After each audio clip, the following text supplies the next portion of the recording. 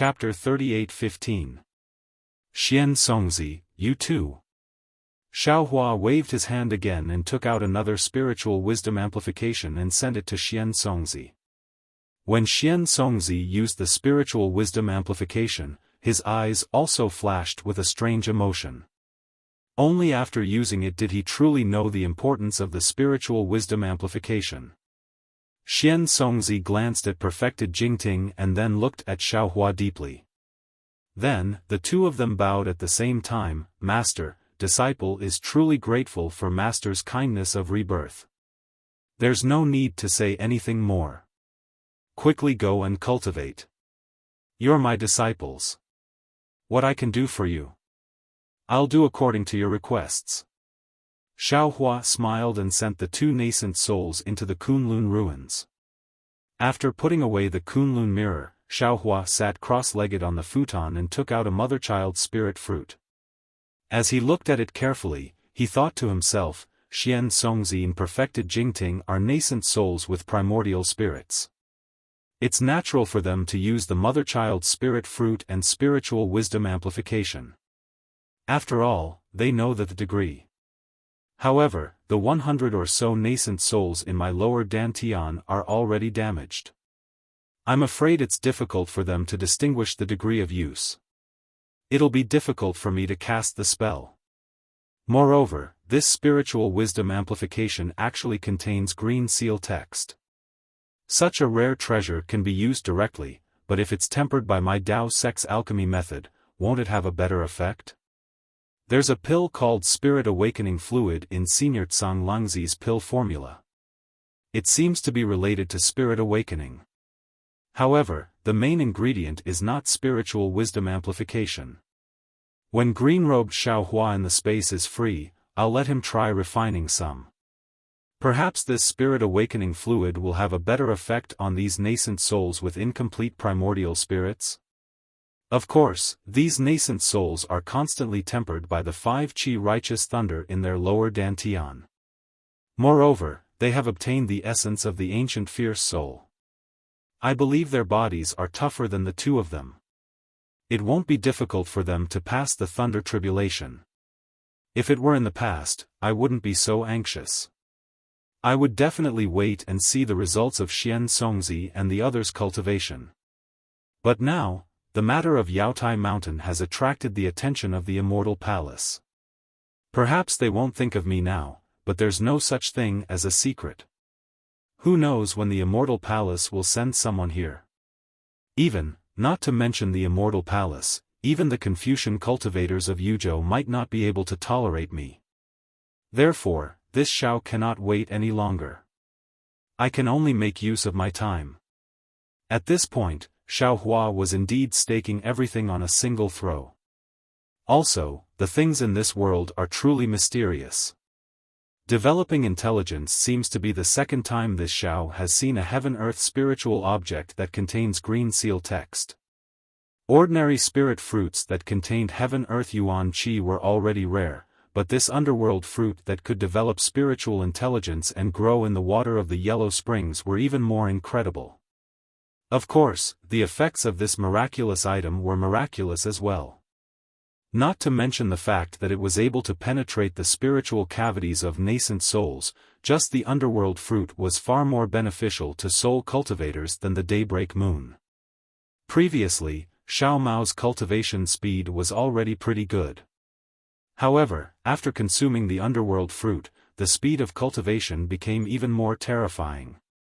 In just a few years, I have already reached the Heaven's Heart realm. Although I have just broken through to the Heaven's Heart realm, Xiao Mao can feel that my cultivation speed will definitely not slow down in the future. Could it be that this soul cultivator, or rather, the millions of shamans in Meng Mountains were really the descendants of the great god Hudu? Hudu great god really transformed into the 9 underworlds? If that's the case, how do you explain the formation of the inside of Xiao Mao's space? Shue's soul, and Master's soul. Forget it, this world is too miraculous. It's not something that Xiao Mao can speculate with his current strength.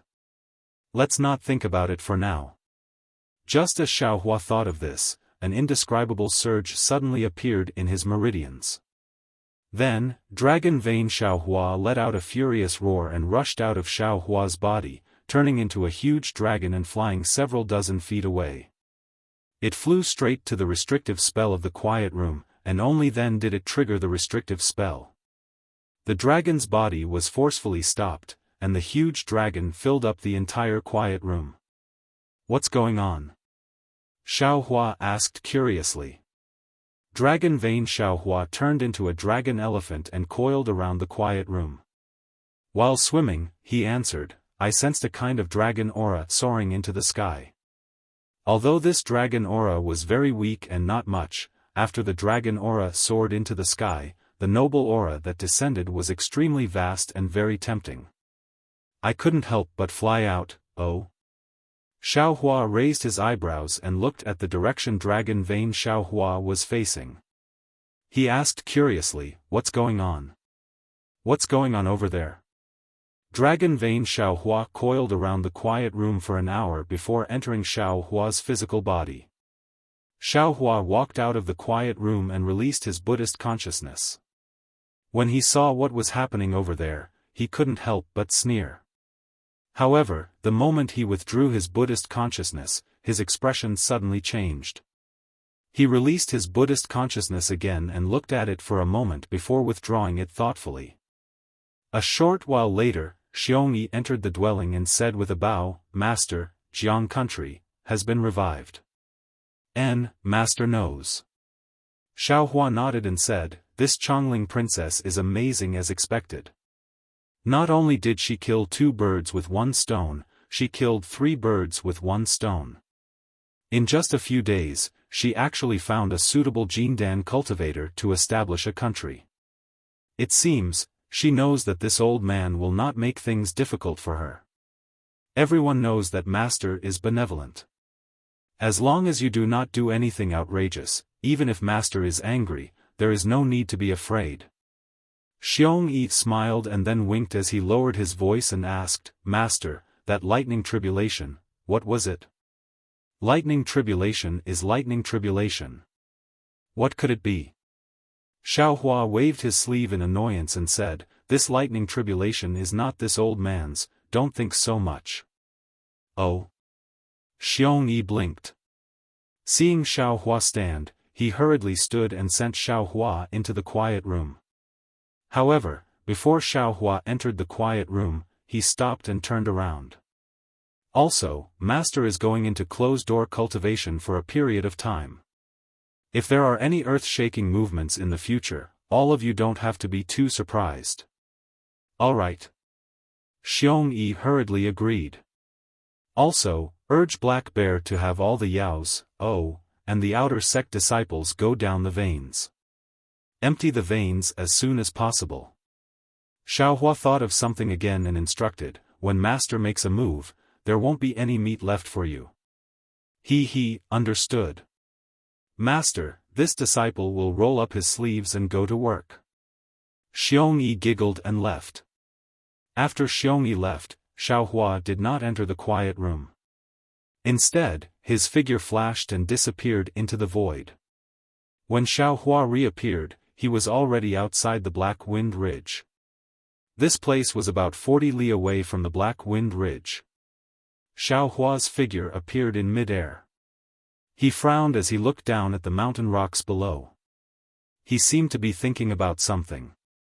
However, after a short while, Xiaohua stretched out his hand. A huge palm silhouette of several tens of zhang in size fell from the sky and plunged into a pile of rocks. When the big hand turned over, that big hand was holding a scholarly cultivator in a yellow robe. This scholarly cultivator's robe was very strange. It was somewhat similar to the outer robe of a secular person, but there were some flashing inscriptions on the robe. There were also mountains and rivers printed on the chest and back of the robe. It looked similar to the official robe worn by the secular government officials. "This cultivator is a bit strange." Xiaohua looked at the cultivator imprisoned by him and thought to himself, not only is his appearance different, but his cultivation is also strange. It seems that he is only proficient in the earth escape technique and concealment technique. He should be very proficient in the earth essence technique. But he is also very weak in other aspects. Under the attack of this Zhao's magic power, he didn't notice at all. Huh. There seems to be some kind of aura on this robe. Thinking of this, Xiaohua's expression suddenly changed. He whispered, "Where is fellow immortal Confucian cultivator?" One. Four-colored true qi gushed out from Xiaohua's chest. That Confucian cultivator Xiaohua landed in the air. When he saw everything in front of him clearly, the Confucian cultivator Xiaohua's expression was also grave. He nodded and said, "Fellow Taoists' worries are correct. This Confucian cultivator's robe has the same aura as the Imperial Star Thrust and the Imperial Shield. This scholarly cultivator must be the eyes and ears of the Immortal Palace." "Thank you, fellow Immortal." Xiaohua nodded slightly and sent Xiaohua back.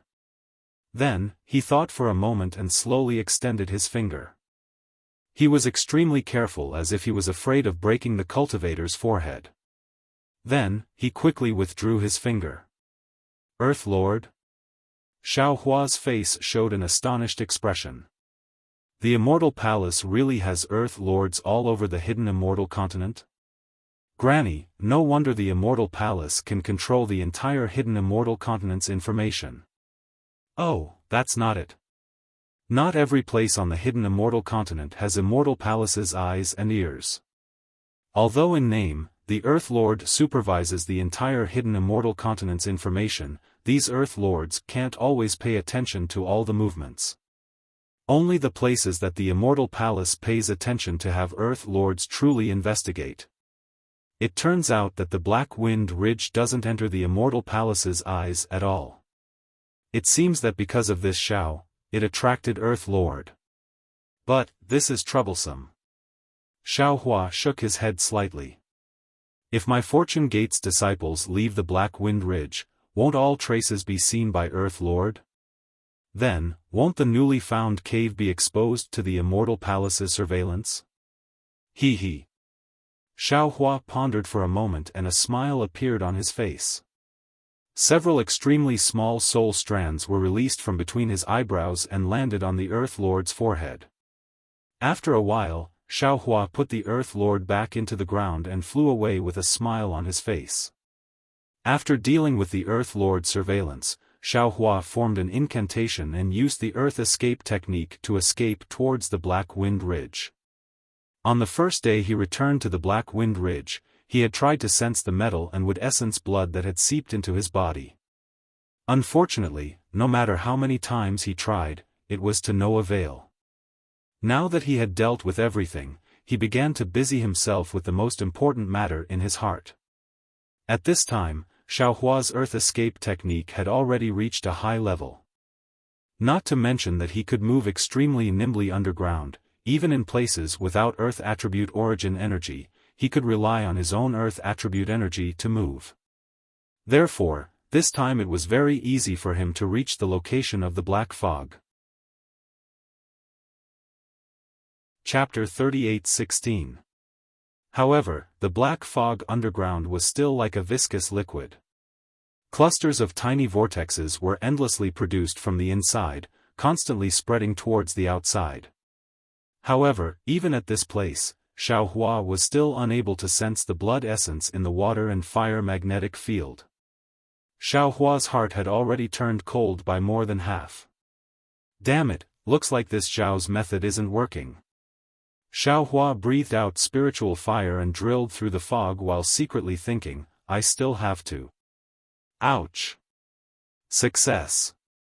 That is to say, when Xiaohua's figure had just rushed through the black fog that was several tens of feet deep, a familiar feeling suddenly emerged from the bottom of his heart. It was just like when he used the blood refining method to refine the demonic tool in the past. The entire magnificent water and fire magnetic field space had yet to appear, but the situation inside the space had already fallen into his heart. The blood refining method of the demonic world is indeed powerful. It can really shock the heavens and earth and make ghosts and gods weep. Xiaohua laughed loudly, his figure landing inside the magnetic field space. At this time, Xiaohua already didn't need to open his transcendence vision. What the naked eye could see was a pitch-black mass, but the entire water and fire magnetic field was like a part of Xiaohua's body, incomparably familiar with it. Even those tens of thousands of magnetic fields were like rainbows in Xiaohua's heart. What was special was that at the extreme point of the fire magnetic field, a vermilion bird poked its head out from inside, somewhat curiously looking at Xiaohua. Without any hesitation, it turned into a rainbow and landed below Xiaohua's body, obediently lying beside him, appearing very attached. At the same time, at the extreme point of the water magnetic field, the other black tortoise also didn't show any signs of weakness. It naively flew out, turned into a square foot, and landed on Xiaohua's right arm, similarly obedient. Good. Xiaohua was happy in his heart, using his hand to caress the black tortoise and vermilion bird. Unfortunately, where his hand landed, he simply couldn't touch the two little things. Forget it. Xiaohua was a little embarrassed. He shrugged and said, "Wait for this old man to collect all of you. I reckon that once we enter the space, this old man will be able to touch you." After speaking, Xiaohua released his consciousness and covered the fire and water origin magnetic field. When his consciousness came into contact with the fire and water origin magnetic field, Xiaohua was instantly dumbfounded. He couldn't help but complain bitterly, "Oh my God, this fire and water origin magnetic field is 3,650 mu in size. If it was an ordinary mountain, with this Xiao's current divine sense, even if it takes a lot of effort, this Xiao would still be able to store it in the space. But this is a water and fire magnetic field. Its weight is many times that of an ordinary mountain peak.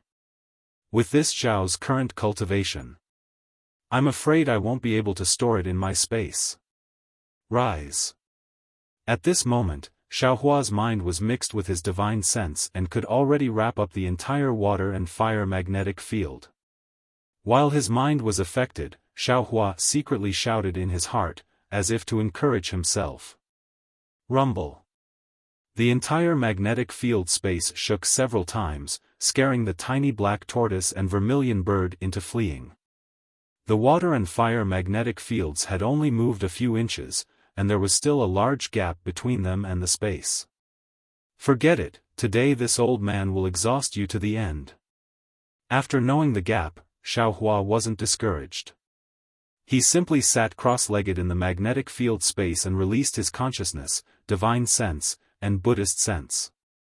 Just like when he was in the rockfall matrix of Yaotai Mountain, he began to temper his divine sense according to the secret technique. Of course, in addition to tempering his divine sense, Xiaohua also practiced other divine abilities. Every few days, he would even fly out of the magnetic field space and summon a nascent soul. He would feed the nascent soul with human essence and use spiritual wisdom amplification. However, in this way, the Black Wind Ridge would suffer. Every once in a while, the entire Black Wind Ridge would shake a few times. Moreover, from time to time, the might of a lightning tribulation would suddenly appear. However, everyone and the demons of the Black Wind Ridge had also received Xiong Yi's order. They knew that their master was cultivating, so they didn't ask too much. In fact, they didn't have time to ask too much because the Black Wind Ridge's underground ore vein was really enormous. They mined day and night and simply didn't have time to ask too much. Time passed very quickly.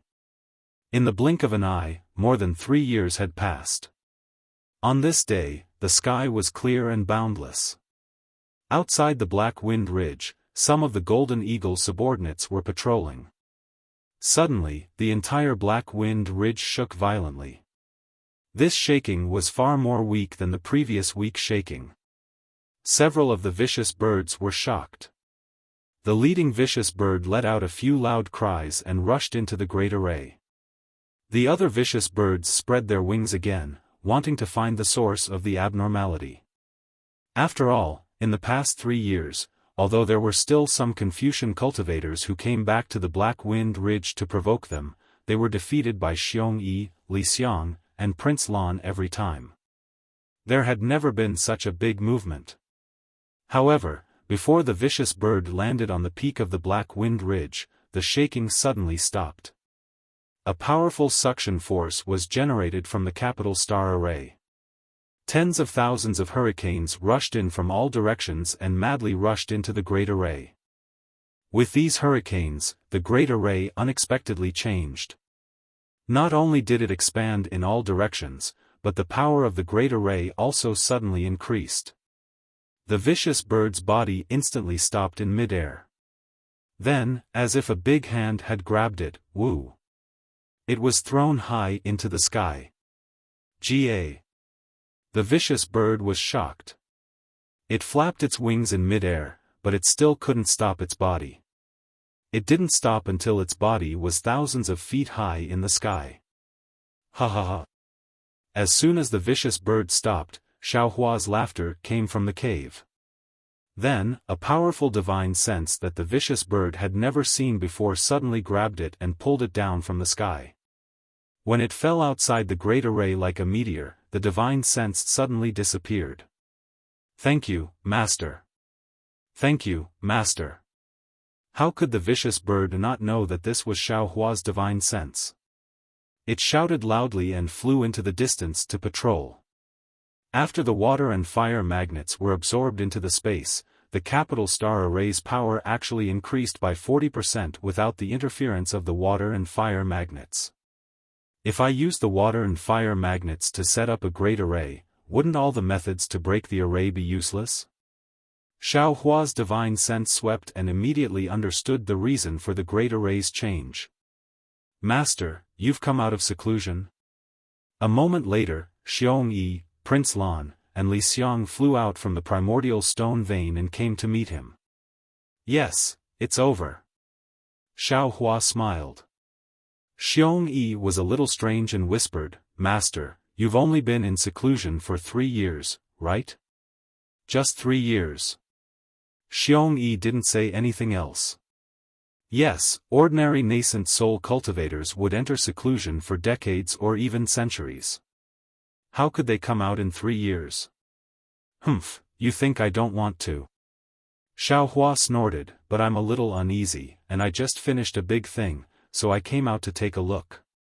Master isn't in seclusion. Li Xiang said with a smile, disciple occasionally sees Master going in and out of the great array. Indeed.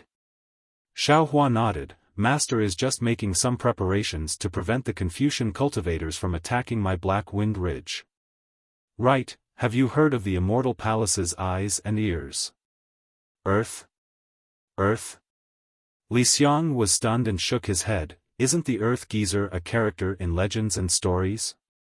Not necessarily. Prince Lan immediately understood and smiled, there's no smoke without fire. Maybe the characters in the stories are copies of reality. Could it be that Master saw the Immortal Palace's land? Xiong Yi's eyes turned and asked. Yes. Xiaohua nodded, Master has already seen it. Master has also taken care of this matter, so you don't have to worry. However, who knows how much land there is in the entire hidden immortal continent. You all have to be careful and don't give yourself away. Master is worried. Royal Highness Lan seemed to have thought of something and hurriedly reported, disciple received some information.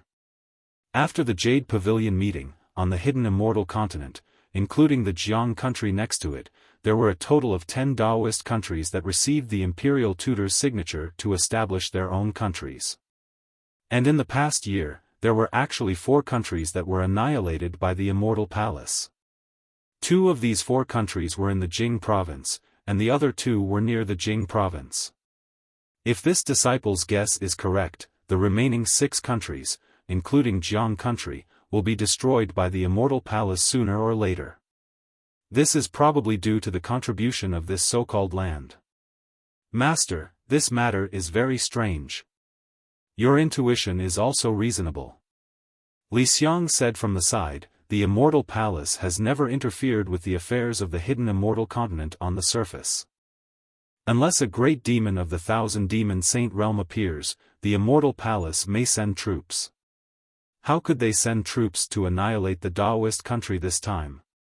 The premonitions of Shui Mingzi and Ao Zhantian are indeed reasonable.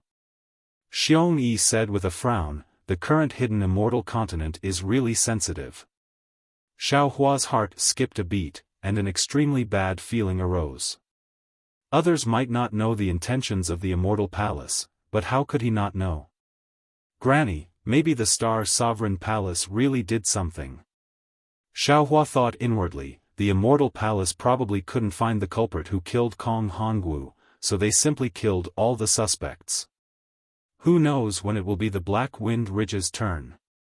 Let's go, we'll enter the cave to discuss. Xiao Hua looked around and turned to enter the cave. Xiong Yi and the others followed in. Xiao Hua sat on the brocade chair and immediately asked, Li Xiang, how's the backup plan for our fortune gate? Yes, Master knows. Li Xiang hurriedly answered, Disciple and senior brother Lan have already found the location of the soaring Dragon Mountain range. The heaven and earth origin energy there is abundant, and there are no signs of human habitation. Junior brother Fu Jiwen has also explored the mountain range and said that it is very suitable to set up a formation. Disciple has already instructed Black Bear to send some subordinates to excavate some caves on the main peak of the mountain range and make some preparations. Good, this matter should not be delayed. Xiao Hua nodded, tell the disciples that there is no need to mine in the Source Stone vein anymore. Pack up and prepare to move our fortune gate from the Black Wind Ridge to the soaring Dragon Mountain range. Also, Xiong Yi, go and call Fu Jiwen over. Master will bring him to the soaring Dragon Mountain range to set up the formation. Yes, Master. Xiong Yi agreed, and just as he was about to leave the cave, he suddenly turned back and said, Master, actually, there is no need to be so anxious. Chapter 38:17. Hearing Xiong Yi's words, Xiao Hua was rather puzzled and asked curiously, Oh, why? The 4 countries that junior brother Lan mentioned were all destroyed a year ago, and this disciple also received news that 2 months ago, something big happened at Longevity Town in the country of Xi. The Confucian cultivators can't even take care of themselves, so they won't make any moves in a short period of time. What big matter? Xiao Hua had a lot of feelings for Longevity Town, so he couldn't help but be shocked and hurriedly asked. The abbot of Jiangchao Temple, Lushan, was killed. Xiong Yi just said it casually, but he didn't expect Xiao Hua to take it so seriously. He couldn't help but stand there and answer curiously. Xiao Hua frowned and asked curiously, Jiangchao Temple? Lushan? That's right, when Xiao Hua left Longevity Town, Jiangchao Temple was still a Taoist temple.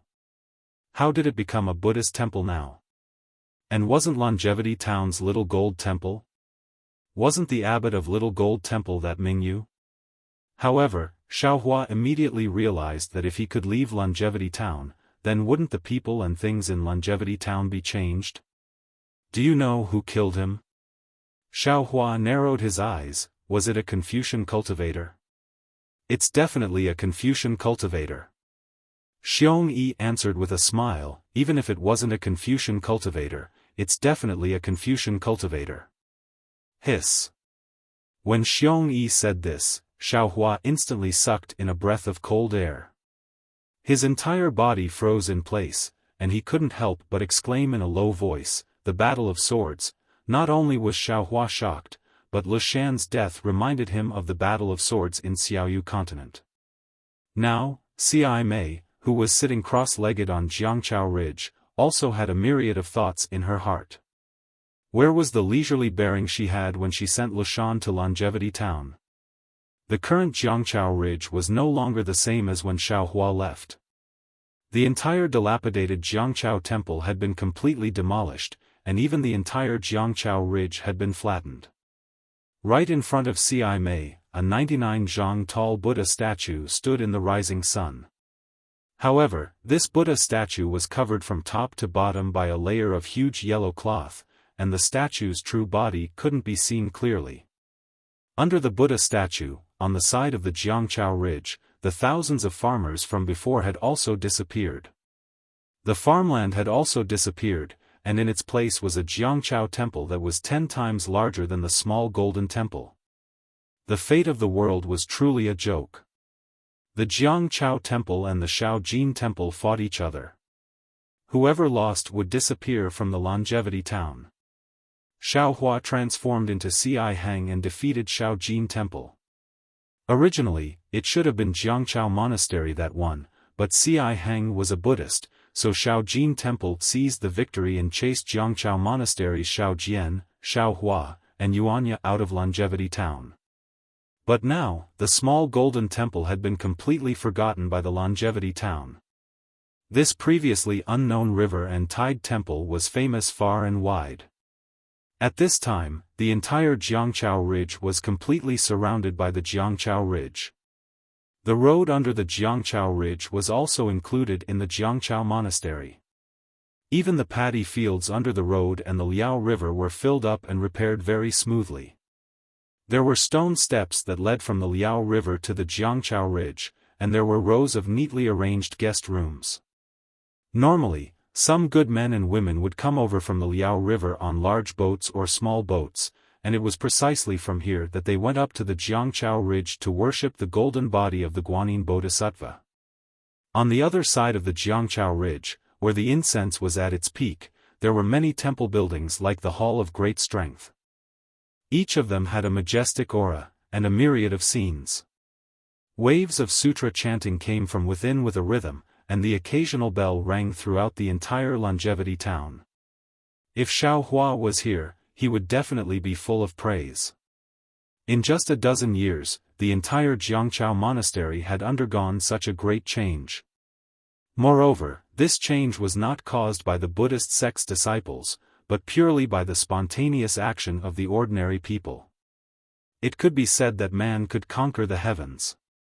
However, even in the face of such prosperous Buddhist incense and the rhythmic sound of the wooden fish, Xiaomei couldn't help but sigh. Sigh. She looked at the golden body of the Guanyin Bodhisattva not far in front of her.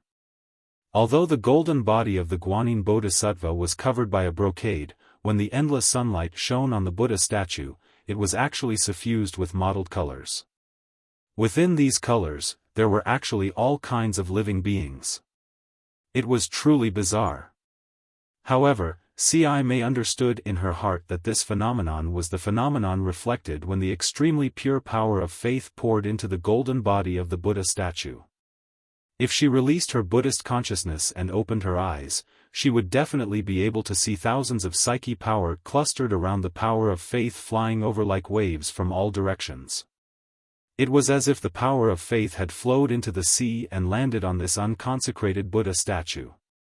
Xiaomei didn't know what kind of good karma Xiahang had in the past, but just by saving tens of thousands of villagers in the longevity town, Xiaomei believed that he definitely wouldn't have such abundant power of faith. However, the timing of the Guanyin Bodhisattva's appearance was too crucial. At this crucial moment, there was such a suitable opportunity. Even if Xiahang didn't do any special good karma, this gathering of winds and clouds would push him to the peak of the karma. Under the golden body of the Guanyin Bodhisattva was another ordinary coffin. The coffin wasn't covered, and the rising sun couldn't shine on the corpse inside. A pitch-black and gloomy coldness seeped out from the coffin. Even the Buddhist light of the Guanyin Bodhisattva's golden body couldn't dispel this darkness and gloomy coldness. When Xiaomei sighed, Jingcheng, who was sitting next to her and chanting softly, hurriedly stopped and asked in a low voice, "Grandmaster." Xiaomei ignored Jingcheng. She stood up and slowly took a few steps back as if she was respectful to the golden body of the Guanyin Bodhisattva. Then, she walked step by step to the edge of the Jiangchao Ridge. She stood in front of the white marble stone railings and looked up at the stone steps on the side of the Liao River. Her eyes narrowed as she thought about something. Jingcheng hesitated slightly and also stood up. He followed behind Ci Mei and stood respectfully a few feet away. His gaze also fell on the stone steps. These stone steps originally led from the main road to the Jiangchao Ridge. It was steep and narrow. Back then, Xiaohua had rolled down here. Now, it was unknown how many times wider it was than before. However, at this time, the stone steps were filled with good men and women kneeling. They stretched from the top of the stone steps to the shore of the Liao River. In fact, on the other 3 sides of Jiangchao Ridge, there were also many good men and women kneeling on the ground. The densely packed heads were almost endless to the naked eye. Grandmaster. When Jingqing saw the benevolence on Ci Mei's face, he probingly said, "These good men and women have been kneeling here for a long time. Some have been kneeling here for several days, while others have been kneeling for dozens of days. Although they haven't fasted, if they continue like this, it is very likely that some of them won't be able to hold on. When that time comes, it will be even more difficult for my Jiangchao monastery. Grandmaster, how about?" The benevolence on Ci Mei's face disappeared and she indifferently asked, "How about what?" Jingqing was startled as if he heard the difference in Ci Mei's tone. Jingqing softly said, "Disciple doesn't know what to do. However, this disciple feels that we should do something. It doesn't matter what we do. Otherwise, we would truly be letting down the trust of these kind-hearted men and women." Jingqing couldn't not answer, so he clasped his hands together and said in a low voice. Ci Mei asked with interest, "Let me ask you, what do you think we should do?" This.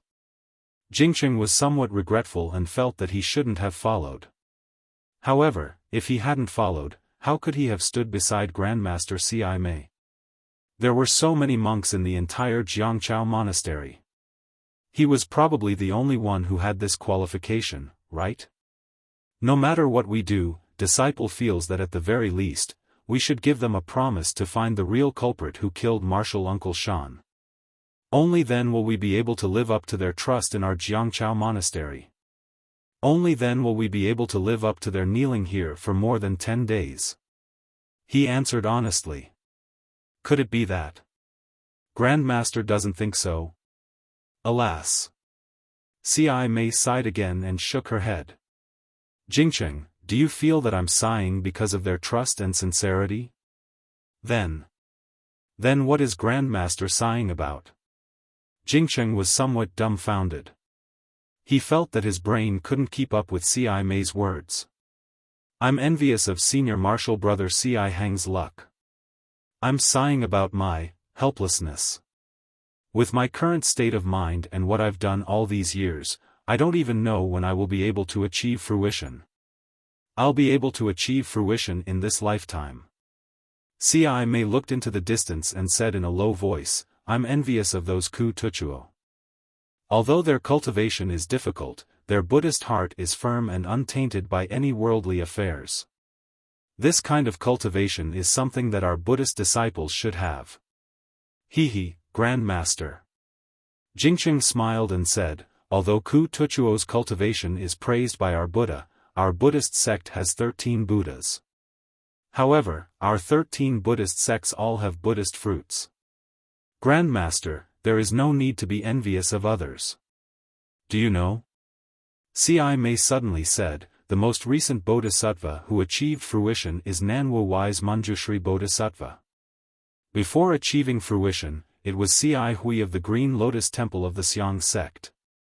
Her cultivation was only in the realm of the Bright Lotus, disciple naturally knows this. I'm also very envious. I'll also seize the time to cultivate and strive to reach the realm of the Bright Lotus as soon as possible. Jingqing hurriedly smiled. However, he immediately regretted it. Ci Mei was already in the realm of the Lotus. Although he and Ci Hui were of the same generation, they still hadn't achieved fruition. Wouldn't his words agitate her? Fortunately, Ci Mei didn't seem to care. She shook her head slightly and said, Jingqing, you still don't understand. Have you ever seen a bodhisattva achieve fruition outside the Pure Land world? Oh, Or should I say, do you know, it's far more difficult to achieve fruition outside the Pure Land world. Yes, disciple understands. Jingqing nodded and said, the Pure Land world is a place illuminated by the Buddha's light. All living beings have strong willpower, so it's relatively easy to achieve fruition. No, you don't understand at all. Ci Mei said coldly. Jingqing was shocked. He hurriedly put his palms together and asked, Grandmaster, please enlighten me. Amitabha. Ci Mei chanted the name of Buddha. She stretched out a finger and pointed at her chest, fiercely tapping it twice. This. Jingqing was really at a loss. It wasn't that he wasn't proficient in Buddhism. It was just that what Ci Mei said exceeded what he had learned. He really didn't understand where the Zen principle of Ci Mei's action was. Chapter 38:18. Heart. Today, Ci Mei was different from the past. She didn't scold Jingqing too much and didn't let Jingqing comprehend it himself. Instead, she said, if you don't have a Buddha's heart, even in the Pure Land world, it's hard to attain enlightenment. This, of course I know. Jingqing said bitterly. He said in a low voice, I came to the hidden immortal continent and became the abbot of the Cloud Forest Temple. Didn't I preach the Dharma and have a Buddha's heart? Your Buddha's heart is only a Buddha's heart and a Buddha's heart. It's not the Buddha's heart. Ci Mei hit the nail on the head. Not only you, even I have lost my Buddha's heart. Hiss. Jingqing was shocked and asked hurriedly, why? What's a Buddha's heart? If I knew what a Buddha's heart was, would be like senior brother Ci Hang and Manjushri. Ci Mei answered.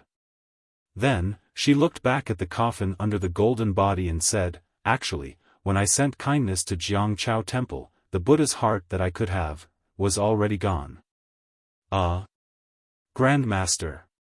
Jingqing's body trembled and his voice trembled. Could it be that Grandmaster knew that there would be such a day? No.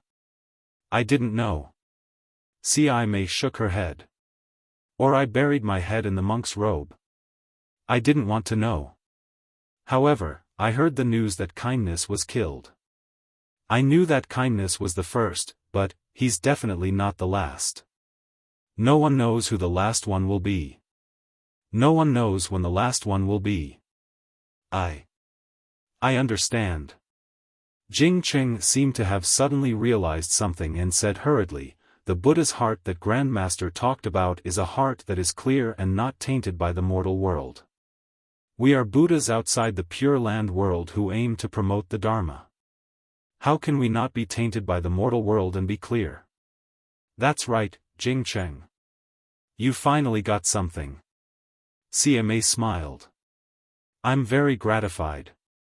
But, Grandmaster, if we didn't promote the Dharma, how could there be so many believers? How could our Buddha's light shine on the hidden immortals? Jingqing asked. Ci Mei nodded again. That's right. If we don't subdue demons and protect Buddha, how can we be Buddhist protectors? If it weren't for us sacrificing our hearts to impart the teachings, how could the Buddha's light reach so far? Alas, disciple understands why Grandmaster sighs. Jingqing sighed as well. He looked at the 99 feet tall Buddha statue and said, this disciple is also envious of Ku Tuchuo's bitter cultivation. Since you know, will you still make a promise to these kind men and women? Ci Mei asked again. Jingqing shook his head slightly. I can't give you this promise, nor can I. They might have thought that they were doing what they were supposed to do, but they didn't expect that the same kneeling would have different effects at different times. In 9 years, they prayed for blessings for the people 9 times, and the golden body of Namo Guanyin Bodhisattva 9 times. Every time, the Confucian cultivators were defeated by the people. This time, they were still kneeling and kowtowing. However, they were not praying for blessings, they were forcing him. You are forcing my Buddhist sect. That's right. In 9 years, the Confucian cultivators destroyed the golden body of Namo Guanyin Bodhisattva 9 times. In 9 years, it was these unarmed believers who reconstructed the golden body of Namo Guanyin Bodhisattva 9 times. How majestic is the power of the people's will! It's also this majestic power that forced Lushan to his death. It's also this majestic belief that killed millions or even tens of millions of lives. CMA sighed. This is the believer's fault? Or the Buddhist Lord's fault? Or is it my fault? None of them. Jing Cheng shook his head. It's the Confucian cultivators' fault. They shouldn't have challenged my Buddhist sect's bottom line time and time again. They shouldn't have killed martial Uncle Lushan, who didn't even have the strength to truss a chicken. Do you think this is the work of the Confucian cultivators? CMA asked. Jing Cheng shook his head and said, this disciple doesn't know either. It's just that martial Uncle Lushan's body was injured by the water essence. Even if the Confucian cultivators wanted to get away with it, it's impossible for them to get away with it. Even if the Chongyun sect withdrew Longevity Academy from Longevity Town after martial Uncle Lushan came to Longevity Town and even secretly sent experts to protect him, they still can't eliminate their suspicions. The water qi chaoyuan is a common cultivation method of Confucian cultivators in the Zhangxian continent. Except for the demons in the Thousand Demons sacred realm, even the disciples of Buddhism and Taoism can cultivate the pure water qi chaoyuan genuine qi, let alone Confucian cultivators. Buddhist disciples? This isn't very possible. Jing Cheng turned pale with fright when he heard this. He lowered his head to look at the monk chanting sutras in the distance and said, Grandmaster, you're saying, my heart is no longer a Buddhist heart. It's hard to avoid thinking too much. CI wasn't surprised by Jing Cheng's reaction. This might be what some Buddhist disciples think. No, I don't believe it. Jing Cheng shook his head. I still think that it's either the Confucian cultivators who killed martial Uncle Lushan and forced our Buddhist sect to withdraw from the hidden immortal continent, or it's the remnants of the Taoist sect who killed martial Uncle Lushan and wanted to provoke a war between us immortals and Buddhas so that their Taoist sect can benefit from it. Therefore, Grandmaster, we must find the real culprit. Jing Cheng, you still don't understand. The truth of the matter is actually no longer important. CI shook her head. What's important is that Longevity Town, the #1 town of our Buddhist sect in the hidden immortal continent, the #1 Taoist sect of our Namo Guanyin Bodhisattva in the hidden immortal continent, and Abbot Lushan was killed by the Confucian cultivators. This is the most important thing. Grandmaster, what do you mean? Jing Cheng's face suddenly turned ashen. He seemed to have thought of something and cried out in surprise. Swoosh! At this moment, a Buddhist light flashed in the distant sky, and a Buddhist document fell in front of CI Mei. CI Mei reached out and scanned it with her Buddhist awareness. Her calm face slightly frowned and relaxed. She put the Buddhist document into her monk robe and said faintly, 10 days ago, the Yu Province Confucian cultivator Shui Song state was destroyed by the Buddhist sect's Ji state. 253,000 people died. The Ho state was destroyed by the Confucian sect's Sun state and the Taoist sect's Yong state. 510,000 people died. 510,000 people? Jing Cheng was shocked. How could there be so many? The Yu Province sect's Spirit Mountain's Chu Feng sect was destroyed by the Buddhist sect's Dalian state. 30,000 people died. The Yu Province Jilian Mountain's Lianzhang Temple was destroyed by an unknown Confucian cultivator. 603 people died. It's a mess, a mess. Jing Cheng bit his lips and seemed to be in disbelief. Swoosh! Before Jing Cheng finished speaking, several Buddhist lights flew from all directions to CI Mei's hand as if they had agreed beforehand. The Jing province's Chu family destroyed the Wind and Rain Temple. The Buddhist sect's Ji state captured the Confucian sect's Ming state and the Mengji state. The death toll is unknown. The Duanmu family sent an emissary with the family head's order to command the Yu province and the Liang province's Confucian state to destroy the nearby Buddhist state. The monks of the Ji province's Xiaolin Temple, Linjiang Temple, and Great Pine Temple died suddenly. The Jing Mountain sect, Yunfeng sect, and Jilin Academy's defenses were also broken by an unknown force. The death toll is uncountable. The three Buddhist states of Gun province, the Xiangbai state, the Pure Moon state, and the Lianxin state, the Qing province's Jiyun temple, and the Cheng state have sent soldier monks to reinforce our River Tide temple and resist the Confucian cultivators together. Ci Mei took the Buddhist archives, scanned them with her Buddhist awareness, and read them one by one. Every time she read a message, Jing Cheng's body trembled. In the end, he couldn't help but say, "Grandmaster, aren't they causing trouble? Don't they know this is strange? Don't they know the seriousness of this matter? The first town of the Buddhist state. This is also the first golden Buddha statue on the hidden immortal continent." Ci Mei put away the Buddhist archives and said with a sigh, "These Buddhas and Buddhist states, whether they have the intention or not, they can't not come. There must be some truth and some lies in these messages." Jing Cheng suddenly said in a low voice, "Maybe Grandmaster can find the culprit." Ci Mei asked in reply, "If you did this, would you still draw legs on a snake?" Jing Cheng was speechless. Swoosh! Suddenly, another Buddhist light flew from afar.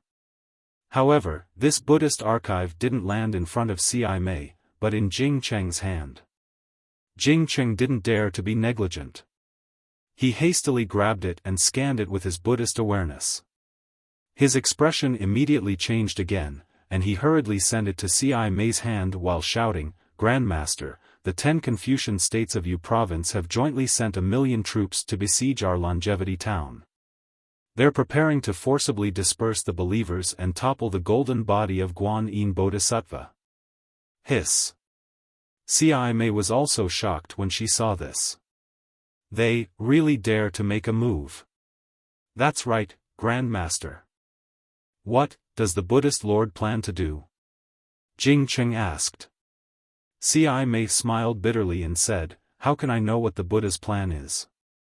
I'm afraid that even the immortal palace of Confucian cultivators doesn't know, right?" Woo! At this moment, a violent explosion suddenly sounded in the distant sky. Then, a fist of several acres in size rolled up thousands of pillars of great qi and smashed toward the golden body of Guan Yin Bodhisattva faster than a meteorite falling from the sky. Amitabha! How dare you! Ci Mei chanted the name of Buddha, and the Buddhist light flashed around her body. She slapped her forehead and her psyche power rushed out. The Buddhist light rushed into the sky like rolling clouds and condensed into the shape of a huge lotus. This lotus was several acres in size, and there were hundreds of tiny heavenly dragons swimming in it. Layers of Sanskrit characters gushed out with the heavenly dragons, and in the void shrouded by the lotus, chanting came out. Boom! The fist landed on the lotus. The light of Buddha was annihilated and turned into rolling inscriptions. The fist was also penetrated by the light of Buddha and turned into thousands of inscriptions. The huge airwave not only lifted the silk cloth outside the golden body of Guanyin Bodhisattva, but also blew tens of thousands of devotees in the vicinity of Jiangqiao Ridge to the ground. Ci Mei's body swayed slightly, and a touch of red flashed across her forehead. "Huh, Ci Mei, you're just so." An arrogant voice sounded, "This is just a little warning from me. I won't take your life today. However, I heard that your Nirvana world has sent Buddhist generals and soldier monks to the immortal town. Today, I'll tell you one thing. If any of them set foot in the immortal town, I'll wash the Jiangqiao temple with blood. I'll kill tens of thousands of your believers." Chapter 38:19. Amitabha. Ci Mei didn't show any weakness. She chanted Buddha's name and used lion's roar. "I have no attachment to life and no worries about death.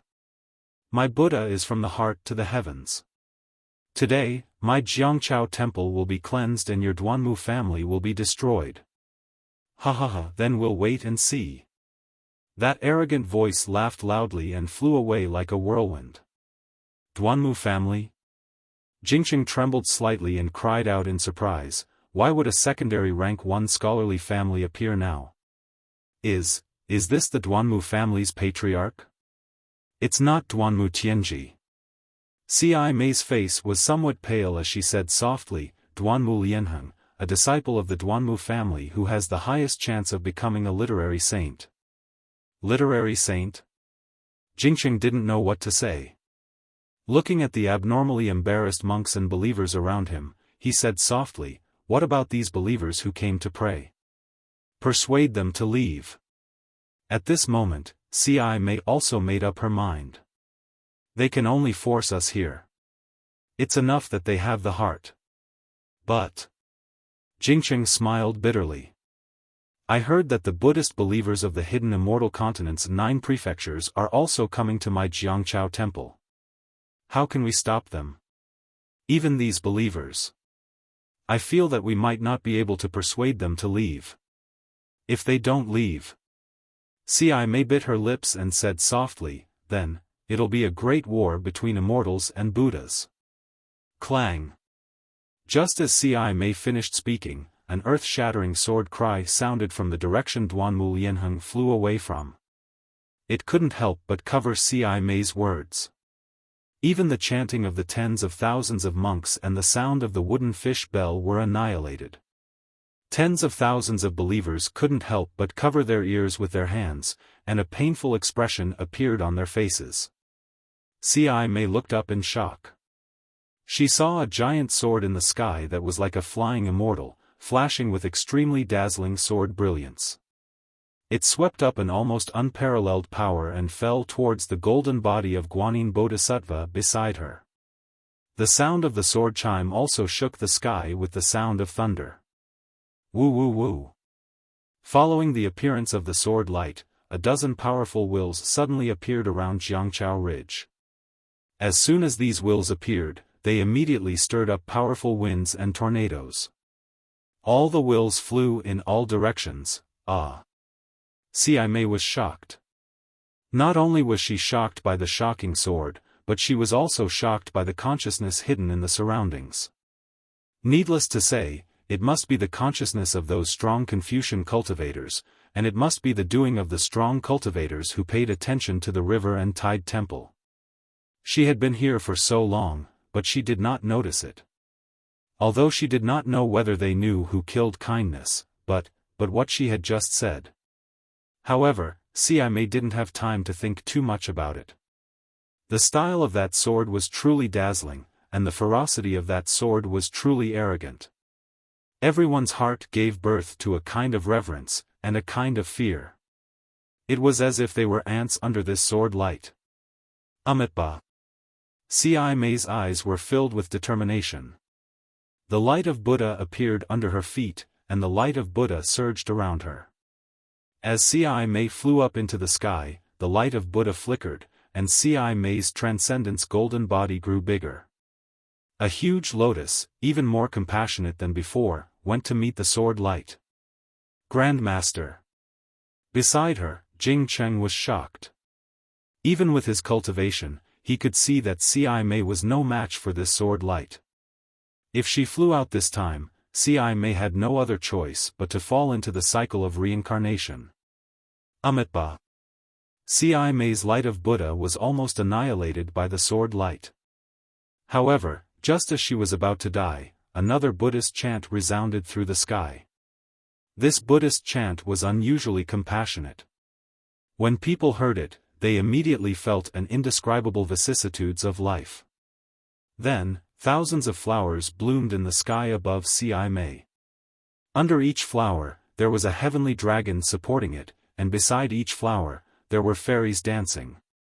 Within each flower, there were countless Buddhist scriptures being chanted. Strands of telekinesis appeared from the void and surrounded the flowers, enveloping the entire longevity town. When Ci Mei saw this, joy appeared on her face. Rumble. The sword light suddenly descended, and the thousands of flowers were annihilated. It was as if the thousands of small worlds had disappeared. However, while the Arhat was still in shock, the myriad of creatures appeared once more. Thousands of flowers surged out from the heavenly dragon. 1.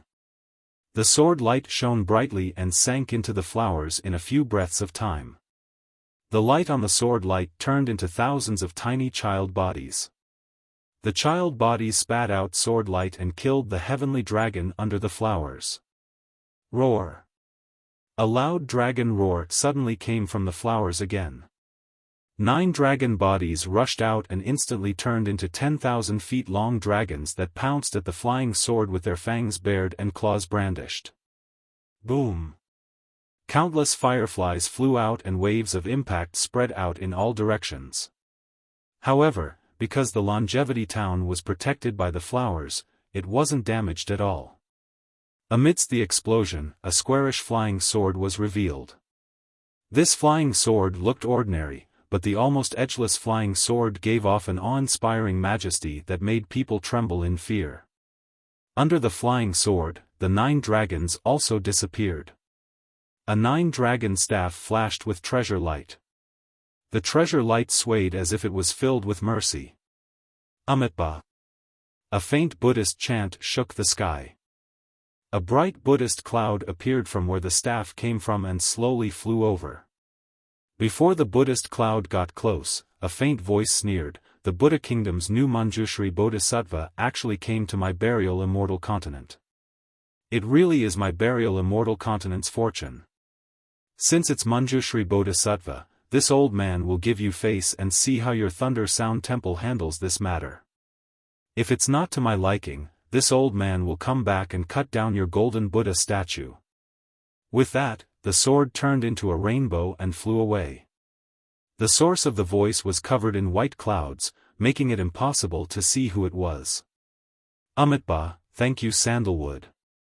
The sword left and the Bodhisattva came. A faint voice came from the Buddhist light. From where the Buddhist cloud came from, a Manjushri Bodhisattva rode on a green lion.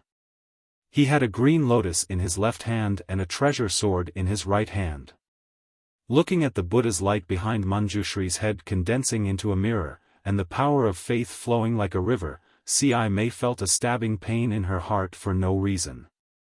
He knew in his heart that even if Ci Hui was only in the state of bright eye before achieving fruition, as a bodhisattva, Ci Hui could use the Buddha's light and the power of faith of hundreds of millions of believers with the help of the Buddha's fruit behind her head. Even the power of faith accumulated in her previous life could be used in this life. This was the true power of Bodhisattva. Ci Mei didn't dare to be negligent. He quickly knelt in the air and chanted, "Disciple Ci Mei greets Manjushri Bodhisattva, get up." Manjushri Bodhisattva came down from the green lion and waved his hand. The 9-dragon staff fell into his hand and turned into an ordinary staff. "Thank you Bodhisattva." Ci Mei got up and said in a low voice, "Disciple sent a Buddhist letter to Lane Temple before coming to Jiangchao Temple. Disciple didn't expect Bodhisattva to come to Longevity Town so quickly. What Buddhist message did Buddha send?" "Well." Manjushri Bodhisattva was a little embarrassed. He then said frankly, "I came under Buddha's Buddhist message. But this message has nothing to do with Longevity Town. I just saw that Jiangchao Temple was in a critical situation. I couldn't bear to see Guanyin Bodhisattva's golden body suffer, so I helped." Ci Mei was stunned. He looked at Manjushri Bodhisattva in disbelief. He really didn't understand why Bodhisattva who wouldn't leave Lane Temple would suddenly come to Hidden Immortal Continent. Was there something more important than Longevity Town and Guanyin Bodhisattva's golden body? Was there something more important than the war between immortals and Buddhas? There were still many things that Ci Mei didn't know. In the most southwest of the Hidden Immortal Continent, close to the East Sea, a huge storm had just passed through the gloomy sky. The sky seemed to have been trampled by thousands of black horses. Between the layers of clouds, the glaring sunlight streaked through the gaps and shone on the roaring waves on the coast of the East Sea. The waves were like beautiful flowers. In the sea of flowers, a wooden plank that looked like a boat broke through the waves. There were two people standing on the log. The one in front was a young monk who looked to be about 17 or 18 years old. The monk had red lips and white teeth, giving him an indescribably handsome appearance. However, his bald head and moon-white monk robes made the monk's temperament seem otherworldly. Not only was he handsome, his pair of bright eyes shone brighter than the stars in the night sky. These starry eyes revealed an incomparable benevolence and indescribable vicissitudes. Behind the monk, there was a stooped boatman holding a worn-out oar and rowing weakly. The boatman was wearing a straw hat. Occasionally, he would raise his head and look at the monk's back. But every time, the boatman's eyes would be filled with puzzlement. About a few miles behind the log they were sitting on, there were bits of wood, ropes, and cloth scattered all over the place, as if a huge ship had just met with danger in the waves. Not long after, the plank reached the shore. The monk jumped down from the plank and stood steadily in the water. He then turned around and said in a low voice, "Amitabha. Boatman, this poor monk will help you down the boat." The boatman threw away the oar and walked over with difficulty. The monk carefully supported the boatman and helped him to the shore. Then he respectfully clasped his hands and bowed, "This little monk thanks Sandalwood. If it wasn't for Sandalwood, this little monk would have been buried in the fish's stomach like the others. You're welcome." The boatman waved his hand. His voice was a bit high-pitched, but I don't know why this little monk didn't cultivate in the Pure Land world. Why did you come to the hidden immortal continent from the Pure Land world? What plans do you have in the future? Sandalwood is wrong. The monk smiled, "As long as you have Buddha in your heart, you can cultivate anywhere. Whether it is the Pure Land world or the hidden immortal continent. This poor monk wants to go to Longevity Town. Sandalwood's ship has been destroyed. I don't know what plans you have. Unfortunately, this poor monk is penniless and can't help Sandalwood. How about Sandalwood follow this poor monk to Longevity Town? Maybe this poor monk can ask the temple in Longevity Town to help Sandalwood." Chapter 38:20. Hee, little monk, you don't have to worry about my matters. I have my own place to settle down. Who knows where your Longevity Town is? You, a little monk, can go there to beg for alms, but how can I go there? Do I have to walk there with you? The boatman waves his hand and says, "Let's bid farewell here." Amitabha, Tanua is right, this poor monk thanks Tanua. The monk bows, but then he seems to have thought of something and hurriedly says, "Oh right, Tanua, if you go to the Pure Land world again, you can go to the Jinshan temple beside the Chen River. This poor monk is a monk there. You already know this poor monk's Dharma name, it is Chuanzang. This poor monk has a junior named Mingshan, he will give Tanua some compensation." "All right. Little monk. This old man already knows. Go quickly." The boatman stretches and says, "This old man is already old, this trip across the sea will be my last. If there are no accidents, this old man will not go to the Pure Land world again." Then Chuanzang is a bit embarrassed and says in a low voice, "Then what can this poor monk do for Tanua? Otherwise, this poor monk will not be able to live with it. How about this?" The boatman thinks for a while and says with a smile, "I wonder if you can meet Mahavarakana? This poor monk does not know." Chuanzang answers honestly. The boatman says with a smile, "How about this, if you meet Mahavarakana, help me ask how many years I can live. If you can't, then forget it. Western Paradise? Lane Temple?" Hearing this, Chuanzang's eyes flash with a trace of splendor, his fair face seems to blush, and he puts his palms together. "That's right, this poor monk's goal in this life is Western Paradise. Don't worry, Tanua, this poor monk will definitely go to Lane Temple in Western Paradise. When this poor monk meets Mahavarakana, this poor monk will definitely help Tanyua ask about this matter. However, what is Tanyua's name? How should this poor monk tell the revered one? Just say that you are a fisherman on the river. The boatman turns his eyes and answers, Mahavarakana has searched all 3 continents, he must know this old man. Chuanzang nodded. I will remember. Old Tanyua, take care. After saying that, Chunzang put his palms together and bowed. He looked at the direction and walked away step by step. His footsteps were firm, and his figure was vigorous, as if he had been walking for hundreds of years. When Chunzang was far away, the boatman's body flashed and revealed the appearance of an ape. However, this ape was wearing chainmail and held a magic staff in his hand. He looked very mighty. Wasn't this the fire ape, Yuan Tongtian? Strange. Yuan Tongtian looked at the almost invisible Chuanzang and asked in confusion, why does Master want me to protect this monk? It was really unreasonable. Furthermore, this monk did not have the slightest bit of Buddhist cultivation. He could not even take a single step forward. From the western land of ultimate bliss to the hidden immortal continent, he had to rely on the sea boat alone. If it wasn't for my protection on the sea boat, this monk would have already been fed to the fishes. Why did he come to the longevity town of the hidden immortal continent instead of cultivating in the Jinshan temple? Also, the so-called Western Paradise, Lane Temple, isn't it in the Pure Land world? Even I, who is not a monk, know about it. Why doesn't this little monk know about it?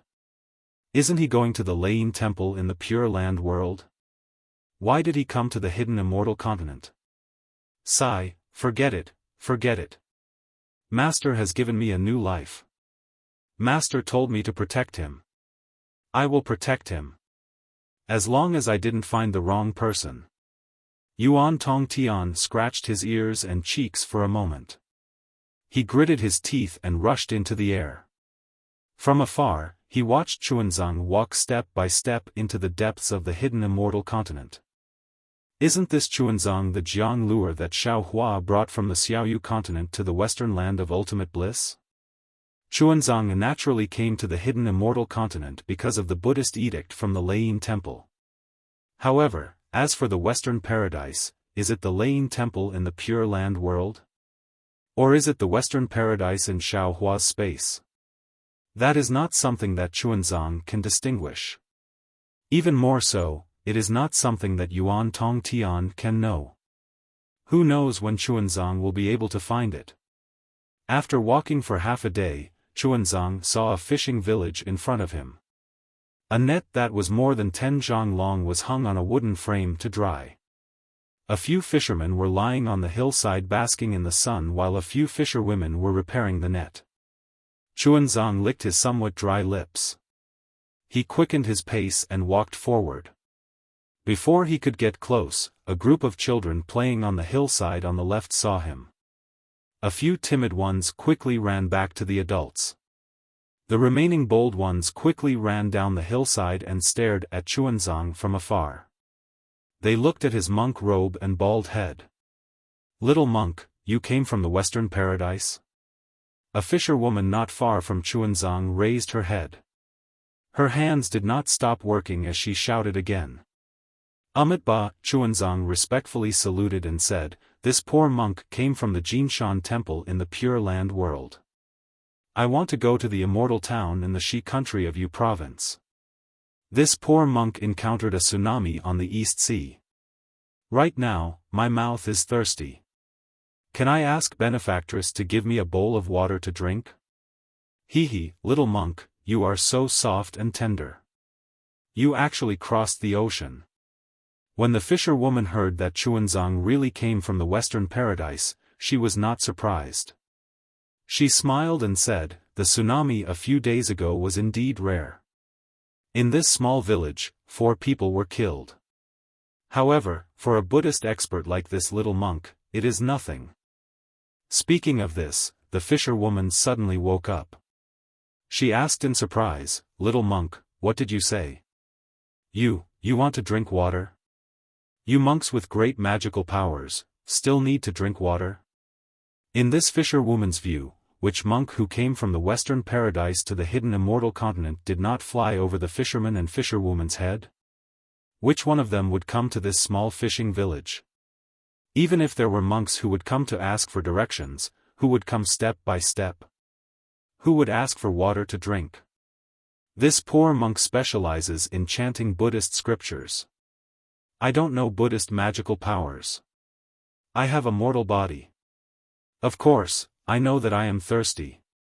Xuanzang's expression did not change. He replied with a smile. When the fisherwoman heard this, her eyes were immediately filled with respect. No one knew the dangers of the eastern sea better than them who made a living in the sea. Xuanzang, a mortal, actually came from the western paradise to the hidden immortal continent. Ordinary people could not imagine the hardships he experienced. Amitabha, the fisherwoman, also said the name of Buddha. She hurriedly put down the work in her hand, squatted down, and took out a small black porcelain jar from the side of a stone. She took off the small bowl covering the jar, pulled a cloth from her head and carefully wiped it. She poured a bowl of water in front of Xuanzang and said respectfully, "This monk is also an eminent monk. Please drink." "Thank you, benefactress." Xuanzang hurriedly took it over and drank it slowly, without spilling a single drop of water on the table. When Xuanzang returned the small bowl, he asked again, "Benefactress, this poor monk also wants to ask, how far is Yuzhou from here? Is this poor monk going in the right direction?" "This." The fisherwoman was very hesitant and said embarrassedly, "This servant only knows that this place is the border of Yangzhou. This servant does not know where Yuzhou is." At this point, the fisherwoman hurriedly called out to the several children beside her, "Second fish, third fish, quickly go and call your father." "Yes, mother." The two children who looked very strong responded cheerfully and ran to the hillside. They also called out, "Father, father." The two children ran away, and the other children also ran away. "Master, drink some more water." The fisherwoman finally thought of a title and hurriedly picked up the jar again. "Thank you, benefactress." Xuanzang licked his dry lips and said with a nod. Not long after, a man with a naked upper body and clothes hanging on his waist quickly walked over. He looked at Xuanzang with vigilance and then asked in surprise, "Second fish's mother, what's the matter?" "His father." The fisherwoman rebuked, "Quickly put on your clothes. This is an eminent monk from the western paradise. He wants to ask how to get to Yuzhou. Just fly in that direction." The man pointed with his finger without hesitation. "His father. He's asking how to get there." The fisherwoman poked the man and reminded him. The man was stunned. He looked up and down at Xuanzang and asked curiously, "Since the master can fly, why do you want to walk?" The fisherwoman hurriedly said, "This master is different from the previous ones. He can't fly. He wants to walk to Yuzhou." "Walk?" The man was like a cat whose tail was stepped on. He almost jumped up and said in surprise, "You want to walk to Yuzhou? This place is less than 100,000 miles away from Yuzhou? Won't you have to walk for 8 to 10 years? The man naturally did not walk too far. Naturally, he did not know how long it would take to walk to Yuzhou. His words could only be guessed.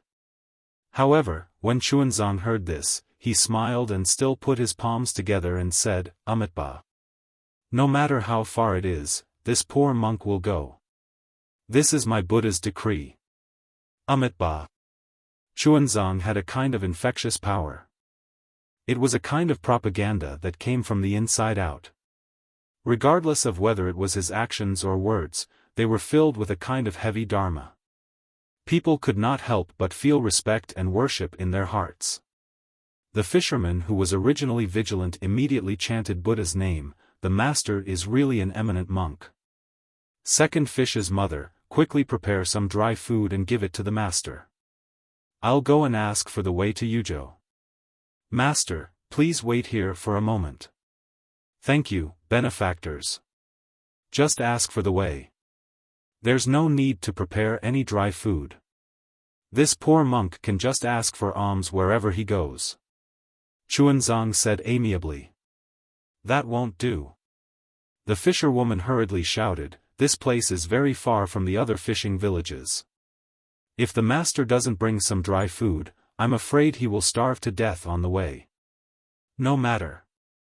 This poor monk can also eat the wild fruits and other things on the way.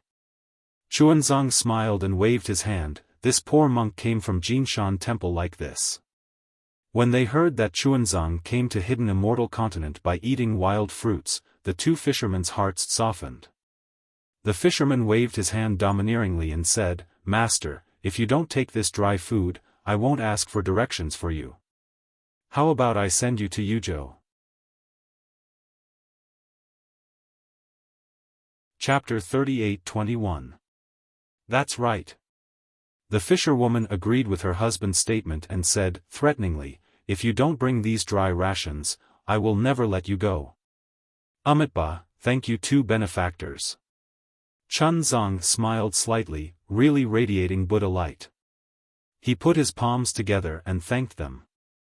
The two fishermen went away happily. Alas, this little monk is really strange. In the distance, Yuan Tongtian shook his head helplessly. What Xuanzang said was what he saw with his own eyes. This Xuanzang really ate wild fruits, drank spring water, and walked step by step from Xinjiang to the South Sea, then from the South Sea to the East Sea to the Tibetan immortal continent.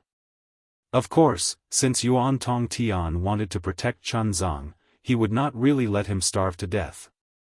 At the most critical moment, Yuan Tongtian would also let Xuanzang, accidentally, find some wild fruits to fill his stomach, but Yuan Tongtian absolutely did not dare to do it because he knew that although Xuanzang did not have the cultivation of Buddhism, as long as he slacked off a little, he would definitely be discovered by him.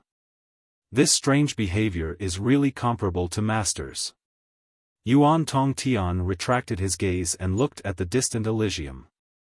He secretly sighed in his heart, but with this look, Yuan Tongtian's eyes were hazy again. Master, where is he?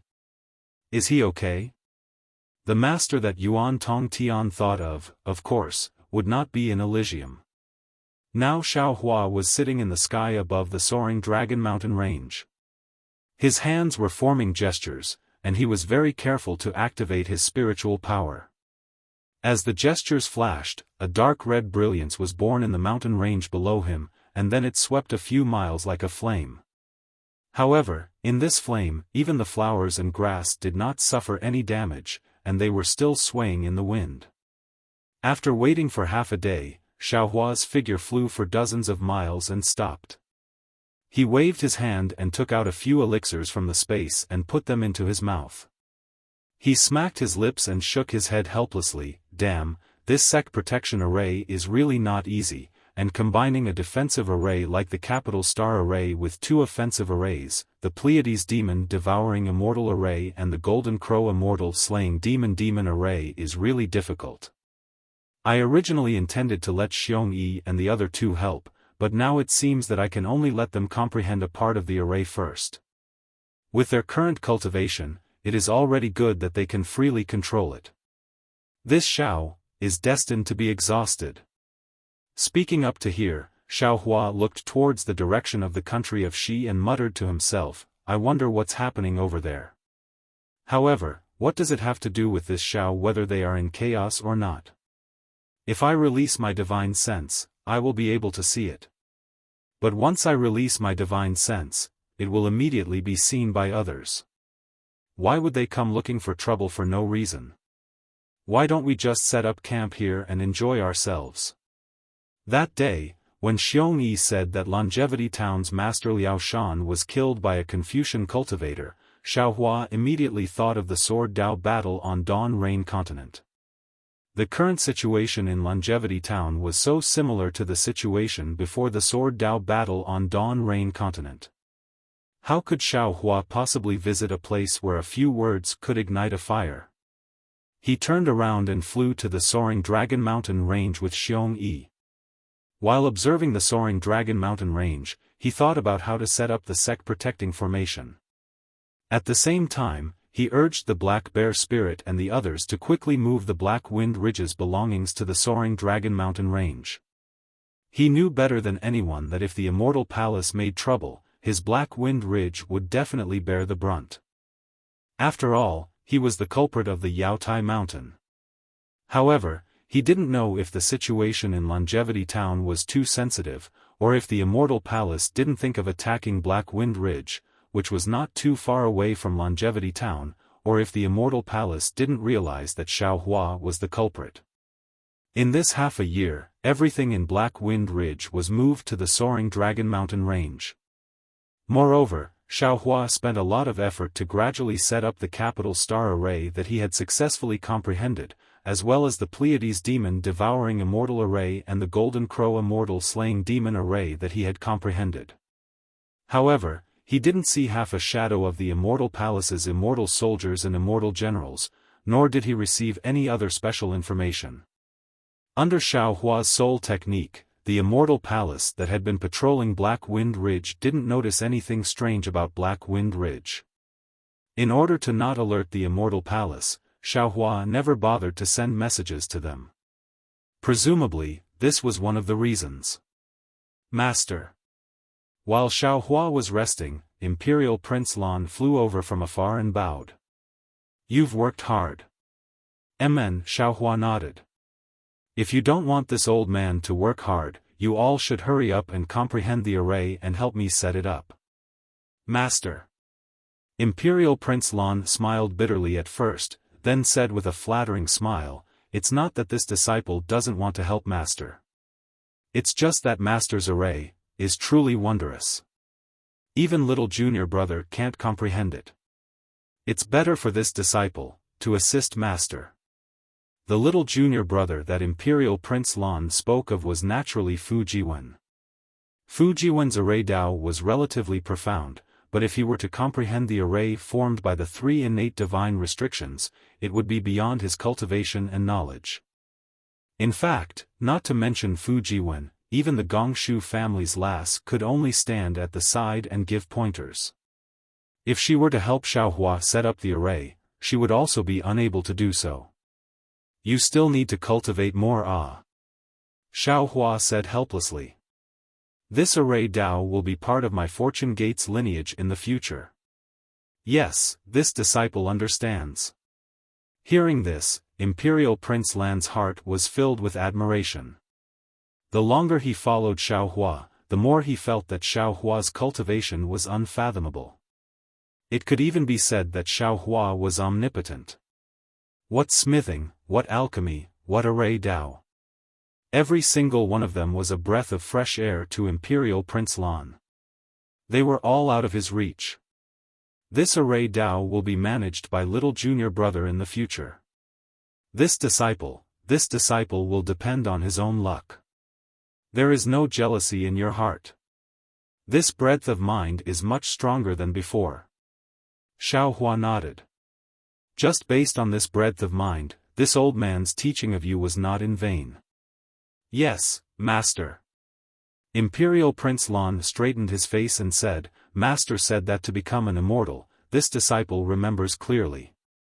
Only with Master's breadth of mind can this disciple be worthy of being Master's disciple. This flattery, Master is gratified.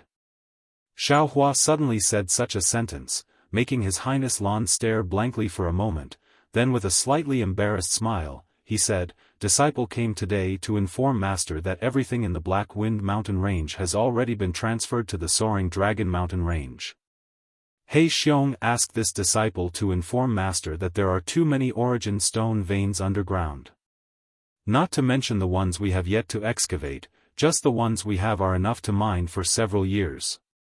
This disciple has tried various methods, but none of them are ideal and can't speed up the progress. This disciple asks Master to make a decision.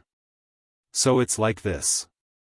Xiaohua pondered for a moment and said, When you return to the Black Wind Ridge, tell He Xiong and the others to come to the Soaring Dragon Mountain Range. You don't need to worry about the origin stone veins anymore. Yes, Master. Imperial Prince Lan added, also, recently, some Confucian cultivators have come to harass my Black Wind Ridge. And, let them be. Xiaofan smiled and said, they are just some clowns, no need to pay attention to them. Also, there is news from the Longevity Town. Some Confucian cultivator family wanted to topple the Buddha statue on the Jiangqiao Ridge, but the Buddhist sect's Manjushri Bodhisattva appeared and scared them away. Many believers rushed to the Longevity Town, wanting to see the true face of the Bodhisattva. Oh. He came to the hidden immortal continent? Xiaofan smiled and thought of the little monk Ci Hui. Master, you know this Manjushri Bodhisattva? Imperial Prince Lan was slightly stunned and asked probingly. He is a bodhisattva from the Leying Temple. I know him, but he might not know me. Xiaofan smiled and said, I only saw him before he attained enlightenment. Who is this Buddhist sect's Manjushri Bodhisattva? Imperial Prince Lan smiled and said, this is the first time disciple has heard of him. Manjushri Bodhisattva is indeed Manjushri Bodhisattva. Xiaofan replied, since attaining enlightenment is separated from the secular world, if I mention the past again, it would be disrespectful to him. Alright, disciple won't ask any more. Imperial Prince Lan knew that Xiaofan was unwilling to answer, so he smiled and said, also, there are two very important news. Xiongyi's senior brother asked disciple to tell master. N? There are actually two? Xiaofan said with a smile. Yes, the first is that Jia Sa was destroyed. Imperial Prince Lan's words were shocking. Xiaofan was shocked. Destroyed by who?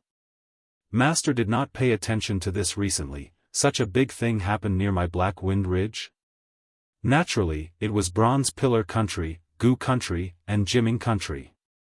Prince Lan explained, Master didn't make things difficult for the Bronze Pillar Kingdom. Although the Bronze Pillar Kingdom's national power had declined, its national strength was still there. The Bronze Pillar Kingdom joined forces with the Gu Kingdom and the Jiming Kingdom to destroy the Jasa Kingdom in one fell swoop under the banner of annihilating the Buddhism sect. Hiss.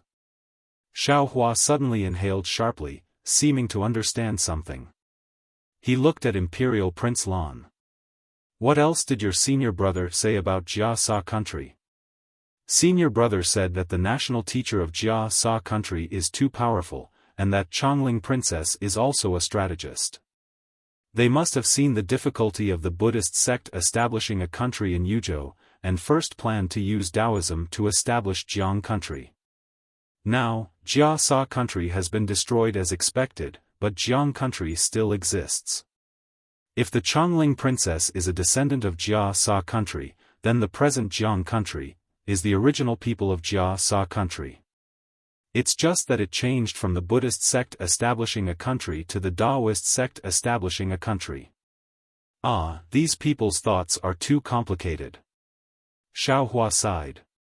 This old man can't do this kind of planning. What's the second matter? The second matter is that a Taoist country in Jing province that received the lot of the national teacher was just killed by the Immortal Palace. And, this matter, this old man knows. Xiaofan frowned slightly, and then asked, how did Xiongyi know that the destroyed Taoist country was the one that received the lot of the national teacher? Master, our fortune gate has just been established, and does not have a mature source of information. Imperial Prince Lan answered, when this disciple was establishing a country, he would send a special disciple to be in charge of this matter. After all, without information, it is like being blind, and with information, you can take the initiative.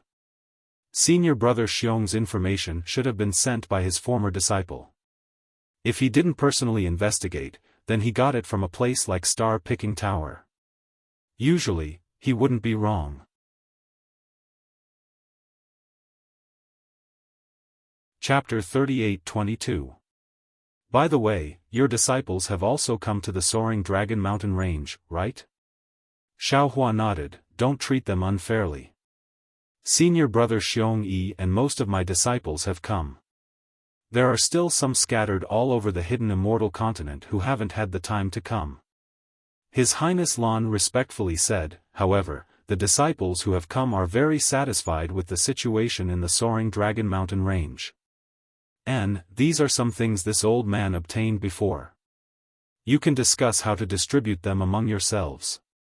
Xiaohua took out a few small Qinquan bags and handed them over to His Highness Lan. In addition, if you have any special needs, or if Master forgets to give them to you, you can ask Master in time. Yes, Master. His Highness Lan took the small Qinquan bags and carefully put them away without checking them. According to senior brother's arrangement, disciple has gradually begun to let some disciples arrange various kinds of medicinal fields and alchemy places in the mountain range. However, these things won't have any effect until 1,000 years have passed. Master knows. Xiaohua said, there are too many clues to establish a sect. Master will leave these chores to you. Master will be your backing. Master will give you whatever you lack. Master being so assured is also disciples' great fortune. His Highness Lan said with a smile, moreover, disciple is even more fortunate to have Master to guide disciples' cultivation.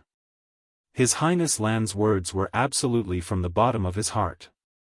After Xiaohua came to the soaring Dragon Mountain range to arrange the array, he had separately guided Xiong Lan, and Li Xiang's cultivation 3 times. His Highness Lan didn't know the effects of others, but he was clear about his own background. Before His Highness Lan guided Xiaohua, His Highness Lan's cultivation hadn't made any progress for many years. Therefore, he wanted to see if he could make a breakthrough in the Jade Pavilion Conference. However, under Xiaohua's guidance, His Highness Lan suddenly felt that the bottleneck in front of him had suddenly disappeared.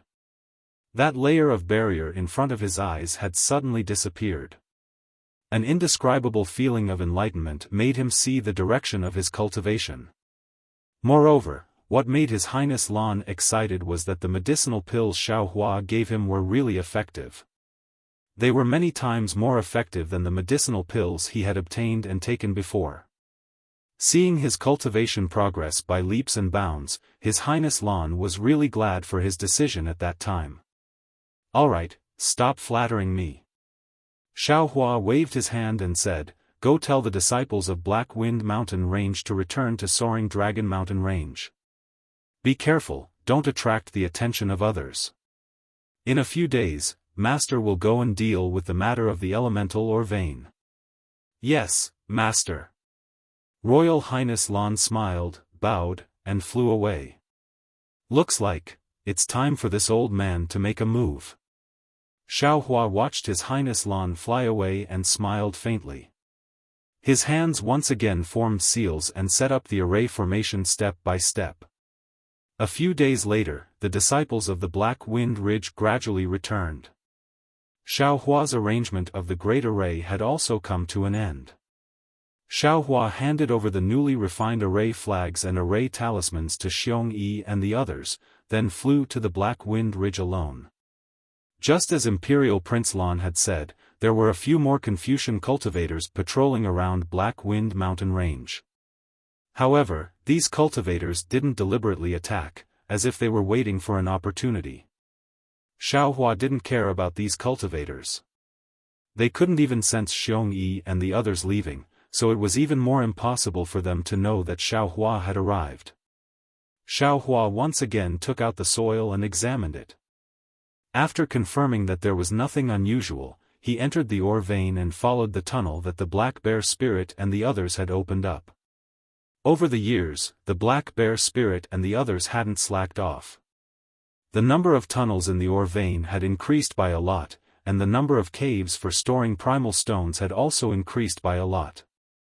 At this moment, whether it was the caves or the tunnels, they were all empty.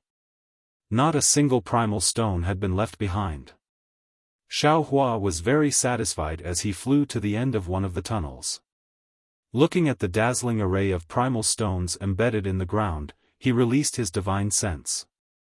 Although the soil of the primal stone or vein was abnormally tough, it was extremely difficult for the divine sense of an ordinary cultivator to penetrate. However, with Xiao Hua's full strength, his divine sense still penetrated more than 10 miles. Collect. Xiao Hua urged his divine sense. His divine sense was like a huge palm, instantly grabbing the soil layer that was dozens of miles wide, instantly digging out a hole that was dozens of miles wide. He. Looking at this hole, Xiao Hua was a little proud. Damn it, this old man has already collected the metal, wood, and magnetic fields. What does this primal stone or vein count for? Wait until this old man has dug out this primal stone vein until it's the same size as the metal, wood, and magnetic field space. Thinking of this, a strange expression suddenly appeared on Xiao Hua's face, as if he had thought of something. However, without waiting for him to think more, the soil layer above Xiao Hua's head began to tremble. Streaks of dust and gravel fell from above the hole, and then the hole collapsed. With a loud rumble, Xiao Hua was actually buried alive. Admittedly, the collapse of this hole was very powerful, but if it wanted to injure Xiao Hua, it was not very likely. In a short moment, in the broken passage, Xiao Hua's body flashed with a brilliant light, and he escaped from the soil layer in a somewhat sorry state. As soon as Xiao Hua flew out, he immediately lamented. Damn it, this old man finally understands why those great cultivators don't rashly use their divine abilities. However, at this time, Xiao Hua had other ideas. He did not have time to mutter anymore. He hastily formed a seal, and his figure continued to escape into the ground. After passing through the black fog, Xiao Hua arrived at the original metal, wood, and magnetic field space. The metal, wood, and magnetic fields had already been taken away by Xiao Hua, but the residual metal, wood, and magnetic forces still existed. This 3,650 acres of space was not filled with the black fog, and the black fog that isolated divine sense was still attached to the surroundings of the space. Yes, this space is indeed large, but it's extremely far from the ground. Moreover, there's still magnetic forces in the space, so there's no sign of it collapsing. Xiao Hua opened his divine sense, and after looking for a moment, he inwardly pondered. Such a large space, with the protection of the black fog, won't be discovered by others. It's really secretive. Since this Xiao wants to set up a teleportation array in the hidden immortal continent, it should be set up here. No one would think of it. Also, if the immortal palace comes to the Black Wind Ridge to look for this Xiao, that would be even better. Xiao Hua thought again. The Black Wind Ridge has been destroyed by the immortal palace, and has become a wasteland. Who would pay attention to the Black Wind Ridge? This Xiao's teleportation array will not be known by others. Let's do it this way. Ha ha ha.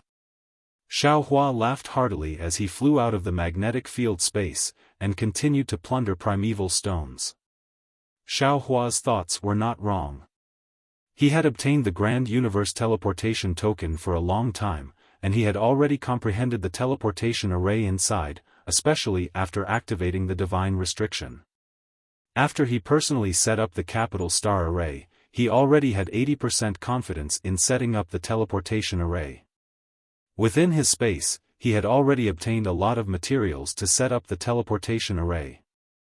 In addition to the huge stone teleportation array at the bottom of the Saint River, it was more than enough to set up 2 teleportation arrays. However, Xiao Hua did not have the time, nor did he find a suitable place, so he had not set up the teleportation array. Of course, the most important thing was that this teleportation array was only useful when used in pairs. Xiao Hua had not thought of where to set up the teleportation array. Even the divine sense mark he left behind on the snowy mountain in the Western Paradise was just to prepare for setting up the teleportation array. Now, if the teleportation array was really set up under the Black Wind Ridge, then the other end of the teleportation array should be at the snowy mountain in the Western Paradise. If Xiao Hua wanted to set up the teleportation array, he would have to make a trip to the Western Paradise. Yes, I will first set up the teleportation array here, then this Xiao will make a trip to the Western Paradise and the Thousand Demons' sacred realm. This way, this Xiao will not have to spend too much time going to the other two places.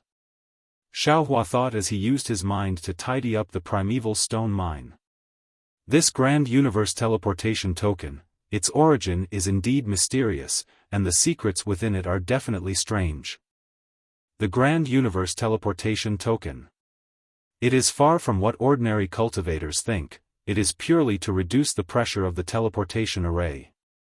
Not only does it have the array to set up the teleportation array, it can also record the location of the teleportation array that has already been set up, and connect two or more teleportation arrays together. This kind of divine item, how could a devil general of the devil realm refine it? There is also Jiang Luer.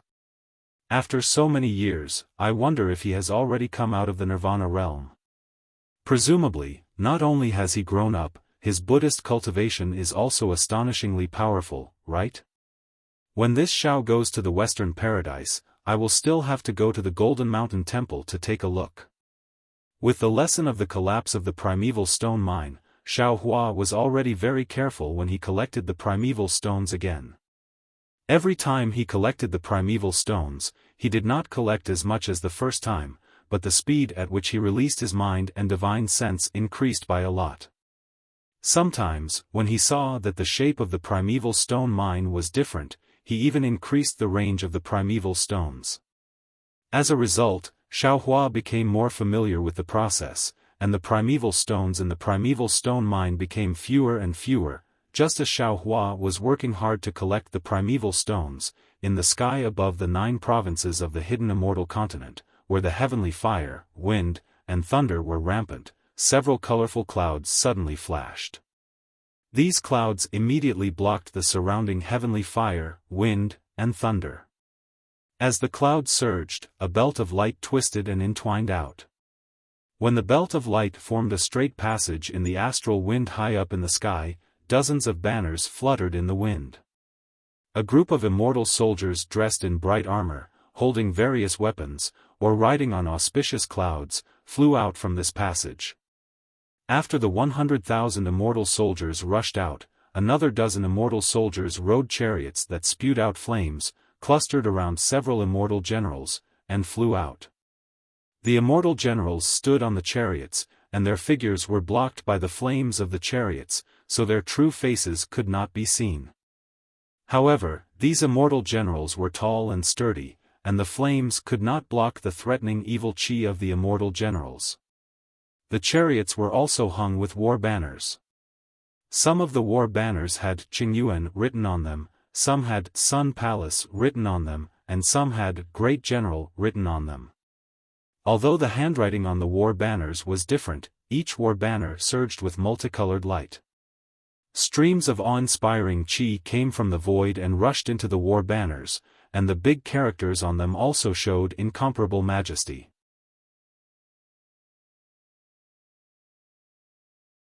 Chapter 38-23. 100,000 immortal soldiers flew out of the light belt tunnel and immediately flew towards the heavenly fire wind lightning. When they left the astral wind, they quickly lined up again. Dozens of immortal soldiers rode on heavenly horses and scattered in all directions. More than 10 captains stood in front of them, welcoming the falling war chariot. Boom boom. The war chariot spat out flames and stopped above the group of immortal soldiers. From within the flames, a dignified voice sounded, "Is this place the U region?" Reporting to the great general. The captain of the immortal soldiers closest to the war chariot hurriedly replied, "I have already sent soldiers to investigate. There will be news soon." Yes, the hidden immortal continent is rather sensitive during this period of time. Although we are under the orders of the immortal palace and have nothing to do with the Buddhist sect, if this were to fall into the mouths of some people, it would be a weakness for them to attack us. The voice was very low and deep as it slowly came out. This Jiang country and Black Wind Ridge are extremely close to the immortal town. We should end the battle quickly and not delay the opportunity to leak the news. This subordinate understands. The immortal soldier hurriedly replied, this subordinate will pass down the great general's order. After a short while, the immortal soldier that had gone to investigate returned with a message. The captain of the immortal soldiers hurriedly came to reporting to the great general, "This is the border between the Yu region and the Su province, it is not in the same direction as the immortal town. Alright, let's go." Just as the great general gave the order from within the flames, a sharp voice suddenly sounded out from another war chariot, "Lord True Monarch, after the Jiang country's cultivators obtained the imperial advisor's lot, they actually took such a long time to establish a country. There must be something fishy going on. Why don't you lead the army to destroy the Jiang country first, and I will head to the Black Wind Ridge to investigate." "Shut up." Without waiting for the voice to finish speaking, the great general's dignified voice shouted angrily, "How can you, the Hall of Enlightenment, dictate the orders of the army? Even if you want to investigate, you have to listen to this general's orders. My sons, we will split into 2 groups. Hua Chong, you will bring your men and charge towards the Jiang country, and exterminate this Taoist country. The rest of you, follow this general to the Black Wind Ridge and exterminate the remnants of the Tao sect." Yes. On a battlefield, flames soared into the sky. Amidst the flames, a 30-meter-tall giant spirit immortal general, dressed in shining immortal armor and holding a Xianhua axe, shouted loudly, "This general, Hua Chong, will definitely not disappoint the general and exterminate the Tao sect's Jiang country." With that, the immortal general named Hua Chong drove the war chariot and led the tens of thousands of immortal soldiers down into the sky, disappearing without a trace. Sun Gang. Seeing that Hua had rushed away, the great general in the flame said coldly, "Didn't you want to follow this true lord to find the whereabouts of the imperial tutor's lot? Why didn't you follow Hua Chong to Jiang country?" Boom! The flames on the war chariot from which the sharp sound came just now were extinguished. Sun Gang's small figure appeared on the war chariot. "I'll let the great general know. Although the imperial preceptor's lot is recorded in the spiritual official hall and records the names and other information of the cultivators of the Jiang country's Jiandao Gate, my Hall of Enlightenment feels that it's unlikely that this cultivator, who is only in the Golden Core realm, would be able to obtain the imperial preceptor's lot from Mount Yaotai. That's why I came to the lower realm this time to find the person who truly obtained the imperial preceptor's lot. Furthermore, I don't think that I can get any information from the Jiang country. You're not afraid of death, are you?" The great general's voice was filled with disdain. "With Hua Chong's ability, he can protect your safety no matter what. You don't have to be afraid." Sun Jian. Sun Gang's little face flushed red with anger, and he said angrily, "Don't think that just because you are the immortal emperor's personally conferred great general of the Sun Palace, true Lord Qingyuan, you can look down on my Hall of Enlightenment. Don't think that just because I'm young, you can deceive me. The Jiang country is just a short distance away from the Black Wind Ridge. Why did you send the vanguard to the lower realms to suppress the Jiang country first, and not with him? Instead, you're dawdling here. Aren't you afraid that the Black Wind Ridge's evildoers will escape?" "Humph." With a cold snort, the Scarlet Sun war chariot did not change at all. Sun Jian's voice came out from inside, "How can you call this true lord's name? If not for the 9th princess's face, this true lord would have killed you right here." You. Sun Gang jumped a few times on the war chariot, but he did not dare to say anything else. Sun Jian was right. "Do you know what a little kid is?" Sun Jian sneered on the war chariot and shouted again, "Everyone, send troops to the Black Wind Ridge." Yes. Tens of thousands of immortal soldiers accepted the order in a low voice and once again formed a formation and descended towards the Black Wind Ridge. Sun Gang, who was on the war chariot, bit his lips and followed Sun Jian to the Black Wind Ridge. Only he himself knew what he was thinking. The hidden immortal continent's Yaotai Star Lord Palace's Hall Master was killed. In the eyes of the immortal palace's Hall of Enlightenment, this was really not a big deal. It was not like it had never happened before. the simplest way was to change the hall master. However, this matter was getting more and more fermented under the intentions of the Jasper Flower Palace. Moreover, under the power struggle of the Confucian cultivators, this matter had also become a reason to kill the chicken to scare the monkeys. That was why the Immortal Palace sent troops to suppress the 10 nations. Sun Gang was not a fool. He naturally understood the new princess's intentions. When he received Xiao Hua's image from the Hall of Enlightenment, he was even more shocked. After passing this news to the school of the Emperor Star, he also paid attention to the news from the Spiritual Official Hall. After the founding of Jiang Country, the Spiritual Official Hall received the news from the Imperial Preceptor and found that the Imperial Preceptor of Jiang Country was only at the Golden Core realm. He was not at the nascent Soul realm as they imagined, nor was he Xiao Hua as the Jasper Flower Palace thought. Naturally, they also passed this news to the Hall of Enlightenment.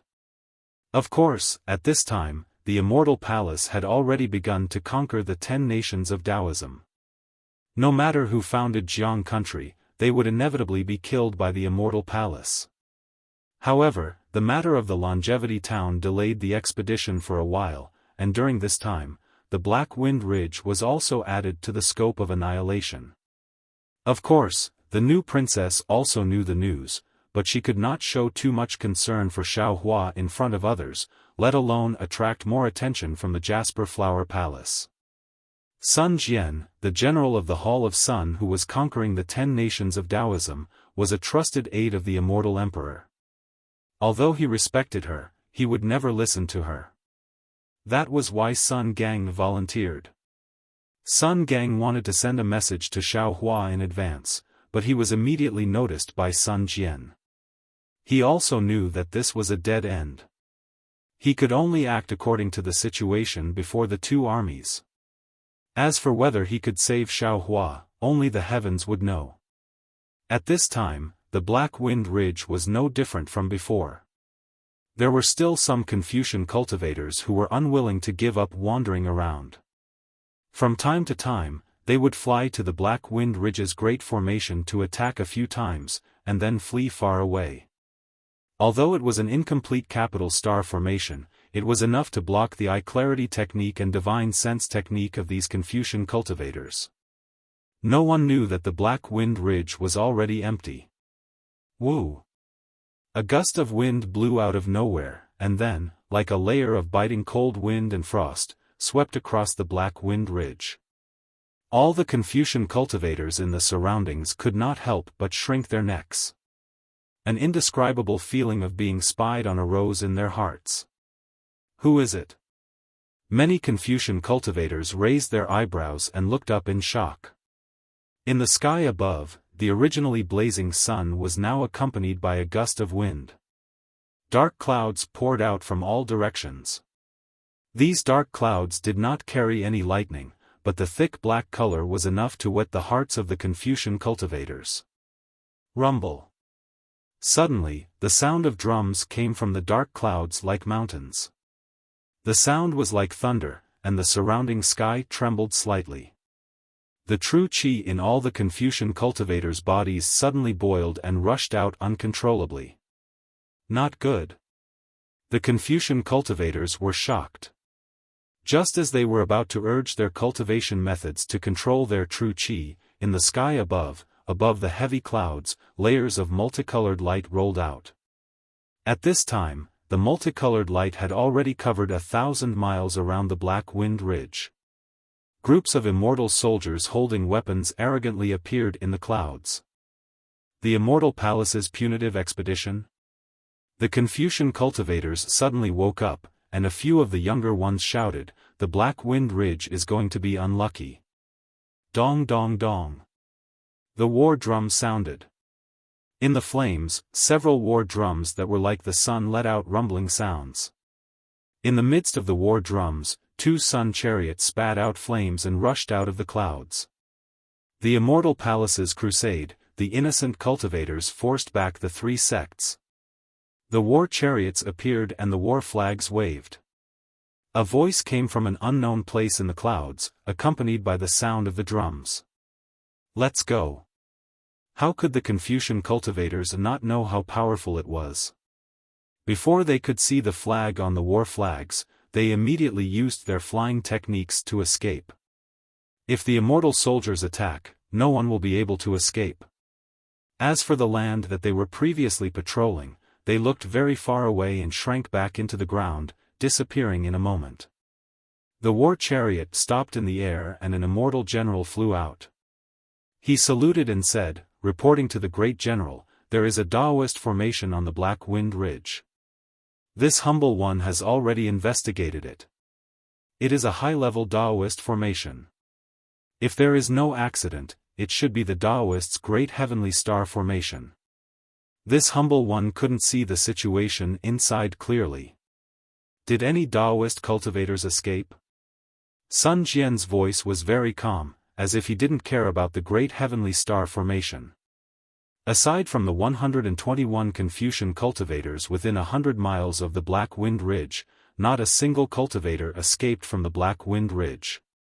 Set up an inescapable net. Yes. The immortal general obeyed.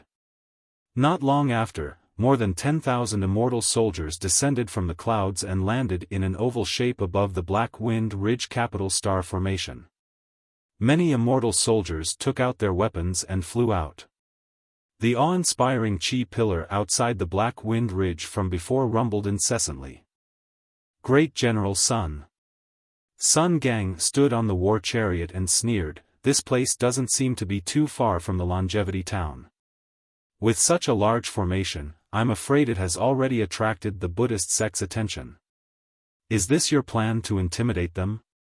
Sun Jian's figure didn't appear on the war chariot, so Sun Gang naturally couldn't see his expression. However, he did hope that Xiaofan, who was inside the Black Wind Ridge, would be quick-witted and quickly escape from the formation. He would take advantage of the fact that the great heavenly star formation had yet to take shape and break through. Those who weren't from the immortal palace wouldn't know how powerful the great heavenly star formation was. Relying on the Taoist formation to resist stubbornly would definitely lead to death in the end. This wasn't something Sun Gang wanted to see.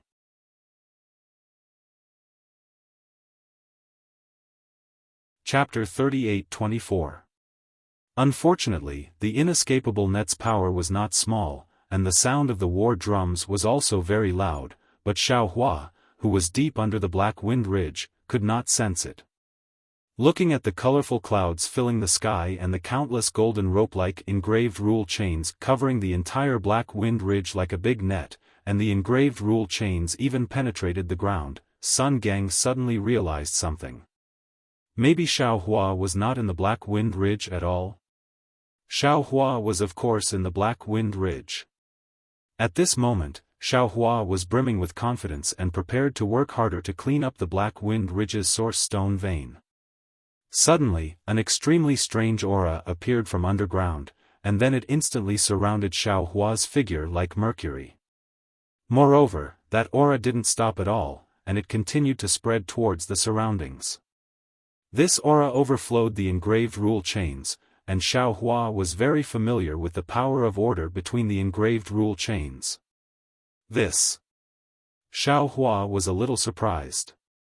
What is this? Could it be that there is a Heaven's Punishment prison crystal under the Black Wind Ridge? Thinking of this, Xiaofan hurriedly gave up on the source stone vein and moved down. When he was close to that aura, he did not need to release his divine sense. Xiaohua's eyes could already see that between that dark layer of soil, a layer of armor inscriptions flashed with a faint multicolored light like a small stream flowing slowly. That armor inscriptions were connected to each other, and it was extremely similar to the engraved rule chains on the Heaven's Punishment prison crystal. Xiaohua frowned slightly and looked around. This faint multicolored light covered the entire ground, as if it was everywhere. What was special was that this layer of multicolored light was between the source stone vein and the metal and wood magnetic space.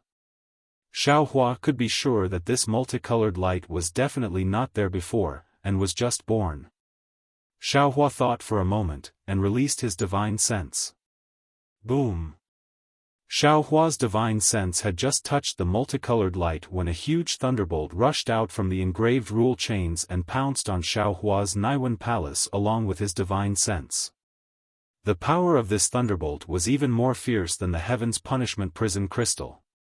Humph! Xiaohua's divine sense condensed and attacked the thunderbolt. In a loud noise, the thunderbolt was broken and retreated, and Xiaohua's divine sense was shattered. Motherfucker! Xiaohua's heart went cold. Looking at the densely packed Ming Law shackles under his feet, his scalp couldn't help but go numb. These are tens of thousands of heaven's punishment prison crystals. Even if I have the demon clan saint bloodline in my body, I'm afraid I can't get rid of it, right?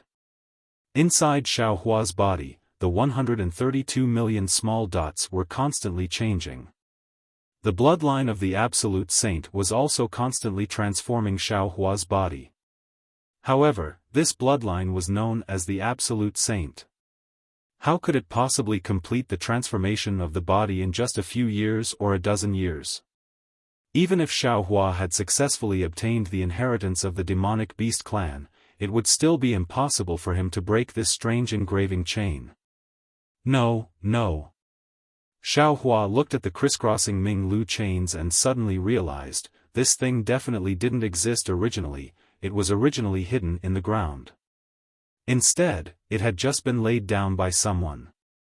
Fuck, this Zhao's Black Wind Ridge has indeed attracted the attention of the Immortal Palace. This Xiao has been blocked in the Black Wind Ridge. Xiaohua's regret only lasted for a moment. Although he had already given up on the Black Wind Ridge, in his plan, if the Immortal Palace's immortal soldiers and immortal generals came to exterminate the Black Wind Ridge, he should still meet the immortal soldiers and immortal generals face to face. He wanted the Immortal Palace to think that the Black Wind Ridge was Xiaohua's lair and not pay attention to the soaring Dragon Mountain Range and other places. Alright, since the Immortal Palace's people have come, this old man will take a look at the difference between the Immortal Palace's Ming Law shackles and the Heaven's Punishment Prison Crystal's Ming Law shackles. Xiaohua understood. With a wave of his hand, he took out the Kunlun mirror. Under the stimulation of his magic power, a six-colored light pillar loudly fell on the Ming Law shackles. Boom! In the light pillar that was several feet in size, the Ming Law shackles were particularly obvious. The same power of order between them very harmoniously sealed the entire space. When the Kunlun mirror's light pillar fell, the minute the light in the light pillar touched the Ming Law shackles, runes of the same size as the Ming Law shackles immediately appeared. These runes frantically respected the Ming Law shackles. Flickering crystal filaments were born between the Ming Law shackles and the runes. These crystal filaments flickered and emitted a strong sound. Cracks that looked like spider silk faintly appeared in the light pillar. Gotcha! Just as the fine lines of the space cracks appeared, the Ming Law shackles within several feet of Xiaohua flashed at the same time and pounced on Xiaohua. Xiaohua sneered. He didn't dodge or evade. He stimulated the yuanying in his body. The Kunlun mirror's brilliance once again flourished. Gotcha! Several thunderbolts fell on Xiaohua's body. The golden light protecting Xiaohua's body was shattered. His Daoist robe also turned into ashes. However, on his flashing dark golden skin, in addition to hundreds of tiny black lines, there was also the Ming Law shackles that penetrated deep into his flesh that were more painful than the tip of a needle. Xiaohua didn't suffer any particularly big injuries. However, after this thunderbolt, even if the Kunlun mirror's light pillar increased again, the chains in the Ming Law shackles became thicker and sturdier. The Ming Law shackles' runes far surpassed the Kunlun mirror's runes.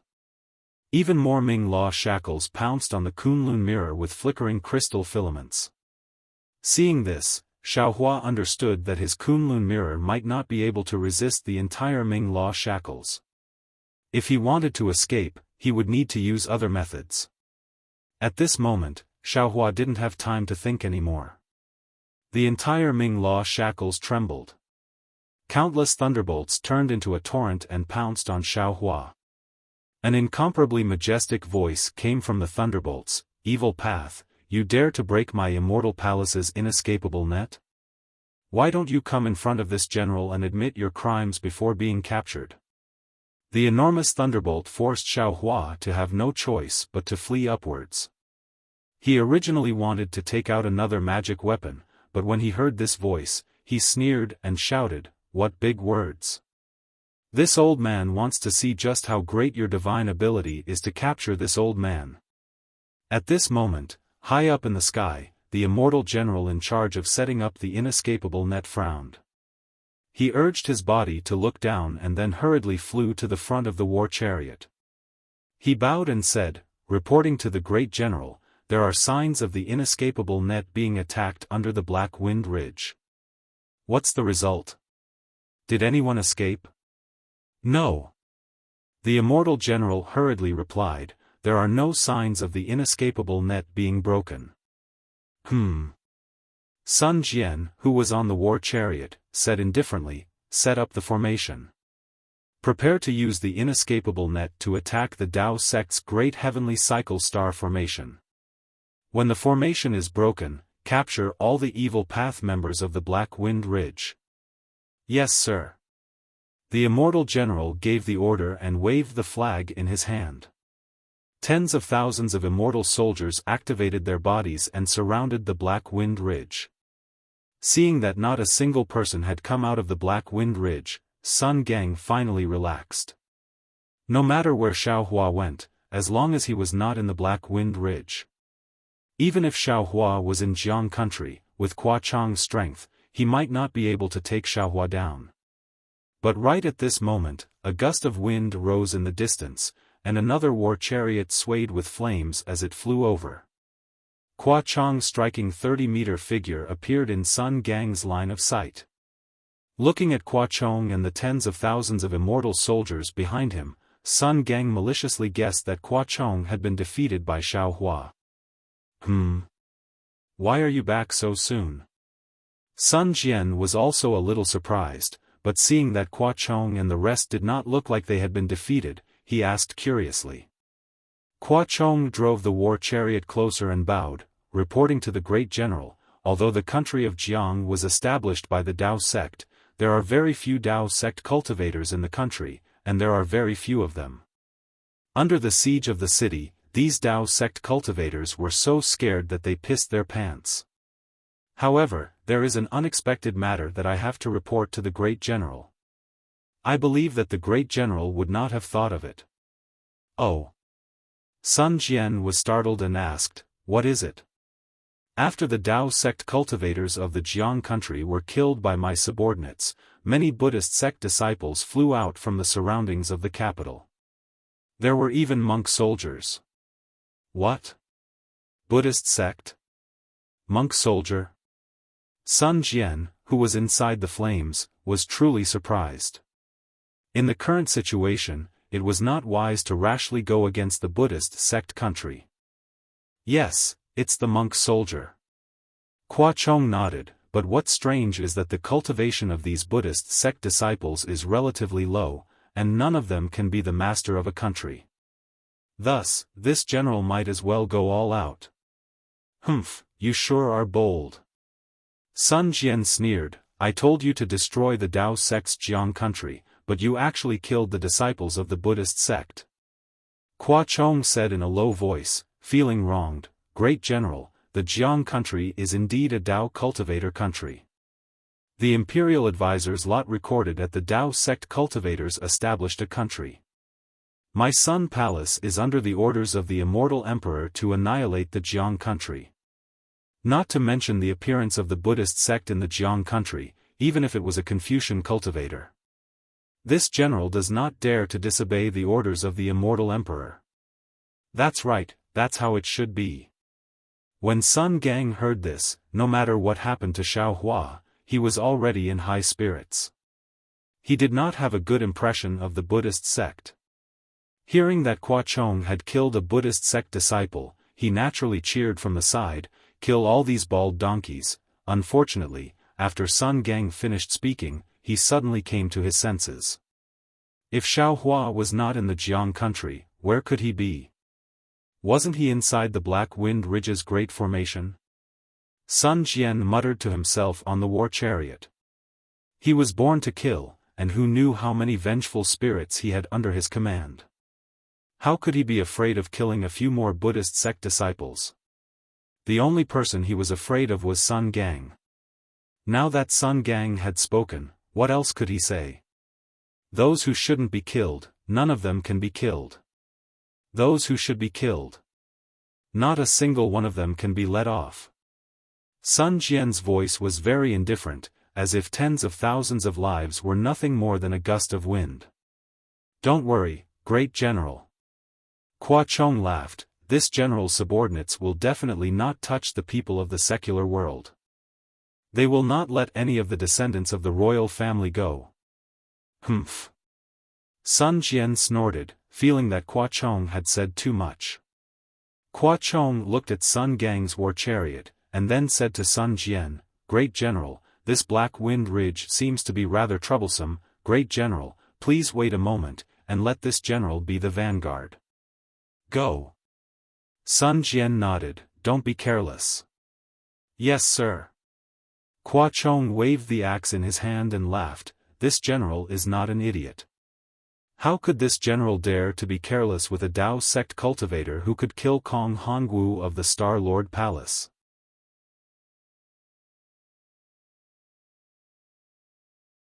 Chapter 38-25. Hua Chong, what did you say?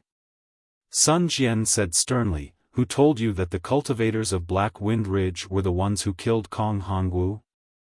This. Hua Chong heard the change in Sun Jian's tone and knew it was bad.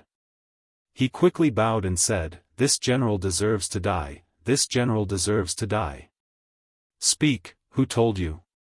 Sun Jian hid in the flames and didn't show himself, but his tone was very strict. Dongfang Haohua. Hua Chong replied without hesitation, after this general followed the great general to conquer Jing province, Dongfang Haohua came to. This general told this general when we were drinking. Hua Chong wanted to say something else, but when he saw the flames on the Sun chariot and Sun Jian's figure inside, he didn't say anything in the end. Hua Chong, this old man has told you more than once. Sun Jian said indifferently, we are immortal generals of the immortal palace. We only follow the orders of the immortal emperor. We only care about killing and conquering. Other things have nothing to do with us.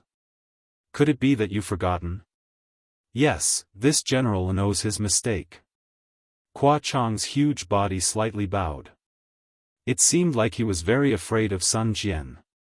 Go, this old man will remember this. Don't let others use you in the future. Sun Jian ordered.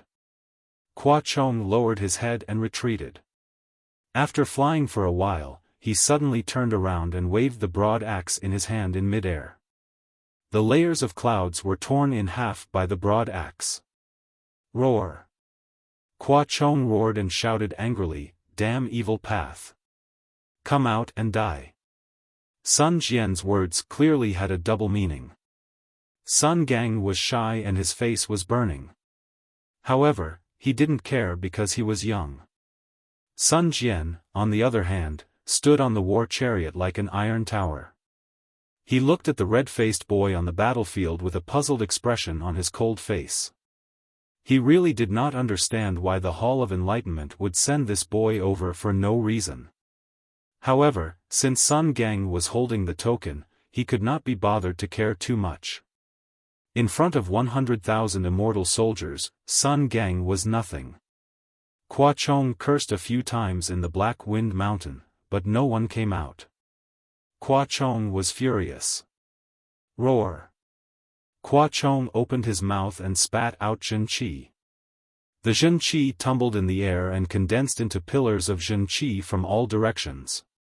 They crashed into Hua Chong's body. Layers of inscriptions gushed out from Hua Chong's body. The inscriptions were like clouds. Hua Chong's body was supporting his body. In a moment, it grew to a size of 100 zhang. Puff. Hua Chong's sub-body opened its mouth again, and a mouthful of three-colored true qi landed on the Xian Hua broad axe.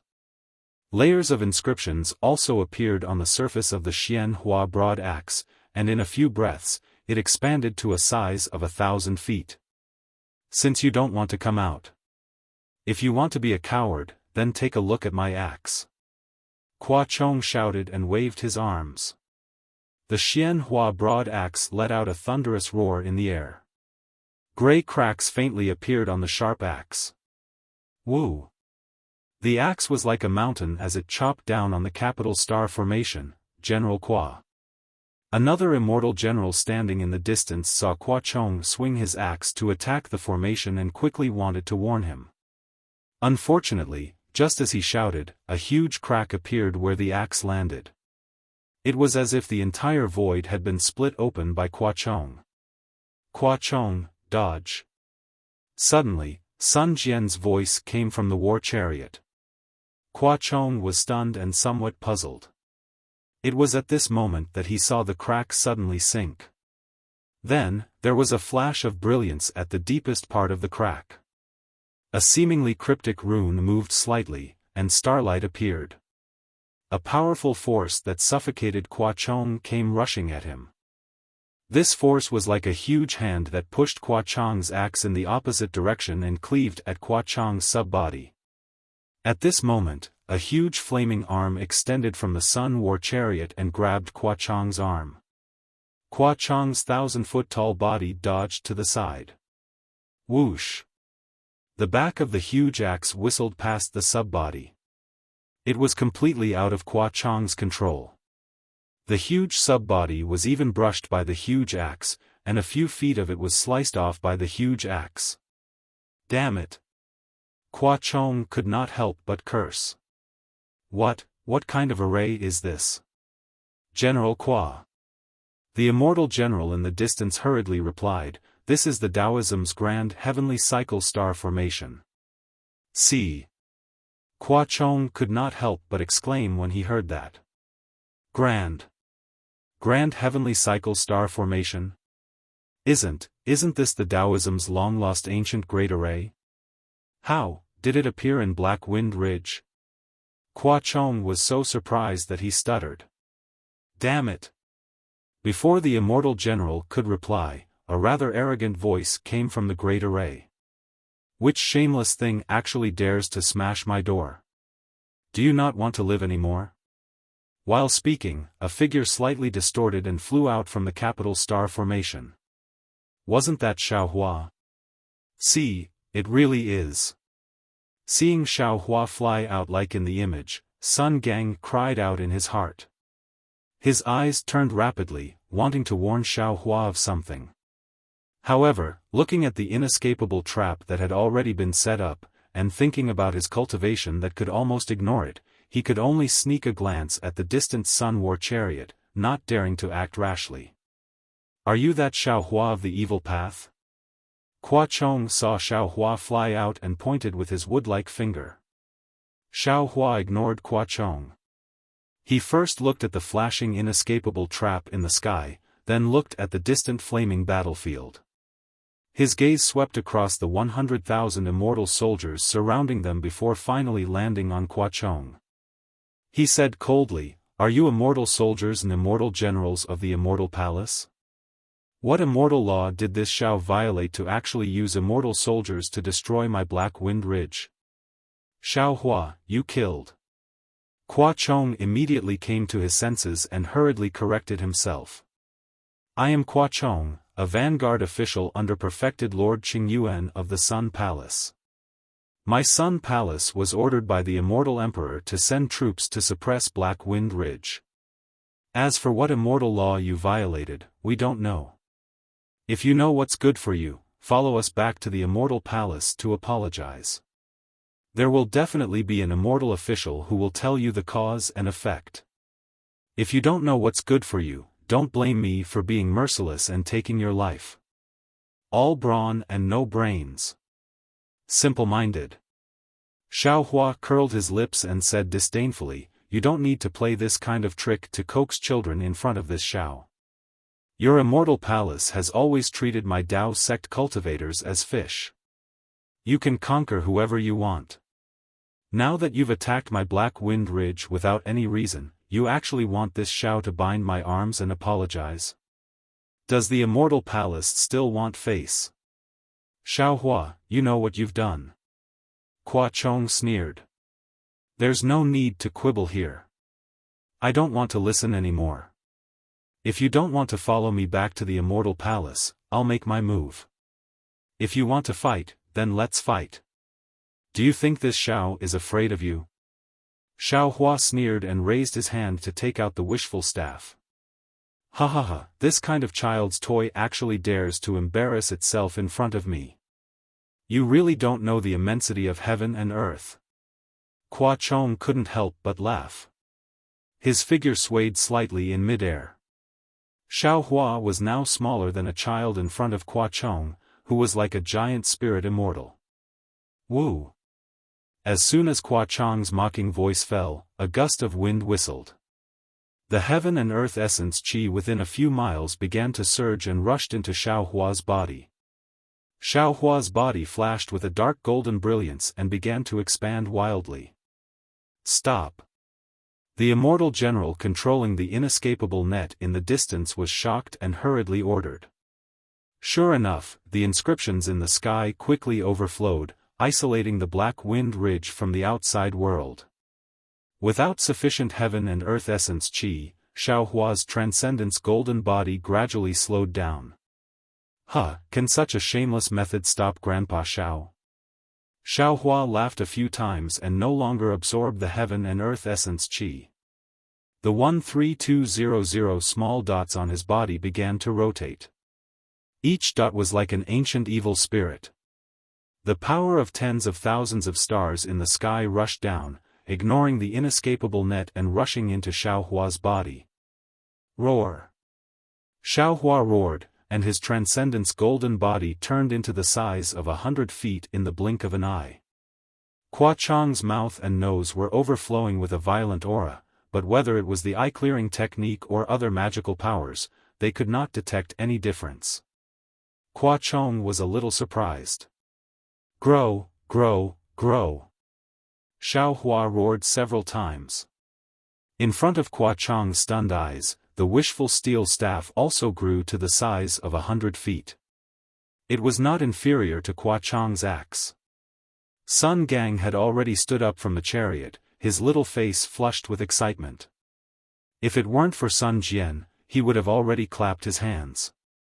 This Xiaohua was really awesome. Eat this Xiao's staff. Xiaohua held the wishful steel staff in his hand, and the huge staff shadow crossed the sky and smashed towards Qua Chong.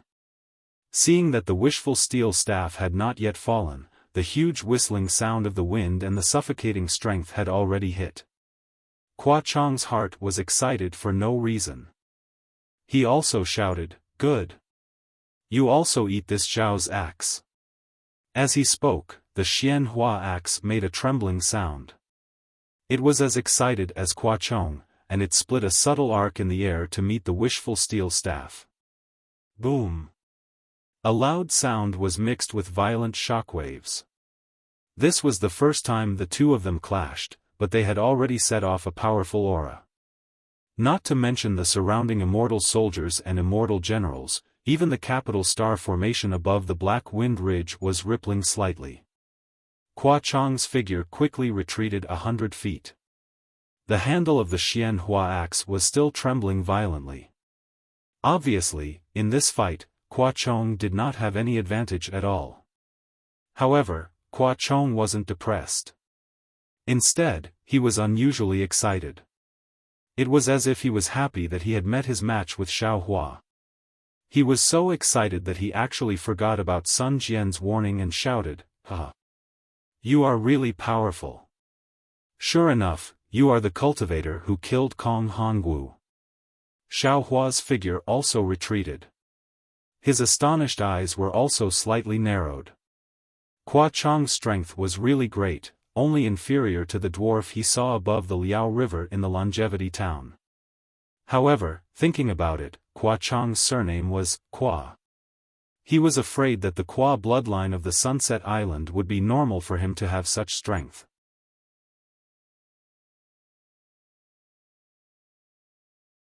Chapter 38-26. Qua Chang's words immediately reminded Xiao Hua. He looked around and knew that if he didn't use his methods today, he wouldn't have a good ending. He unconsciously smiled coldly and said, "I don't know what you're talking about. If you want to fight, then fight. Don't use some innocent crime to find excuses for yourself." Qua Chong naturally also woke up. He mumbled and didn't dare to say more. He urged his body to once again fight with Xiao Hua. One was the Immortal Palace's giant spirit immortal and the other was the demon race's Dharma idol. One was a refined imperial equipment and the other was a demon weapon refined with blood. One was a Confucian military school's secret axe technique and the other was a Taoist body cultivator's heavenly staff technique. The two of them did not use any other magical powers and just fought each other with brute force in midair. Soon, half an hour had passed. The two of them were indeed evenly matched, and there was no clear winner. The other immortal soldiers and immortal generals were fascinated by the fight, but the more the two of them fought, the more frightened they became. As the Sun Palace's vanguard, Qua Chong didn't know how many Taoist countries he had conquered and how many Taoist cultivators he had killed. However, he had never seen a cultivator who could fight with him like this. This Xiao Hua in front of him didn't use any magic weapons, nor did he use any spells. He also didn't use any magic power. Just by relying on his physical strength and weapon, he was able to fight him to a standstill. What if Xiao Hua used a Taoist magical power? Wouldn't he be defeated? While thinking, Qua Chong waved his Xianhua axe and shouted, "Xiao Hua, I'm going to use a secret technique. Be careful." While Qua Chong was thinking, how could Xiao Hua's heart not be in turmoil? He had always wanted to hide his cultivation. Even when he faced Duanmu Yangsheng in the Misty Mountain Maze formation, he was still enduring.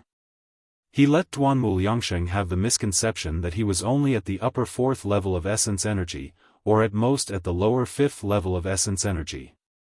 But now, fighting with Qua Chong like this, how could he not know that Qua Chong's strength had already reached the edge of the middle 5th level? If he defeated Qua Chong, the Immortal Palace would definitely know that he had already reached the middle stage of the 5th grade of elemental energy. However, this Qua Chong was only the vanguard. Naturally, there were other immortal generals after the vanguard. In the distant sky, Xiao Hua's divine sense could not penetrate the chariot that was spewing flames. Presumably, it was the commander-in-chief of this expedition against the Black Wind Ridge, perfected Lord Qingyuan of the Sun Palace. What cultivation level was this perfected Lord Qingyuan? Xiao Hua didn't dare to imagine how the Immortal Palace would react if he defeated Qua Chong and then defeated the commander. However, if he were to escape. Xiao Hua's gaze swept across the inescapable net and a bitter taste appeared in his mouth. Forget it. Hearing Qua Chong's reminder, a cold glint flashed across Xiao Hua's eyes. Since we've come this far, it's hard to conceal our cultivation, so there's no need to regret it. The Soaring Dragon Mountain Range's grand formation has already been set up, and the Immortal Palace won't be able to discover our Fortune Gate's foundation in a short time. I don't believe that the Immortal Palace can cover the sky with one hand when the hidden Immortal Continent, the Thousand Demons' sacred realm, and the Pure Land are so big. All right. Xiao Hua laughed wildly as well. Since it's like that, then I won't hold back any longer. I'll let you see what it means by there's always someone stronger. It can't be, right? Qua Chong was a little dumbfounded. He muttered in his heart, but his hands didn't slack off. With a roar, he waved the Xianhua giant axe with both hands and slashed towards Xiao Hua. However, at the same time that the broad axe chopped down, a three-colored light emerged from the sub-body that was 100 zhang in size. As the light surged, another 3 sub-bodies of different colors appeared out of thin air and surrounded Xiao Hua in an instant. Every sub-body looked exactly the same as the sub-body in front of Xiao Hua. Even the broad axe that chopped down at the same time similarly flickered with a cold light, blocking the direction that Xiao Hua dodged in. It's a little strange. Xiao Hua scanned with his divine sense and didn't perceive the difference between these 4 sub-bodies. Your 4 giant axes are also very sharp. Xiao Hua muttered in his heart. He didn't open his delusion breaker Dharma eye to see the truth. Instead, his figure suddenly rushed forward. His arms gathered all the strength in his body and waved the wishful staff to smash the giant axe in front of him.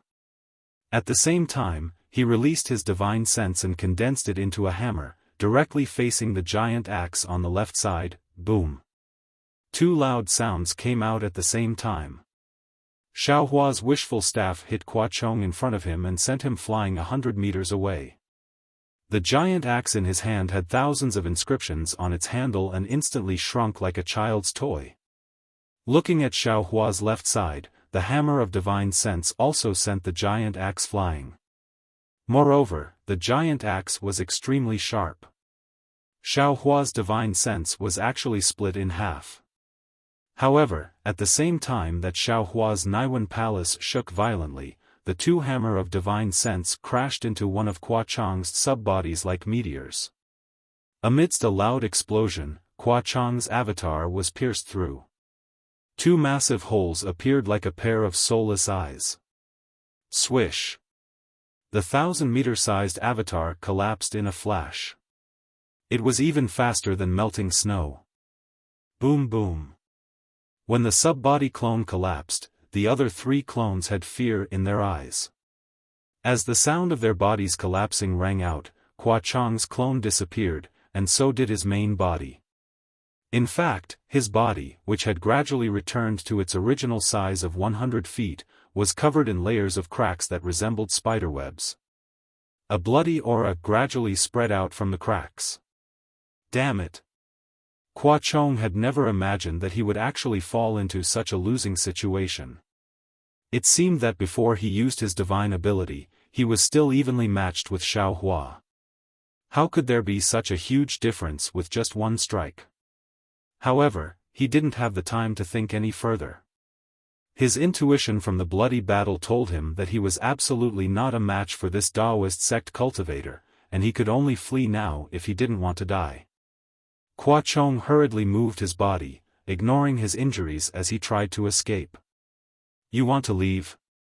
Xiao Hua's huge transcendence golden body sneered, and his big hand grabbed down from the air.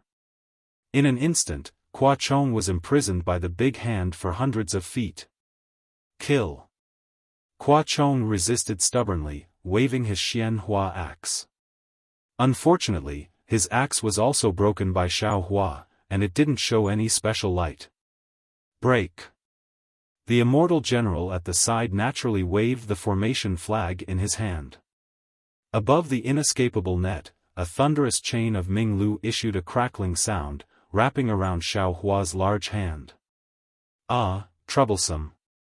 Xiao Hua had seen the power of the heavenly punishment prison crystal and knew that he couldn't compete with this chain of law. With a slight sigh, he hurriedly pulled back his big hand as if to avoid it. Seeing this, Qua Chong's heart relaxed slightly. Under the stimulation of his genuine qi, his body flew toward his chariot. However, the moment he relaxed, Xiao Hua's huge body suddenly flashed with lightning, and a string of phantoms was born in the lightning. In a few breaths, Xiao Hua was like a huge mountain flying above Qua Chong's head. In the past, it was always Qua Chong who used this kind of deterrence to scare his enemies. He never thought that there would be a day when he would be bullied. Qua Chong couldn't help but scream. As soon as he screamed, Xiao Hua's big hand grabbed him again like catching a chicken. How dare you! The immortal general who set up the formation obviously couldn't save him in time. Sun Jian on the Sun Chariot certainly couldn't ignore it, but after hearing his soft reprimand, the flame on the Sun Chariot turned into a flying arrow, flashing over thousands of feet and shooting straight toward Xiao Hua's big hand.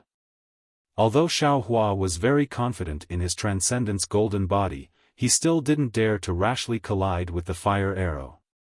He raised his big hand again and dodged the flame arrow in a flash. Phew! Qua Chong breathed a sigh of relief again. His body flew a few hundred feet in an instant.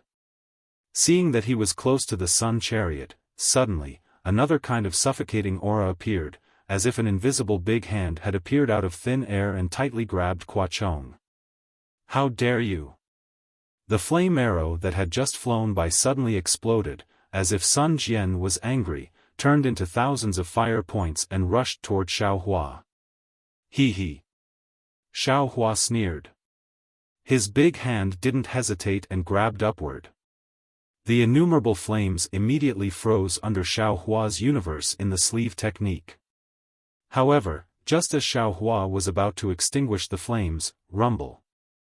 The innumerable flames exploded with a loud rumble, causing Xiaohua's large hand to be abruptly lifted up.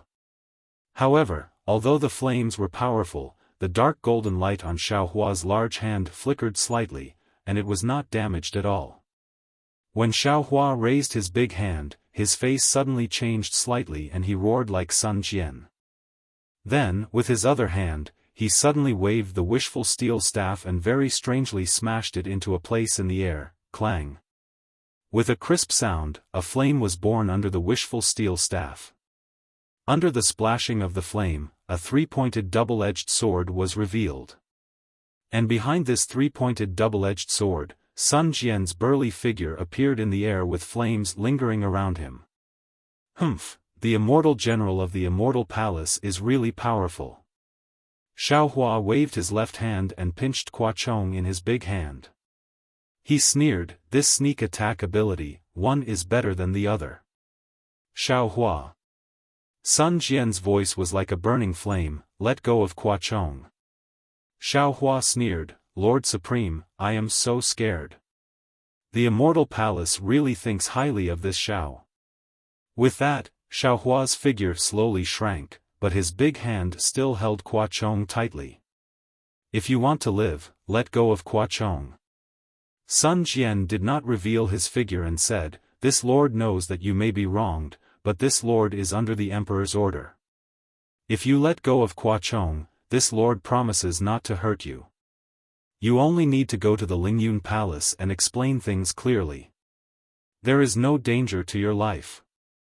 To be honest, didn't you just kill Kong Hongwu? It's really nothing. Tsk tisk. Xiaohua sneered and smacked his lips, Lord Supreme's upper lip touching the lower lip is easy to say.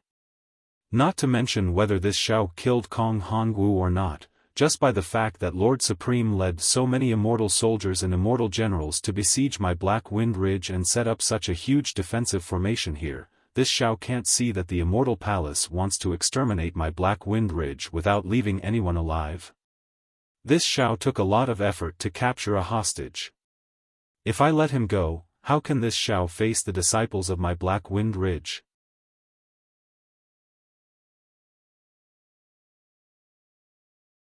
Chapter 38-27.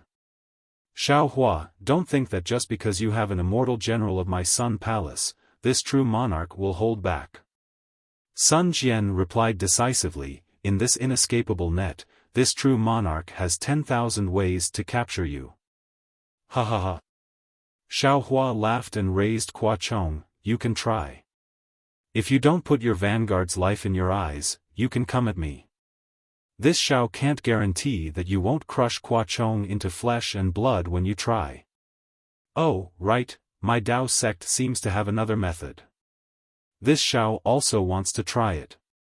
Can I crush Qua Chong's soul at the same time? How dare you? The flames around Sun Jian rushed into the air again. He was obviously extremely angry. Great General. Qua Chong struggled with all his might and shouted, don't care about this general's life or death. Quickly kill this evil cultivator. Shut up. Sun Jian scolded, scaring Qua Chong into shrinking his head.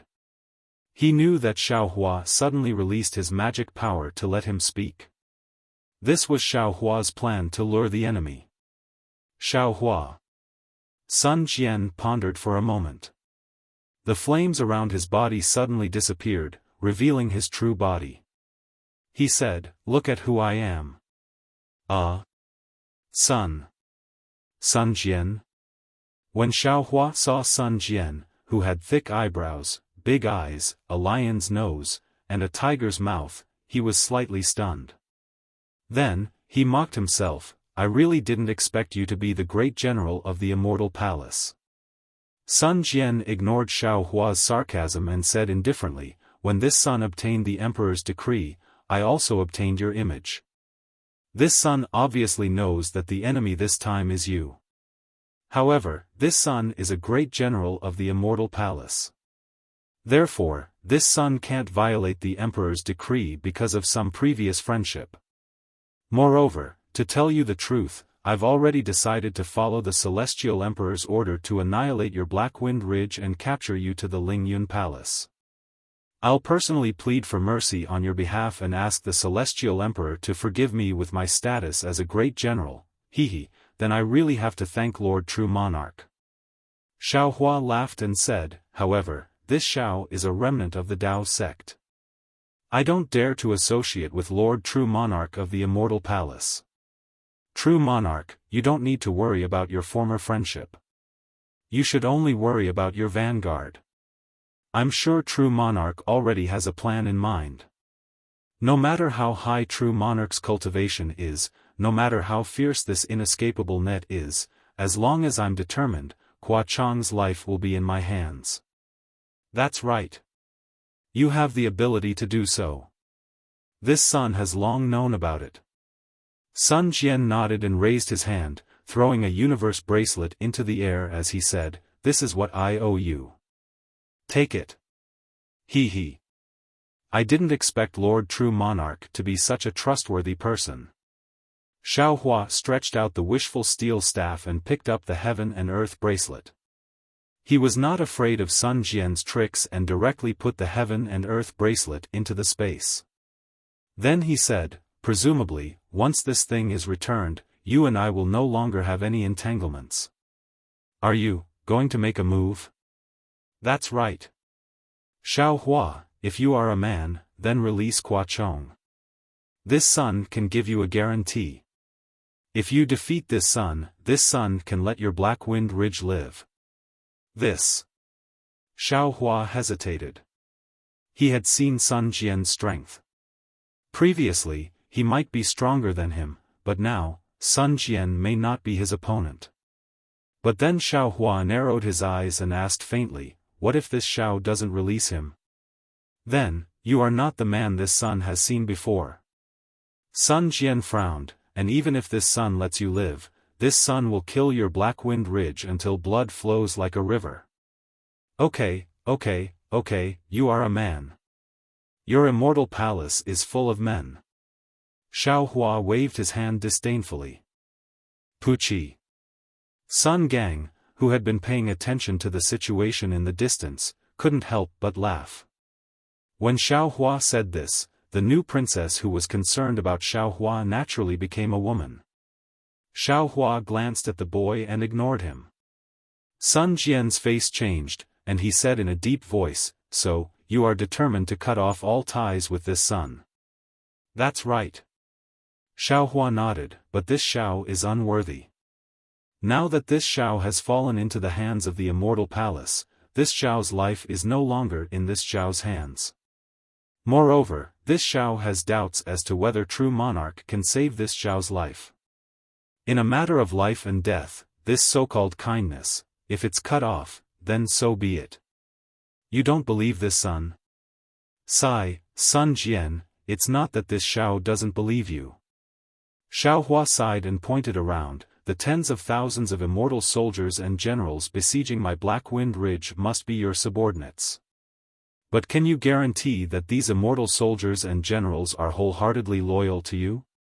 This Xiao doesn't know how many palaces your Immortal Palace has, and how many generals you have, but this Xiao is sure that there must be someone who leaked the news today. If you have the heart, why did you reveal your relationship with this Xiao at this time? You only need to use the excuse that Qua Chong was captured by this Xiao to let this Xiao and Black Wind Ridge live. This is a reasonable reason in front of the immortal emperor. But you actually said it in front of so many people. Do you want this Xiao's life or Qua Chong's life? Or do you want your own life? This son knows what you're talking about.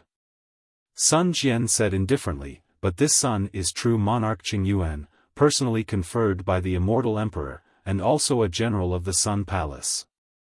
This son does things openly and honestly, and disdains to do such shady things. Yes, it's because you're so open and honest that this Xiao doesn't dare to entrust this Xiao's life to you. Xiaohua nodded. This is not a fight with real strength. The danger. Perhaps you really don't know. Of course, Sun Jian was not a fool. He raised his head and swept his gaze across the tens of thousands of immortal soldiers, finally landing on Sun Gang's face. Sun Gang jumped in fright and fiercely glared at Xiaohua, hurriedly saying, "Lord True Monarch, this one, no need to say more." Sun Jian waved his hand and said coldly, "What this true monarch has done is worthy of the heavens above, worthy of the earth below, and worthy of the immortal emperor. How you report it is your own business." This. Sun Gang laughed bitterly. He did not expect Xiaohua to have such a relationship with Sun Jian. If he had known earlier, why would he have followed them? From the looks of it, he might be the key reason why Xiaohua was unable to escape. Xiaohua ignored the relationship between the two and indifferently raised Qua Chong, "Lord True Monarch, this is in front of two armies, you can decide for yourself. Do you want Qua Chong to return to the immortal palace alive or not? You plan to abandon the disciples of the Black Wind Ridge and escape?" Sun Jian glanced at the Du Tian star formation and said coldly, "Looks like this son really misjudged you in the past." Xiaohua said indifferently, "You've only seen it once, what can you tell? As the saying goes, you may know a person for a long time, but not their heart. Besides, this Xiao is full of demons in this Black Wind Ridge, how many disciples can this Xiao have? Those disciples were already killed by you guys in Jiang country. Why should this Xiao care about the life and death of the Black Wind Ridge's demons? Lord True Monarch."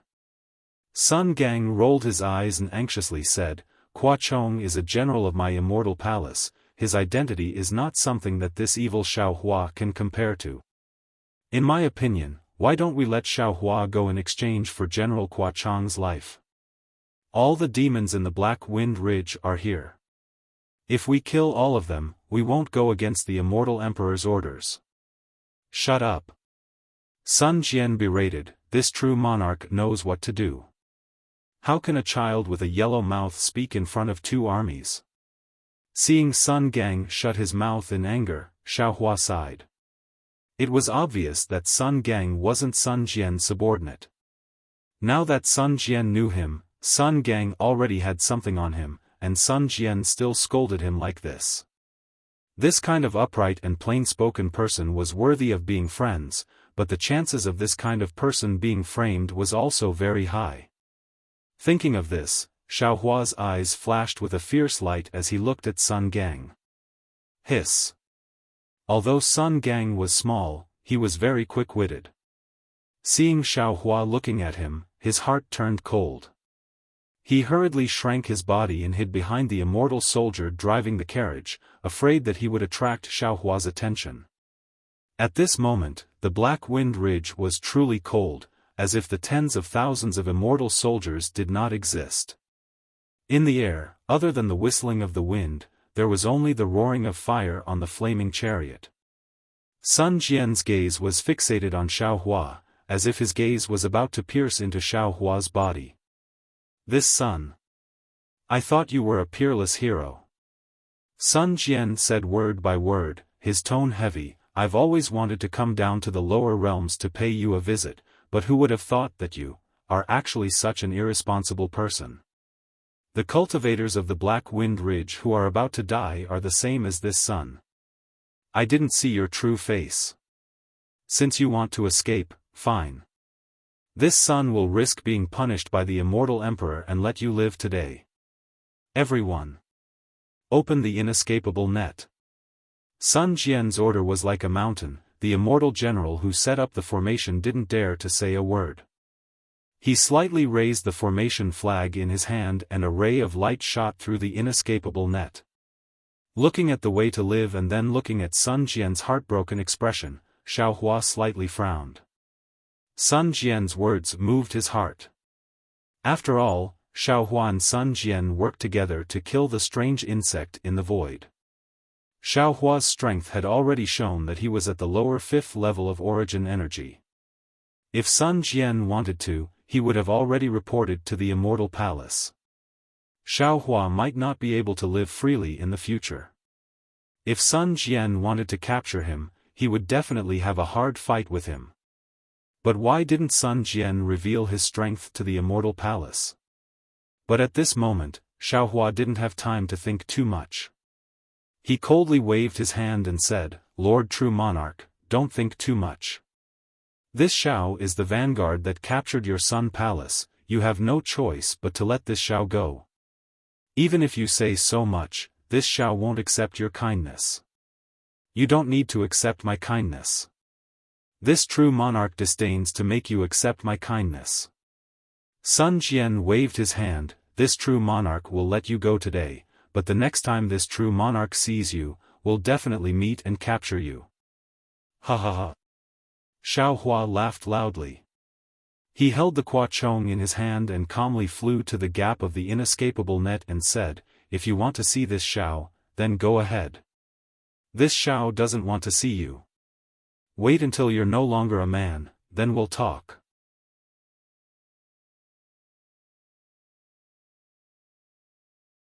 Chapter 38-28. After Xiaohua finished speaking, he didn't hesitate at all. His body shrunk slightly and he flew out of the gap in the inescapable net. At this time, although the inescapable net had a gap of several tens of zhang, there were hundreds of engraved chains cruising inside like poisonous snakes. They were waiting for Xiaohua to be careless and immediately pounce on him to kill him. Xiaohua flew to the gap and suddenly stopped. He turned his head and looked at the flag bearer with a strange expression. Sure enough, the flag in the flag bearer's hand was slightly trembling. Seeing Xiaohua's gaze sweep over, the flag bearer's face revealed an unnatural expression. Xiaohua's left hand shook the motionless Kuachong in an extreme display of strength. Then, he swaggered out of the gap. Lightning flashed around Xiaohua's body as he prepared to fly in the direction of the Longevity Town. But at this time, rumble. Several huge rumbling sounds came from all directions of the Black Wind Mountain range. The entire sky suddenly darkened. Several huge shadows were like distorted shadows cast down from the distant sky. Several terrifying divine senses swept over from the sky in an unbridled manner, and the suffocating aura surged over as well. Who? Xiaohua turned pale with fright. His hand involuntarily exerted strength.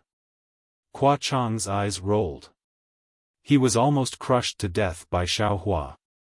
Ha ha ha. Little Sun Jian, although this old man and the others came late, I still saw your defeated appearance. I really didn't expect Master Xiao of the Black Wind Mountain Range to be so powerful. You could still safely escape from 100,000 celestial soldiers. An arrogant voice seemed to come from all directions. It was like a thunderclap falling down. Sun Jian, don't you feel ashamed?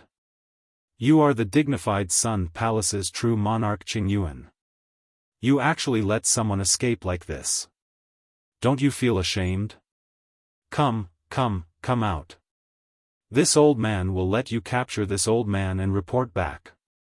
See. Xiaohua sucked in a breath of cold air. He seemed to understand something and said in surprise, could it be the Grand Mist Ancestor? Humph. Sun Jian didn't fly out of the inescapable net. Instead, he narrowed his eyes and looked at the rapidly changing sky. He coldly snorted and said, just a thief who escaped from the Penglai immortal realm. How can this true monarch make a move? Even if you're not afraid of being embarrassed, this true monarch is afraid of dirtying my hands. Taoist Xiao. A rainbow flew over from afar and stopped not far away from Xiaohua. After the rainbow faded away, Taoist Qing Su's figure was revealed. He cupped his hands towards Xiaohua and said, "I have come to save you under the orders of the Grand Mist Ancestor." However, it seemed like there was no need for that now. Taoist Master Xiao is indeed the champion of the three armies. 100,000 heavenly soldiers are nothing to him. As expected of the person valued by the patriarch. Thank you, fellow Taoist Qing Su. Thank you, ancestor, for your kindness. Xiaohua replied with a smile. This Xiao didn't expect that ancestor would send you all to help this Xiao. Nothing else. Hidden immortal Tao cultivators are one family. Taoist Master Qing Su says with a smile. Taoist Xiao is in trouble, how can we just stand by and watch? Now that fellow Taoist is out of danger, why don't you come with me to pay a visit to the Grand Mist Ancestor? Sigh, I also want to pay a visit to the Ancestor. Xiaohua sighs. However, this Xiao has other important matters. I hope that fellow Taoist can bring eyes respect and apologies. When this Xiao has the chance, I'll definitely pay a visit. Taoist Qing Su is somewhat helpless. However, he came a step too late and can't show Xiaohua any kindness. Therefore, he can't force Xiaohua. He can only cup his hands and say, since that's the case, I won't force you. However, Taoist Xiao, you also saw that the ancestor cherishes the talents of our Taoism. For you, he didn't hesitate to expose his strength, didn't hesitate to borrow the strength of the seniors. If Taoist has time, you'll definitely pay a visit to the ancestor. Yes, this Xiao understands. Xiaohua nods. This Xiao appreciates the ancestor's intentions. Good, farewell. Taoist Qing Su cups his hands and leaves. After his figure disappears. Ha ha ha. A burst of laughter ripples through the sky. Hurricanes and thick clouds rise. In just a moment, that terrifying aura completely disappears. Seeing that Taoist Qing Su left easily, Xiaohua heaves a sigh of relief in his heart.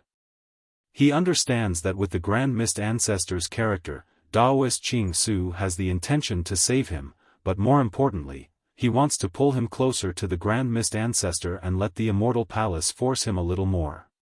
Grand Mist Ancestor, it's better to stay away from him. Xiaohua thinks and hurriedly moves his body, flying towards the Longevity Town. After flying for a while, Xiaohua turns his head and calls out, Lord True Monarch, when this Xiao feels safe, this Xiao will release Qua Chong. Don't chase. Xiaohua's laughter echoes in the air and soon disappears. However, Sun Jian's voice chases after Xiaohua, Xiaohua, if you want to live, stay away from the Grand Mist Ancestor. Otherwise, this true monarch won't need to crusade again, you'll be bitten into pieces by him. Lord True Monarch doesn't need to worry about this. Xiaohua's voice is very strange. Great General. Seeing that Xiaohua has left, the immortal general in charge of the formation says in a low voice, this Xiaohua is really powerful, this general doesn't dare to act blindly without thinking. When did this true monarch ask you to attack? Sun Jian says coldly. The immortal general doesn't dare to answer and hurriedly waves the formation flag to fill the gap. Break the formation.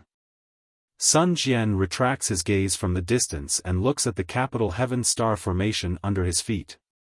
He orders indifferently. His figure flashes and instantly lands on the Sun Chariot. The chariot's flames rise again, blocking Sun Jian's figure. Damn it, this Xiaohua is too cunning. Not only did he take Qua Chong as a hostage, he also escaped to the Longevity Town. Even if Sun Jian wants to chase, he doesn't dare to. Not to mention, the Grand Mist ancestor actually sent a 5th or 6th grade Dao sect cultivator over. Once Sun Jian leaves the inescapable encirclement, he might really be captured by these cultivators. Sun Gang pokes his head out from behind the immortal soldier and looks at Sun Jian behind the flames.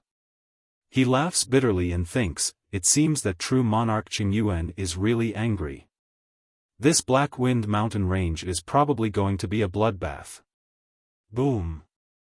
While Sun Gang is thinking, countless inscription law chains crazily pounce on the capital Heaven Star Formation like tyrannical flood dragons. This represents Sun Jian's unusual feelings of shame and anger.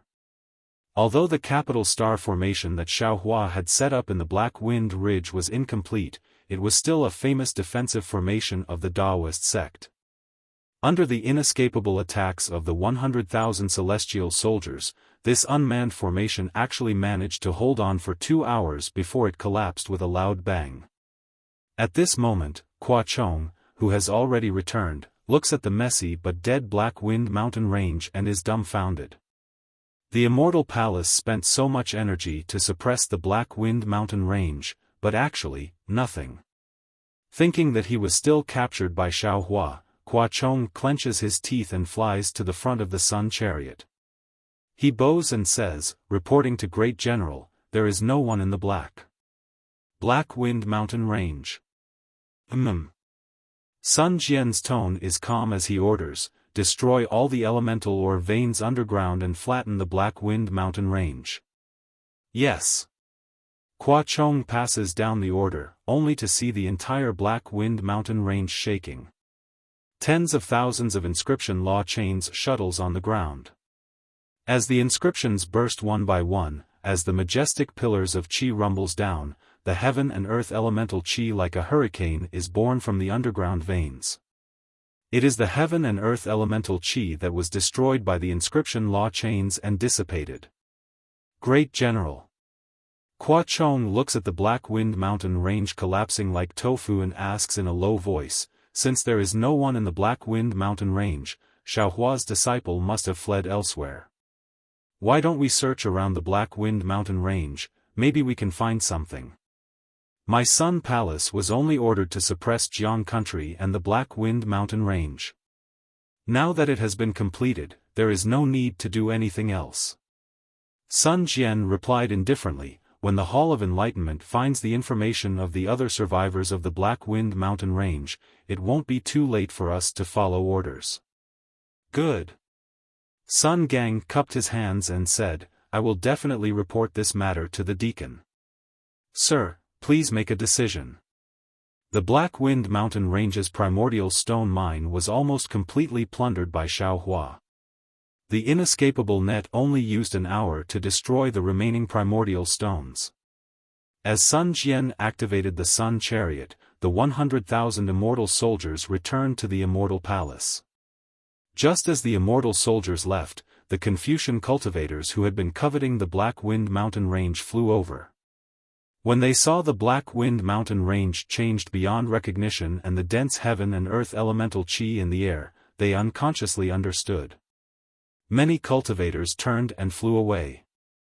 There were still cultivators who did not give up and escaped underground. However, not long after, all the cultivators flew away. From then on, the Black Wind mountain range disappeared from the hidden immortal continent, just like the short-lived Jiang country.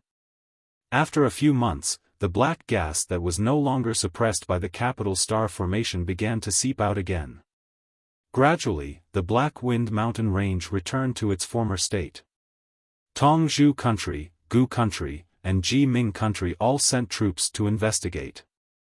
Then, they all tacitly made their own plans for the original Black Wind mountain range. This area became a barren mountain range again.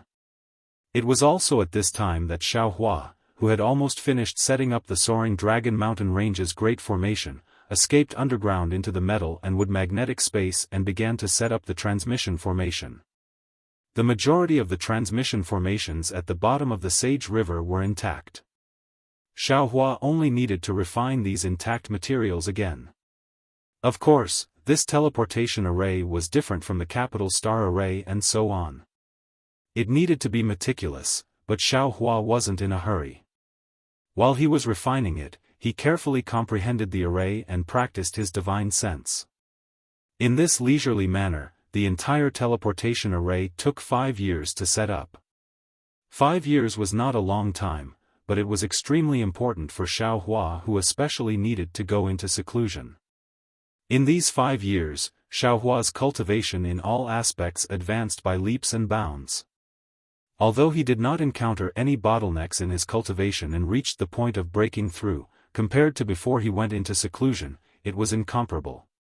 Within the space of the metal and wood elemental magnetism, a massive teleportation array with a boundless aura had been successfully set up. Xiaohua's figure flew out from the array. As a smile appeared on his face, he took out the Grand Universe teleportation token from the space. Quick! Xiaohua chanted an incantation and pointed at the Grand Universe teleportation token.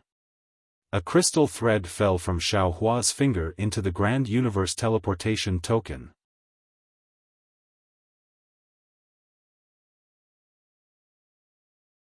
Chapter 38-29.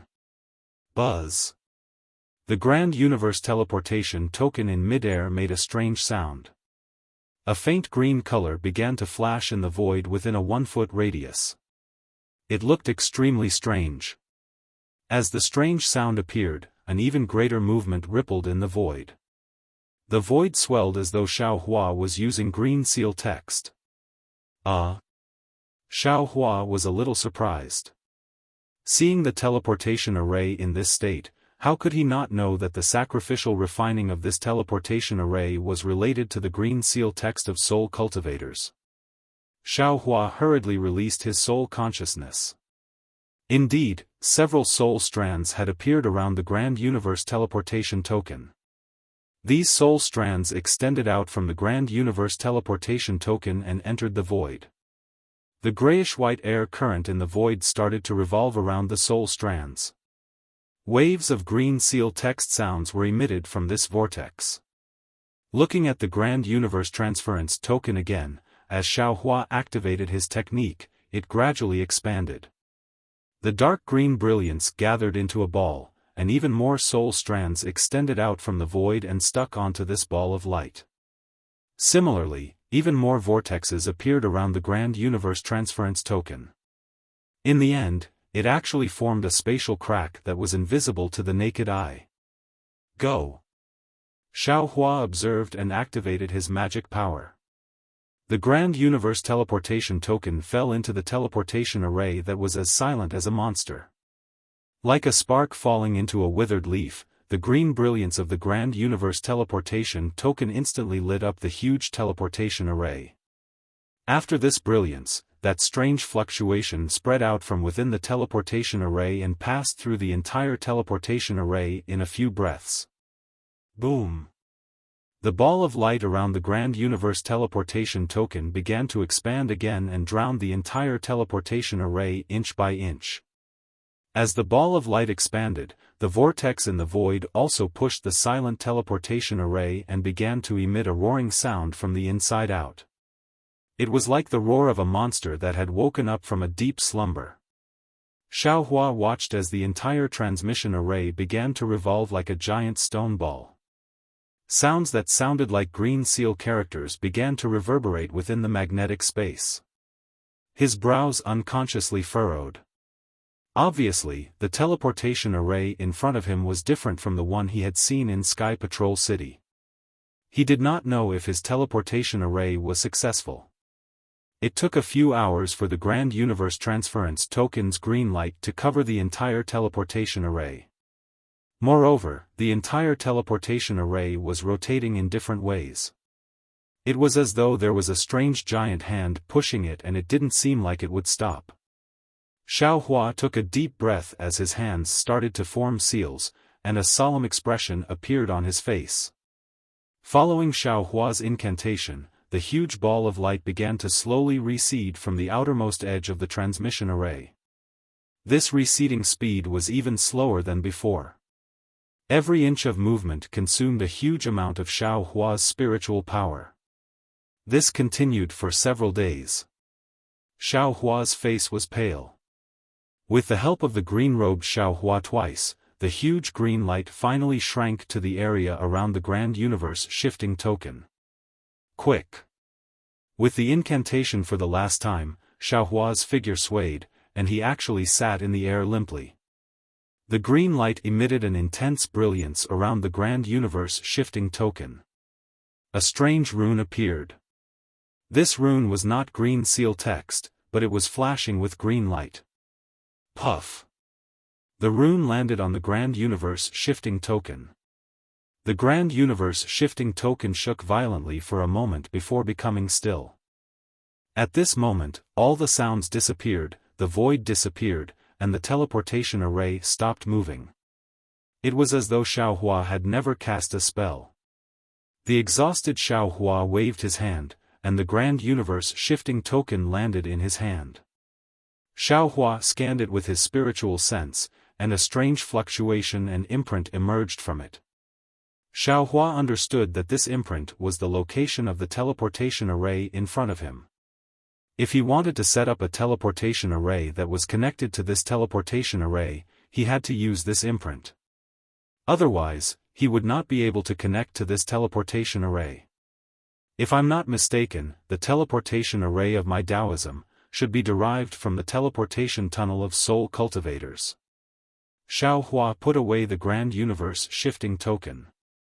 As he closed his eyes to rest, he thought to himself, the teleportation tunnel of soul cultivators that I saw in the misty mountains is the real teleportation array. The teleportation tunnel of soul cultivators looks simpler than this teleportation array, and the distance is also longer. Unfortunately, there seems to be no method to set up a teleportation tunnel in the millions of Meng mountains. Who knows where this secret technique is lost? Also, after 5 years of cultivation, with the support of the netherworld fruit, soul cultivator Xiao Hua's 9 heavens of spirit origin had long reached the peak of heart heaven. But for some reason, the gap between heart heaven and soul-forming heaven was so tenacious. Even with the help of Whitey, he could not break through. What should he do? After all, the gap between heart heaven and soul-forming heaven is not a simple bottleneck. From the perspective of soul cultivators, it is the difference between soul scholars and shamans. There must be some secrets that I don't know about.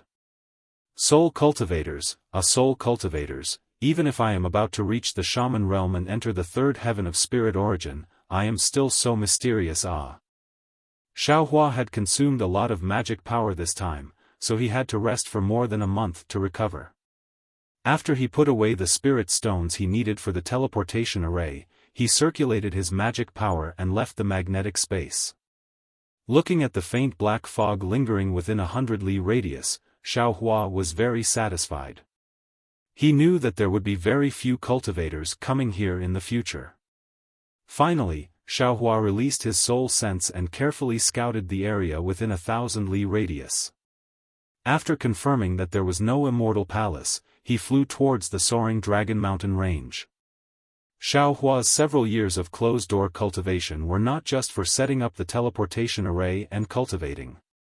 Many times, he would fly back to the soaring Dragon Mountain range to set up the incomplete Grand Formation. Therefore, when he flew back to the soaring Dragon Mountain range this time, the Fortune Gate's disciples did not know what he was doing outside. They just thought it was a simple trip. Although the soaring Dragon Mountain range's Grand Formation was not as detailed as the teleportation array, it covered a large area. It was also different from the Black Wind Ridge's capital star formation. After Xiao Hua returned to the soaring Dragon Mountain range, it took him more than a month to set up the Grand Formation. On this day, Xiao Hua was in mid-air. He seemed to be struggling as he made a grabbing motion with his hand. Within 1,000 li radius, the wind and clouds surged, and the scenery turned into a stream of light that fell into his hand. Then, a crisp "kacha" sound was heard, and a palm-sized crystal plate appeared in Xiao Hua's hand. Xiong Yi and the others who were standing respectfully in the distance and carefully observing Xiao Hua's grand formation had an illusion in their eyes. It was as if a layer of mist was gushing out from the soaring Dragon Mountain range, but this mist was thinner than the clear morning fog. After it gushed out, it dissipated with a kacha sound. However, after the mist dissipated, the entire soaring Dragon Mountain range had an indescribable change. Xiong Yi released his soul sense and carefully observed. After a long time, he withdrew his soul sense and said in a low voice with admiration, "Junior brothers, did you notice the difference?" "Of course." Li Xiang lowered his voice. "The scenery of the soaring Dragon Mountain range is completely the same as before, but everything is completely different. Ordinary cultivators can't discover the location of our sect even if they directly flew over the mountain range, let alone flying over the sky. It's even more impossible for them to know that they have already fallen into the grand formation. Senior brothers are right. The flowers are not flowers, the mist is not mist. The soaring Dragon Mountain range is no longer the soaring Dragon Mountain range of the past." Fu Zhiwen prostrated himself in admiration and said, "Master's grand formation Tao has greatly improved these past few years. It seems that no matter how much I cultivate, I can't see Master's back. It's not just the grand formation Tao." Imperial Highness Lan said with a smile, "I don't know where Master went to train during this period of time, but every time he comes back, I can feel that Master is different. However, I can't detect Master's realm at all. Let's go, Master is calling us." Seeing Xiao Hua waving his hand in the distance, Xiong Yi hurriedly reminded them. The four of them flew and landed in front of Xiao Hua. "Master has worked hard." Xiong Yi and the others bowed. "Hee, it's nothing." Xiao Hua said with a smile, "Setting up a formation is the same as cultivating. Master has been setting up a formation for a few years, and Master has benefited greatly. Yes, senior brother was just envious of Master just now. He said that every time he sees Master, he feels that Master is more profound and unfathomable. Already profound and unfathomable, can it still be more unfathomable?" Xiao Hua smiled and said, "My Taoism's 3,000 great Taos, each of them is unfathomable. You all have your own opportunities, so there's no need to be envious of Master. When your cultivation reaches a certain level, you'll understand what Master is doing now." Everyone's expression turned cold, and they hurriedly bowed and said, "Many thanks for Master's reminder. Xiong Yi, ring the bell, this old man has something to instruct." Xiao Hua waved his hand and ordered. Xiong Yi didn't dare to be negligent and hurriedly transmitted his voice. Strangely, although his transmission landed in the soaring Dragon Mountain range, no one responded. "Huh." Xiao Hua lightly smiled. He waved the crystal token in his hand, and a faint light fell into the mountain range. At the place where the mountain range landed, a red cloud emerged like a fountain and landed right under everyone's feet. "Let's go, the great array has already been sealed. Even a fourth-grade essence energy would not be able to send a message inside." As the rosy cloud descended, the scenery in front of Xiao Hua and the others flashed slightly. The mountain range was still the same mountain range, and the forest was still the same forest. However, between the mountain range and forest, there were some towering palaces standing there. Xiao Hua smiled and flew directly to the largest palace on the mountain peak. Before Xiao Hua landed, the sound of a golden bell rang in the mountain range. Dozens, or even hundreds of rays of brilliance flew out from various parts of the mountain range and gathered towards Xiao Hua's landing spot. The palace that Xiao Hua landed on looked dazzling and magnificent. It was close to several hundred zhang tall, and there was a bright and colorful signboard on top of it. The words, "Fortune Dao Palace," were written in large letters. The palace was built with huge bluestones, and many Dao runes were carved on the bluestones. Wisps of heaven and earth yuan qi were constantly pouring into these runes from all directions, and the tens of thousands of runes were flashing with faint waves of Dharma power. Although the waves were obscure, they gave off an indescribable aura that was like a coiling dragon. This palace was naturally the Fortune Gate's main palace, the Fortune Dao Palace.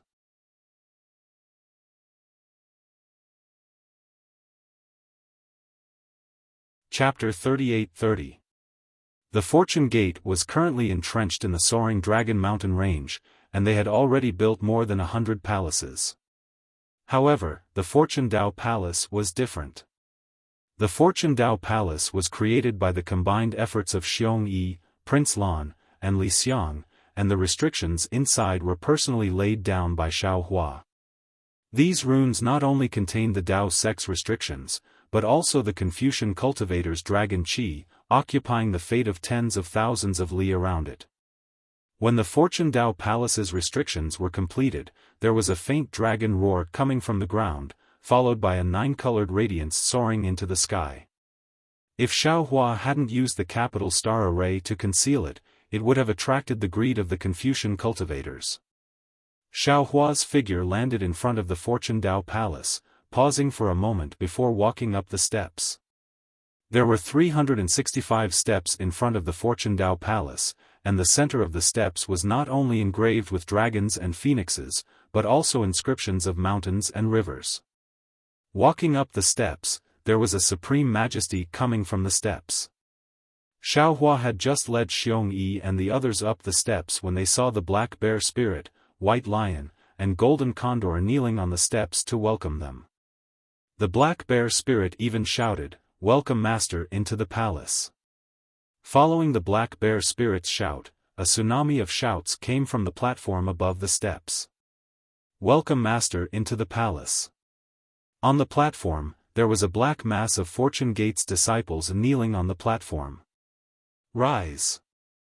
Xiaohua walked up the platform, turned into a streak of light, and landed in front of the embroidered chair. "Thank you, Master." The group of disciples stood up and respectfully stood to the side. "Master has orders." Lu Yi's voice rang out. Xiong Yi, Prince Lan, Li Xiang, and the others, enter the palace for a discussion. "We obey Master's orders." Xiong Yi and the other disciples didn't dare to delay and entered the palace.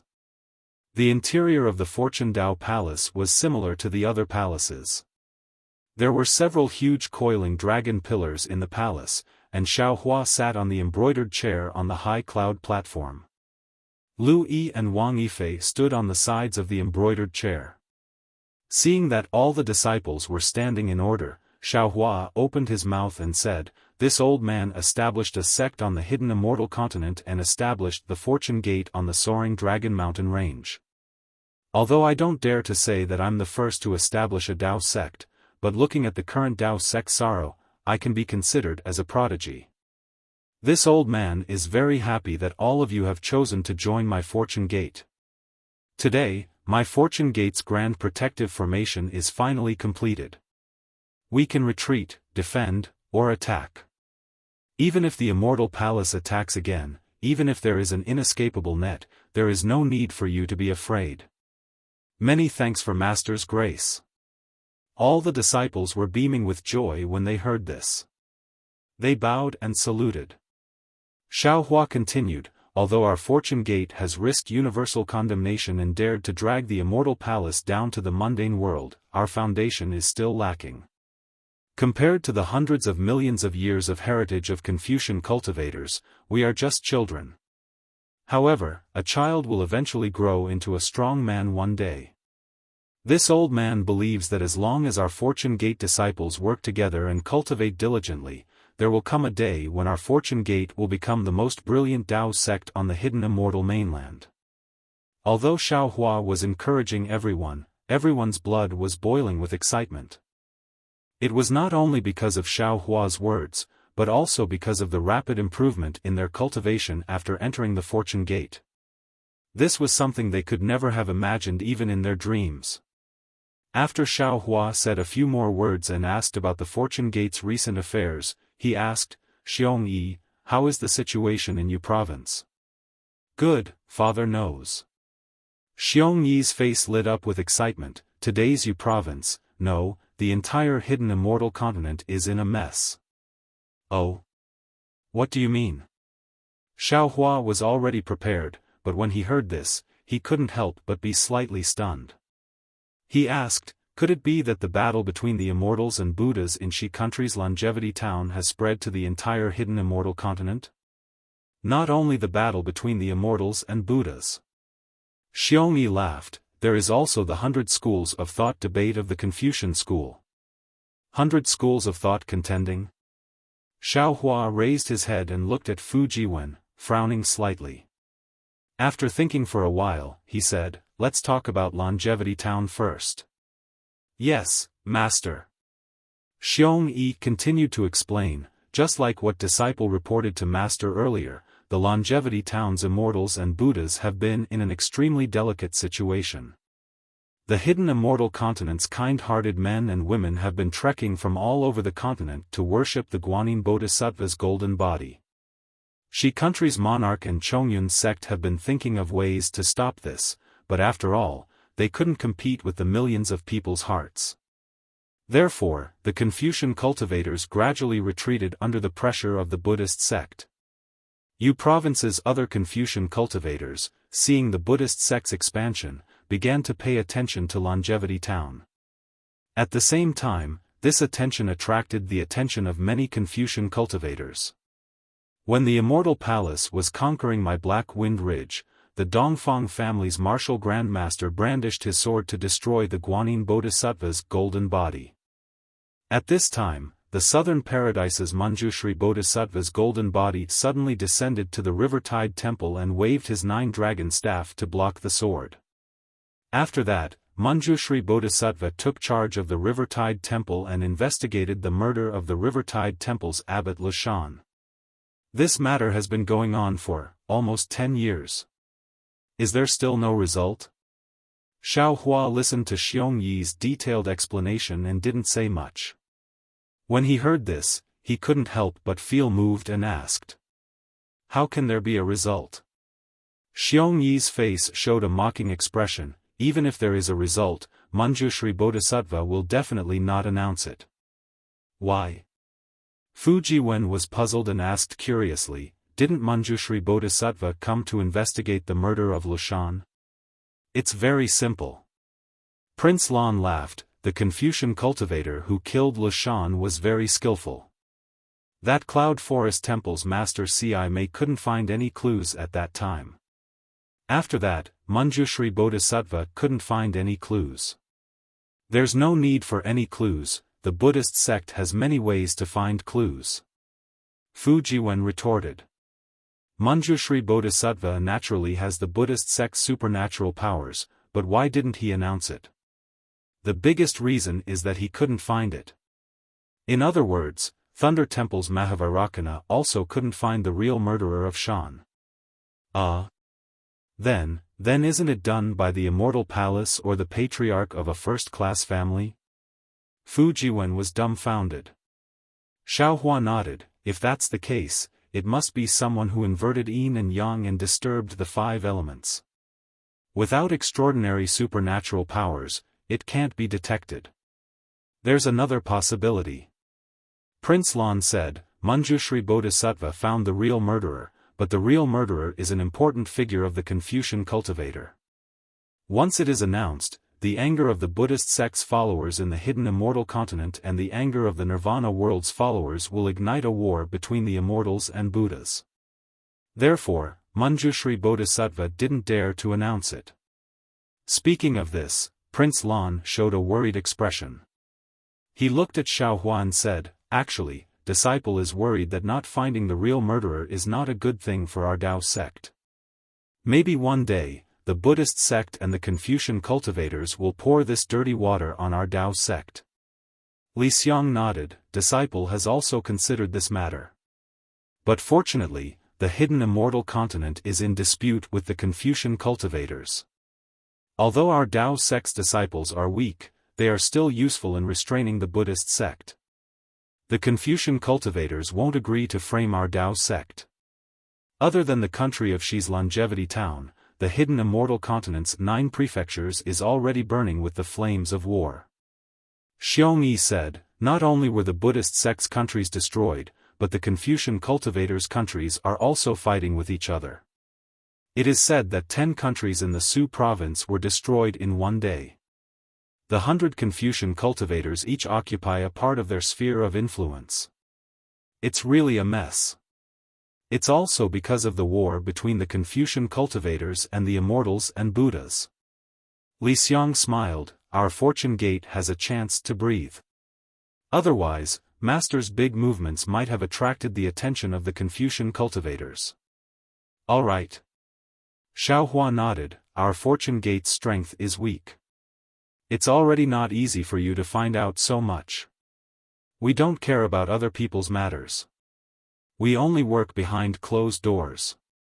Li Xiang, bring me the array plate you used in the Black Wind Mountain. Yes, Master. Li Xiang respectfully handed over the Black Wind Mountain's array plate to Xiaofan.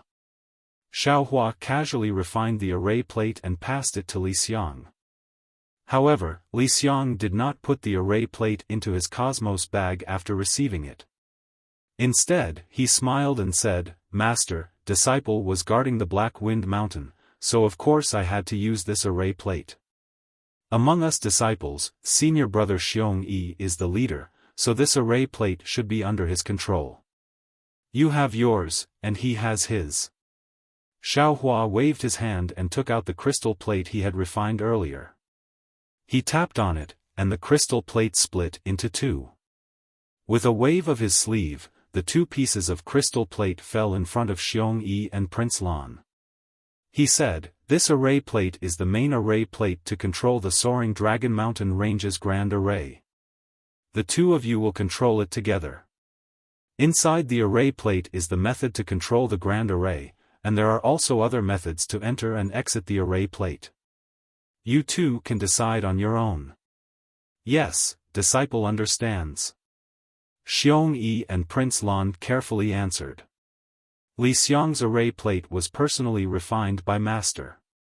It can freely enter and exit the Grand Array, but it does not have the power to control the Grand Array. Xiaofan explained. Li Xiang was about to accept the array plate, but when he heard Xiaohua's question, he was startled. He hastily took out the array plate and presented it with both hands. He said, Master, you should take this array plate yourself. Disciple will ask senior brothers to refine another one for disciple. Master, you. Xiong Yi was also stunned, but he soon understood. Are you going on a long journey again? Li Xiang and Xiong Yi's words immediately made their realms clear. Xiaofan smiled faintly and nodded. Yes, Master will be going on a trip in a few days. I'm afraid this trip will take a long time. The matters of the Fortune Gate will be handled by you three senior brothers. It's not that Master doesn't trust any of you, but the Fortune Gate has just been established. Under the eyes of Confucian cultivators and in the midst of the battle between immortals and Buddhas, it's better for us to be careful. As for Li Xiang, although this array plate is somewhat transcendental, in the hands of someone who is at ease, wouldn't it have any transcendental effect? Since Master said so, disciple can naturally take it. Li Xiang smiled and said, but wouldn't it be better if junior brother Fu takes this array plate? Master, why don't you give it to junior brother?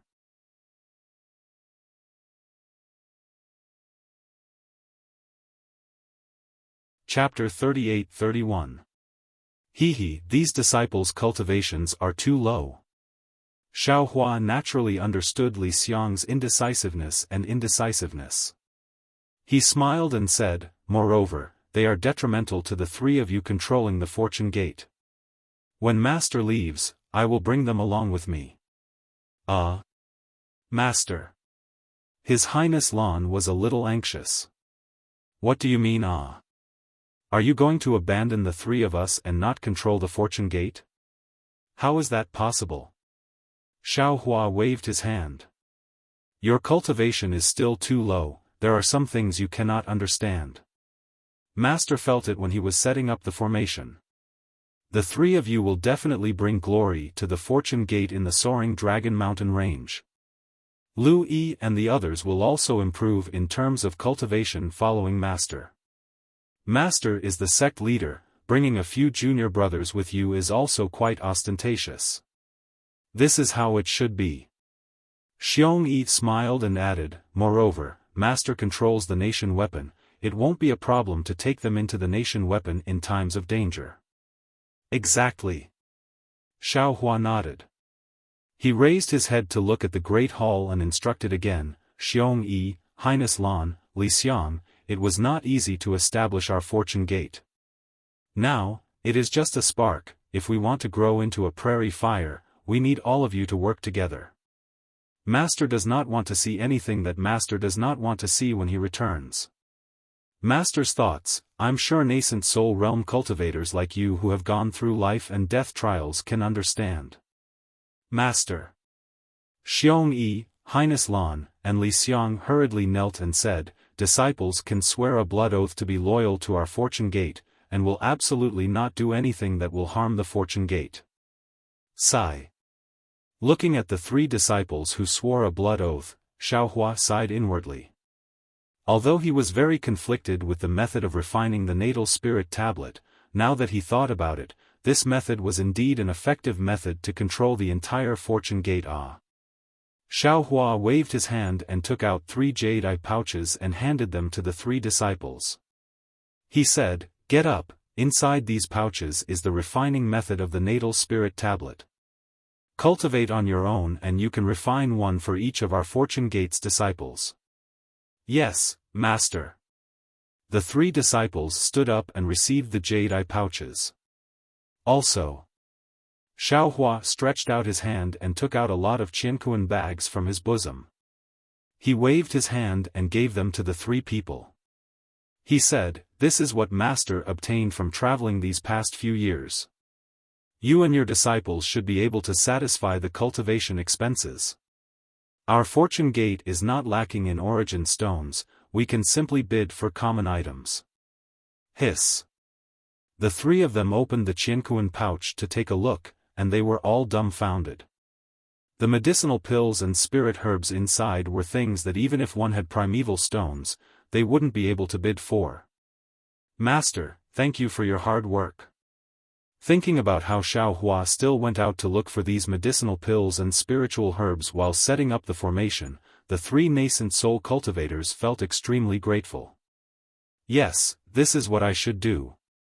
When I'm not here, I'll have to rely on you to recruit disciples and guide their cultivation. Xiaohua stood up and said. Disciple is willing to die 1,000 times. Alright, Xiong Yi, come in with me. Everyone else, wait outside. Xiaohua said as he walked into the hall. Xiong Yi hurriedly followed him into the back of the palace and only returned after 4 hours. Although he was already a nascent soul cultivator, Xiong Yi still couldn't hide the excitement on his face. Just as Royal Highness Lan was about to ask, Xiong Yi blinked his eyes and smiled. Royal Highness Lan, Master wants you in. See. Royal Highness Lan sucked in a deep breath, his heart thumping wildly as he walked into the back of the palace. The 3 nascent soul cultivators' cultivation was naturally guided by Xiaohua himself.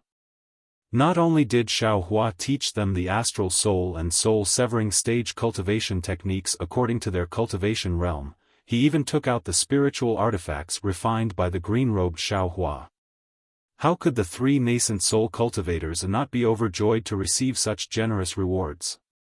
After settling the 3 nascent soul cultivators' affairs, Xiaohua returned to the main hall and sat down. His gaze swept past everyone and landed on Changyu and Wu Tian. He said, Changyu, Wu Tian, you 2 are different from other disciples. You can be considered Master's in-name disciples. Now that my fortune gate has been established, this old man would like to ask you, are you willing to enter my fortune gate? How could Changyu and Wu Tian hesitate? They immediately knelt on the ground and kowtowed. Disciple is willing to enter the fortune gate and respect Taoist as master. Good. Xiaohua nodded. Today, this old man officially accepts you 2 as disciples, but this old man doesn't like any formalities, so I don't want anything like that. We will follow Master's decision. Both of them respectfully kowtowed 9 more times before getting up. Congratulations, junior brothers. Xiongyi and the others were also overjoyed as they stepped forward to congratulate them. Changyu and Wu Tian also got up from the ground and happily returned the greeting. After waiting for a while, Xiaohua said, Changyu, you are different from Master's other disciples. You have already reached late-stage Golden Core realm. You have cultivated the cultivation technique Master gave you for so many years. If it weren't to make up for your previous missteps, you would have been able to conceive a nascent soul long ago. This time, this old man's trip is to send the disciples into the country artifact. The origin energy inside the country artifact is not abundant, so it is not suitable for you to cultivate inside. You stay in the Fortune Gate and ask your 3 senior brothers about your cultivation. Master hopes that when I return, my Fortune Gate will have another nascent soul cultivator. What Xiaohua said was the truth. Lu Yi and the others were merely at the Qi refinement realm. How much origin energy did they need to cultivate Changyu alone was equivalent to several hundred Lu Yis. Changyu bowed respectfully and said, Yes, disciple obeys. This is what you need for your cultivation. Xiaohua took out 2 spatial pouches and handed them to Changyu. After Changyu received the spatial pouches, Xiaohua looked at Wu Tian. Who would have thought that Wu Tian would hastily kneel down and cry out, Master, please don't let disciple stay. Disciple would rather not cultivate than to leave Master's side. Your situation is indeed troublesome. If you stay in the soaring Dragon Mountain range, the entire Fortune Gate will suffer. Xiaohua smiled and said, This old man wants to take you away. Pu. Wu Tian's heart skipped a beat and he hurriedly got up and said, Many thanks, Master. Xiaohua then looked at the other disciples and said with a smile, Wang Bianfei, go say goodbye to your mother. Tomorrow morning, come with Master to travel the hidden immortal mainland. Yes, Master. Hearing that he was going to travel, Wang Bianfei was ecstatic. After saluting, he quickly left the Fortune Gate Palace. Looking at Wang Bianfei's back, Xiaohua smiled. Wang Bianfei's mood represented the mood of the other Fortune Gate disciples. Although he couldn't make too many promises to them, if they were to cultivate quietly, he could do it. What revitalizing the Tao Gate? Perhaps it would start from the smallest action. Master. Xiongyi looked at Xiaohua's smile and suppressed his excitement. He couldn't help but carefully ask, Master, this trip will be different from before. When will you return? Disciple will take charge of the Fortune Gate in Master's place. What should I do? Xiaohua had vaguely mentioned these things before, and Xiongyi naturally understood. However, when Xiaohua guided the cultivation of the 3 nascent soul realm disciples, Xiongyi suddenly realized that although the Fortune Gate was still within his control, in a few decades or 100 years, it might not be something he could control. He had no choice but to ask for instructions again. However, before Xiaohua could say anything, the black bear spirit's cries could be heard from outside the hall, Master You don't want this little one anymore? You're leaving the Fortune Gate with a group of disciples, but you're leaving this little one here? Amidst the cries, heavy footsteps could be heard. The black bear spirit, golden eagle, and white lion ran in from outside the hall and threw themselves in front of Xiaohua, kowtowing. The dong-dong sound was rather clear in the somewhat quiet main hall.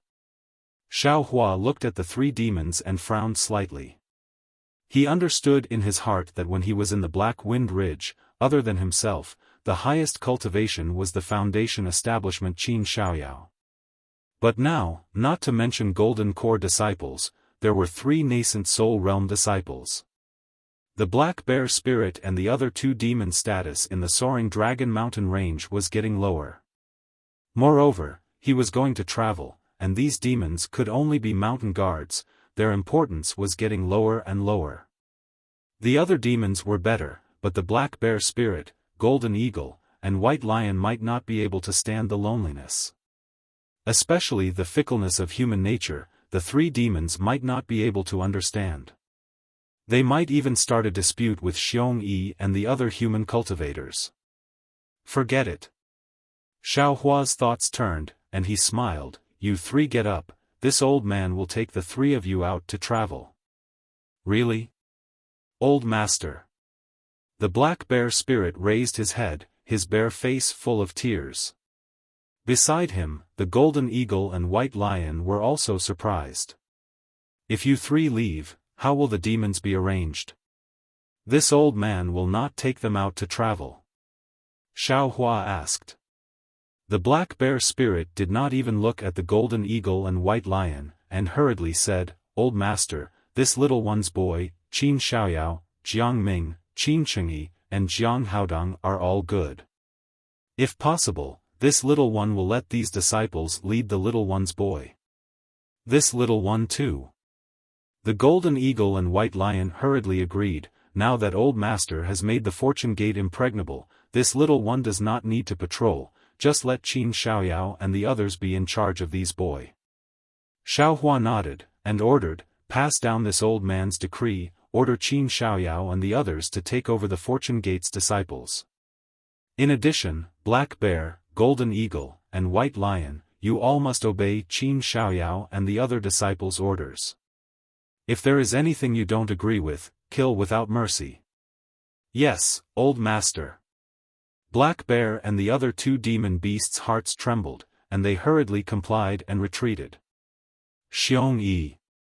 Xiaohua looked at Xiong-yi and said, if this master's departure goes smoothly, I estimate I will return in a few years, but if it doesn't, I'm afraid it will take more than a few decades. In fact, you should understand that if this master is not in the Fortune Gate, this soaring Dragon Mountain range is very safe. As for how the Fortune Gate will develop, this old man will still say the same thing when I accepted you into the Fortune Gate. If you want a chance, this old man will give it to you, no matter how big it is, as long as this old man has the ability, this old man will definitely give it to you. But... Xiaohua's tone turned cold again, but, once you enter my Fortune Gate, you are a Fortune Gate disciple. Remember not to cause trouble, brothers fighting each other. This disciple understands. Not only Xiong-yi, but Li Xiang and Lan also bowed and answered.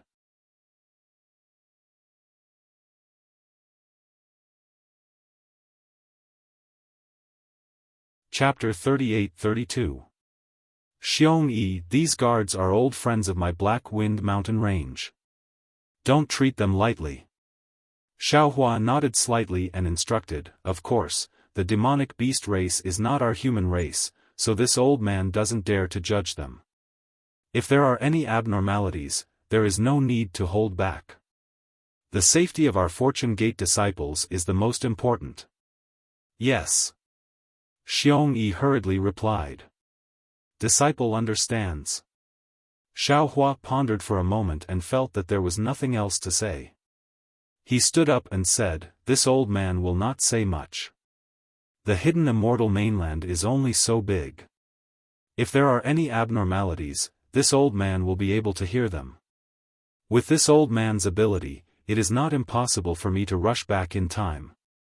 Xiong-yi and the others naturally did not know that there was a transmission array in the Black Wind Mountain range. When the time was ripe, Xiaohua might set up another transmission array in other places. If he wanted to return, it would be a blink of an eye. Respectfully send off master. The group of Fortune Gate disciples bowed on the soaring Dragon Mountain range and said in unison. Xiaohua sent Lu Yi, He Xiong, and the others into the Kunlun mirror and flew into the air. With a flick of his sleeve, all the disciples involuntarily stood up and said, all of you, cultivate in peace. Don't let this old man be disappointed when he returns. With that said, Xiaohua's figure turned into a gust of wind and disappeared into the sky. When Xiong-yi and the others hurriedly got up and opened a corner of the array to check, there was no trace of him. Master's escape technique has reached perfection. Although Xiong Yi and the others did not dare to release their divine sense, they could not help but whisper after looking at each other. Yes, with Master's cultivation, in the future, he will definitely catch up to that person. Li Xiang narrowed his eyes and said, as Master's father's disciples, we must not lose his face. Two junior brothers, let's discuss a plan. Xiong Yi closed the capital star array and said in a low voice, not only will we take turns to control the Fortune Gate and cultivate, but we will also develop the Fortune Gate's forces, putting aside the fact that Xiong Yi, Prince Lan, and Li Xiang, the three nascent soul cultivators of the Fortune Gate, had begun to make plans for the Fortune Gate, consolidating their respective forces. The Fortune Gate had begun to embark on a difficult path of development. After Xiaohua left the soaring Dragon Mountain range, he first chose a direction that he believed to be correct and flew for several hours before revealing himself. With a wave of his hand, the Pegasus and flying chariot landed in midair. Then, he released Wu Tian and Fu Jiwen from the Kunlun mirror. Xiaohua looked at Wu Tian and asked with a smile, Wu Tian, is the qi of heaven and earth in the Kunlun wonderland abundant? Wu Tian did not dare to be negligent. He bowed and said, yes, teacher knows that when I first entered, the heaven-earth yuan qi inside was not abundant. Now that I have entered again, I can feel that it is gradually recovering. Although it's not enough for disciple to cultivate freely inside, disciple believes that as long as time passes, it will definitely be possible. Xiaohua nodded slightly and frowned slightly, as if he was thinking about something. Wu Tian didn't dare to ask more. He looked at Fu Jiwen standing at the side with his hands folded. Now, other than the space that could accommodate Wu Tian and the other disciples, Xiaohua could also accommodate the Mountain River Seal and the Kunlun Mirror. Needless to say, the Mountain River Seal was a nation weapon that purely suppressed people. There was no qi of heaven and earth inside. The Kunlun Mirror was somewhat similar to the space. There was a Kunlun Wonderland hidden inside. The Kunlun Wonderland could provide qi of heaven and earth for Wu Tian and the other disciples to cultivate. However, the Kunlun Wonderland had already been destroyed when the Kunlun Mirror shattered. Xiaohua had obtained the fragments of the Kunlun Mirror from the Dawn Rain Continent and the Hidden Immortal Continent and refined them bit by bit. The Kunlun ruins was slowly recovering into the Kunlun Wonderland. However, judging from the current situation, the Kunlun Mirror would not be too far away from recovering its power. However, if the Kunlun Wonderland's barrier wanted to recover, it was not a simple matter. When Xiaohua was refining the Kunlun Mirror, he had already tried to comprehend the barrier of the Kunlun Wonderland. He knew that it was an extremely mysterious spatial barrier that was somewhat similar to the so-called spirit-gathering formation. Of course, if it was purely a high-level spirit-gathering formation, Xiaohua believed that as long as his cultivation increased in the future, he would definitely be able to refine such a miraculous spatial spirit artifact. However, when Xiaohua was refining the Kunlun Mirror, he discovered that this barrier was not as simple as he thought. There were faint traces of an innate divine restriction in this barrier, but it was also very different from what he thought it was. Moreover, this difference made it extremely difficult for Xiaohua to comprehend. In fact, after a long time, it would even give Xiaohua a strange and even terrifying feeling. Xiaohua did not know if this feeling came from the barrier itself or if it was born from his insufficient cultivation. Therefore, after trying to comprehend it a few times, he did not dare to think deeper. Of course, apart from the unfathomable nature of this barrier, the lack of qi of heaven and earth was also a shortcoming of the Kunlun Wonderland. Therefore, Xiaohua asked Wu Tian about his feelings. After hearing Wu Tian's words, Xiaohua knew that it was not a long-term plan to leave Wu Tian in the Kunlun Wonderland. Not only would this delay Wu Tian's cultivation, but it would also interfere with the cultivation of Lu Yi and the others. Xiaohua's space was the best choice, but Xiaohua had a great worry. That was, the qi of heaven and earth in the space was completely different from the Xiaoyu continent and the Hidden Immortal continent. Any nascent soul cultivator from outside the space would collapse when they entered the space. Xiaohua did not dare to take the risk of letting Wu Tian and the others enter the space to cultivate. In the end, they would not be able to come out of the space. In this space, I have also received Dao disciples before. Cui Hongshan, Zhen Minghui, Su Qing, and other Imperial Thunder Sect disciples have also stayed in there for several years. Moreover, after they came out, their cultivation had greatly improved. This shows that this space is suitable for cultivators to cultivate. However, the problem is that they are only qi refining disciples. The strongest is only foundation establishment, far from nascent soul. This Xiao also does not know if they can come out of the space after cultivating to nascent soul. If they can't come out, wouldn't this Xiao's disciples only be able to guard this unformed space? Could it be that they are like those lonely disciples of fellow Taoist Green Robe? Those lonely disciples have both men and women. If they can't cultivate, they can still reproduce in the space and create a world of cultivation. When Xiaohua thought of this, his eyes suddenly lit up. He clapped his hands and said with a smile, "This Xiao understands. Benevolent Great Master. This Xiao has to thank you. If I didn't meet you, this Xiao wouldn't be able to understand the relationship between the physical body and nascent soul." That's right. In the cultivation of Buddhism, the physical body and sarira are two things that are difficult to reconcile. Buddhism has always emphasized on abandoning the physical body to become sarira. However, our Tao sect is somewhat different. The physical body is very important in the early stages of cultivation. Tao sect cultivators rely on the physical body to sense the world's origin energy and rely on the meridians of the physical body to refine the world's origin energy. However, after reaching nascent soul, the nascent soul itself has two meridians, one yin and one yang. These two meridians directly communicate with the world. At this time, the physical body may no longer be important in cultivation.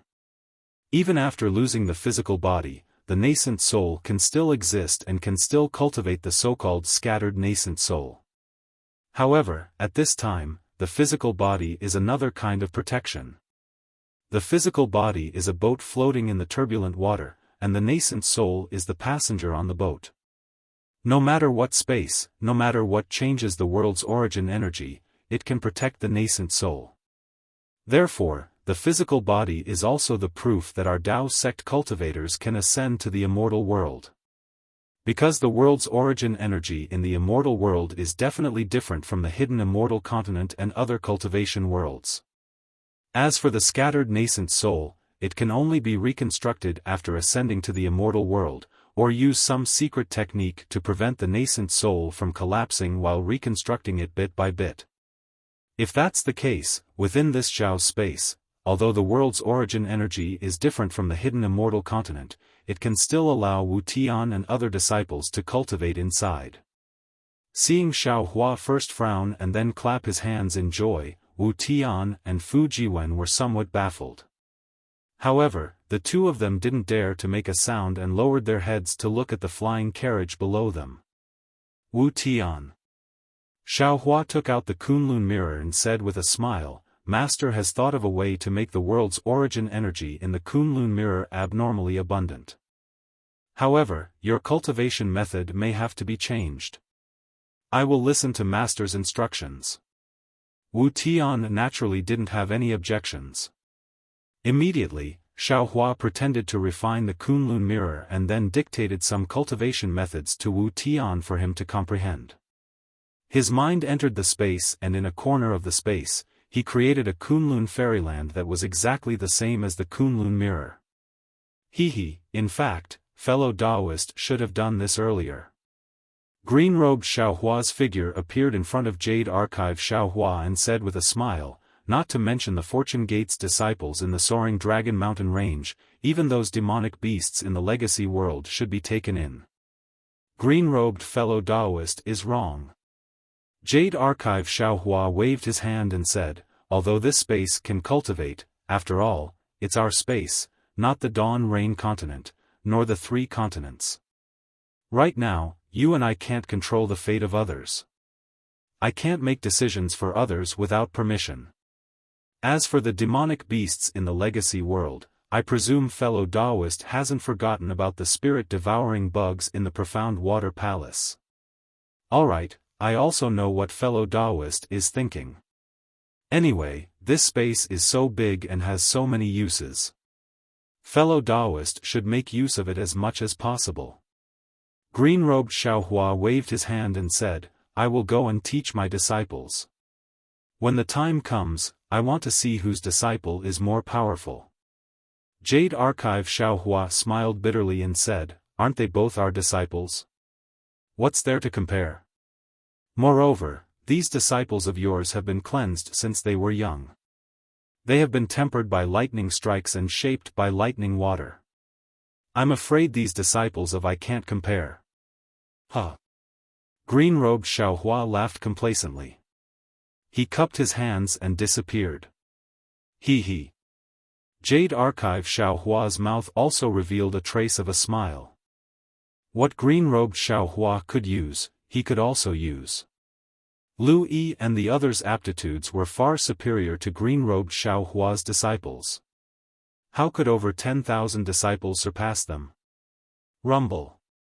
Just as Jade Archive Xiaohua was about to leave, an indescribable muffled sound of thunder suddenly came from the starry sky.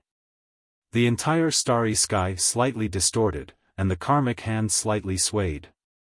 An obscure fluctuation that only Jade Archive Xiaohua could comprehend fell into his body. Jade Archive Xiaohua's face changed greatly.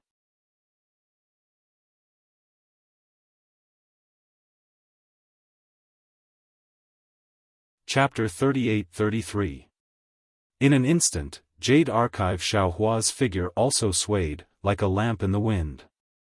After a few times, Jade Archive Xiaohua's figure became clear, but at this time, Jade Archive Xiaohua's face was pale. What? Is there going to be a disaster? Jade Archive Xiaohua narrowed his eyes and looked at the karma hand that had hidden in the starry sky. He whispered bitterly, this disaster is too big to be stopped. If it's not handled properly, it's inevitable that I'll end up dead. Where did this disaster come from? Is it Dragon Island? Or the Immortal Palace? Or something else? And this disaster can't be avoided. Even if I go into seclusion, this disaster will come. Could it be the Immortal Palace? That's impossible. Although I escaped from the Immortal Palace's attack that day, my cultivation was only at the late Yuanying stage. With Sun Jian's character, he wouldn't exaggerate. How could it attract the attention of the Immortal Palace? Could it be the trip to the Dragon Palace? No, it doesn't seem like it. If there's a problem with the trip to the Dragon Palace, I just have to go into seclusion. Forget it. Jade Archive Xiaohua thought for a moment, but still had no clue. In particular, the message from Karma Xiaohua was too vague. Jade Archive Xiaohua only felt that this crisis was very special, but he couldn't tell how special it was or when it would happen. Be careful. When it happens, I'll deal with it by sticking to the status quo. My cultivation is still not enough. Xiaohua's mind came out of the space. He opened his eyes and looked at the clouds and mist around him. He took a deep breath and sighed secretly, this warning is so vague. It's not only because the origin of the disaster is unclear, but also because Karma Xiaohua can only deduce in the space. If I can perform the complete karma method, I may be able to find some clues. Master, this method is very similar to the one I practiced before. Seeing Xiaohua open his eyes, Wu Tian said carefully, it's just that the absorption and refining of the qi of heaven and earth are a bit strange. I've completely mastered it. Good. Xiaohua collected his thoughts and nodded, Master will call Lu Yi and the others out. Tell them about the differences in cultivation in detail. Wu Tian was a Jindan cultivator, so explaining the cultivation method to Lu Yi and the other aura refining disciples was naturally as easy as lifting a finger. When Xiaohua released the group of disciples from the Kunlun mirror, Wu Tian carefully explained the differences between the two cultivation methods. Lu Yi and the others were all peerless geniuses, so they only needed to ponder a little bit to understand. However, they didn't know why Xiaohua suddenly asked Wu Tian to teach them such a strange cultivation method. Xiaohua didn't explain much and said to Wu Tian, "Bring the group of junior brothers back to the Kunlun mirror first and test out the new cultivation method. Come out after that. I still have some things to ask you." "Yes, master." After Wu Tian respectfully agreed, Xiaohua put them into the Kunlun wonderland in his space. Fujiwen. Xiaohua turned around and asked, "Where are we now?" When Fujiwen heard this, he couldn't help but feel surprised. He used the eye-clearing technique to take a look and whispered, "Master, this place is very unfamiliar. I don't know either, but it seems that it should be within Yu province." "Oh?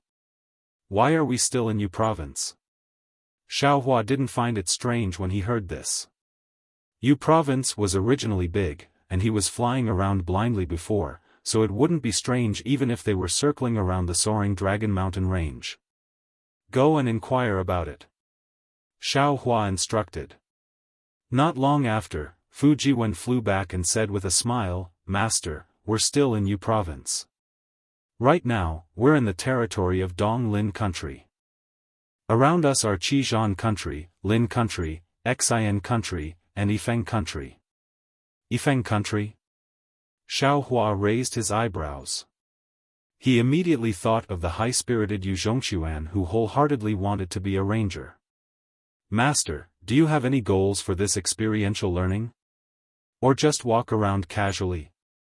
When Fujiwen saw that Xiaohua only let him and Wu Tian out, he knew what Xiaohua meant and asked carefully. "Master wants to go to the North Sea." Xiaohua thought for a moment and said, "However, there's still enough time. Take Master to Yifeng country." "Yes, Master." The North Sea was naturally very far away for Fujiwen. Fujiwen knew that he might not be able to reach there in a short time even if he rode on a Pegasus. However, since Xiaohua said there was enough time, then there was enough time. He bowed and answered, then raised his hand and patted the Pegasus, indicating that it should fly to Yifeng country. Watching Fujiwen riding on the Pegasus, Xiaohua waved his hand again. The black bear, golden eagle, and white lion appeared on the flying carriage. The three demonic beasts looked around and hurriedly knelt down. "Master, do you want us to pave the way for Master?" "No need." Xiaohua waved his hand and said, "This old master had previously promised all of you that I would find a suitable cultivation method for all of you. When the time is right, I will teach it to all of you." "Many thanks, Master." The black bear spirit and the other two demonic beasts were overjoyed and hurriedly kowtowed. Xiaohua smiled and helped the three demonic beasts up, saying, "In fact, this old master was planning to test your temperament before telling you. However, now that our fortune gate has just been established, we need all of you to contribute. The stronger you are, the better it is for our fortune gate. Therefore, today, I will teach all of you the cultivation method. Master, this lowly one swears to the heavens that this lowly one is loyal and devoted to Master and the fortune gate." The black bear spirit was the most quick-witted. After Xiaohua finished speaking, he immediately forced out a drop of blood essence from his body and swore the demonic beast alliance. Beside him, the white lion and golden eagle also swore an oath. Seeing the strange fluctuations in the air, Xiaohua raised his hand and held the 3 drops of blood essence in his hand. He ordered, "Black Bear, bring me the white lion and golden eagle's natal spirit tablets." Natal spirit tablets? The black bear blanked for a second, then understood. He hurriedly took out the jade token that Xiaohua had used to force the 2 demonic beasts to swear an oath on the Black Wind Ridge. "Quick!" Xiaohua waved his hand, and 3 drops of blood essence landed on the jade token. The red light on the jade token disappeared in a flash. Xiaohua did not return the jade token to the black bear, but kept it for himself. He said, "This old master will take this jade token first. As long as all of you are sincere to our fortune gate and follow this old master will definitely return all of you your freedom after 1,000 years. Hehe, master is speaking outside the box." The black bear laughed. "This lowly one has no ill intentions towards master. It doesn't matter whether we have this natal spirit tablet or not. If master likes it, he can take it for 10,000 years. Yes, this lowly one also has the same thoughts." The white lion and golden eagle hurriedly answered. "And that's for the best." Xiaohua smiled as he looked at the black bear. The black bear saw a trace of dark green in Xiaohua's eyes, and felt a sharp pain in the space between his eyebrows. Shortly after, countless totems swarmed into his body. These totems were the demonic bear's cultivation postures, and a series of cultivation secret techniques rippled out from these totems and rushed into his mind. After half a cup of tea's time, Xiaohua turned his head and looked at the golden eagle. By the time Fu Jiwen stopped the flying carriage in the sky above Yifeng country, Xiaohua had already sent the demonic beast clan's inheritance suitable for the 3 demonic beasts to cultivate into their minds. Seeing the 3 demonic beasts' bodies tremble slightly, and some inexplicable fluctuations emitted from their bodies from time to time, Fu Jiwen knew that this was an important matter, so he didn't dare to disturb them. He only stood quietly beside the Pegasus. Xiaohua withdrew his supernatural power and closed his eyes slightly. Ever since he obtained the inexplicable bloodline of the absolute saint in the relic world, his body was constantly undergoing subtle changes.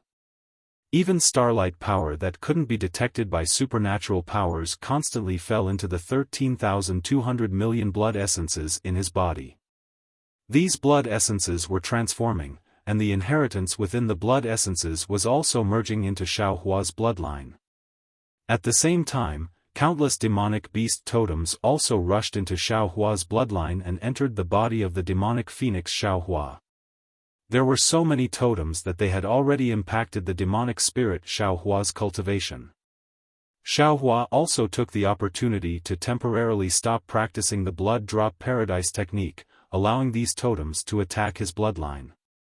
Through the demonic spirit Xiaohua could clearly see that the golden threads in his bloodline were becoming clearer and clearer. Moreover, when the totems attacked, an inexplicable golden light flashed from time to time.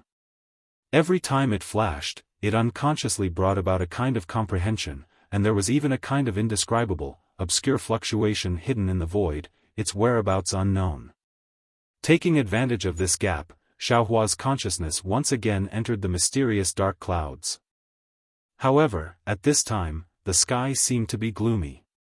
Above the soul cultivator Xiaohua's head, a heavy dark cloud was tightly pressed there. The dense soul threads were like the texture of granite, revealing a dignified and thick feeling, different from all the soul threads before. "How is it?" Jade Archive Xiaohua's eyes narrowed slightly as he looked at this layer of dark clouds that couldn't be detected, and asked in a low voice. Soul Cultivator Xiaohua appeared in front of Jade Archive Xiaohua and slightly shook his head. "I have tried countless times, this dark cloud is abnormal, I can't break through it at all. Granny, Xiaohua, this thing is too strange." Xiao Bai waved his huge dragon body and shouted, "Even the star splendor sky from before, and even the spirit chi sky from before wasn't so difficult to figure out. Don't worry." Jade Archive Xiaohua said indifferently, "The gap between the soul-sealing sky and the heart-breaking sky is the difference between a soul scholar and a shaman. From the perspective of my Dao school, it is the difference between a nascent soul and a spirit-severing stage. This layer depends on luck.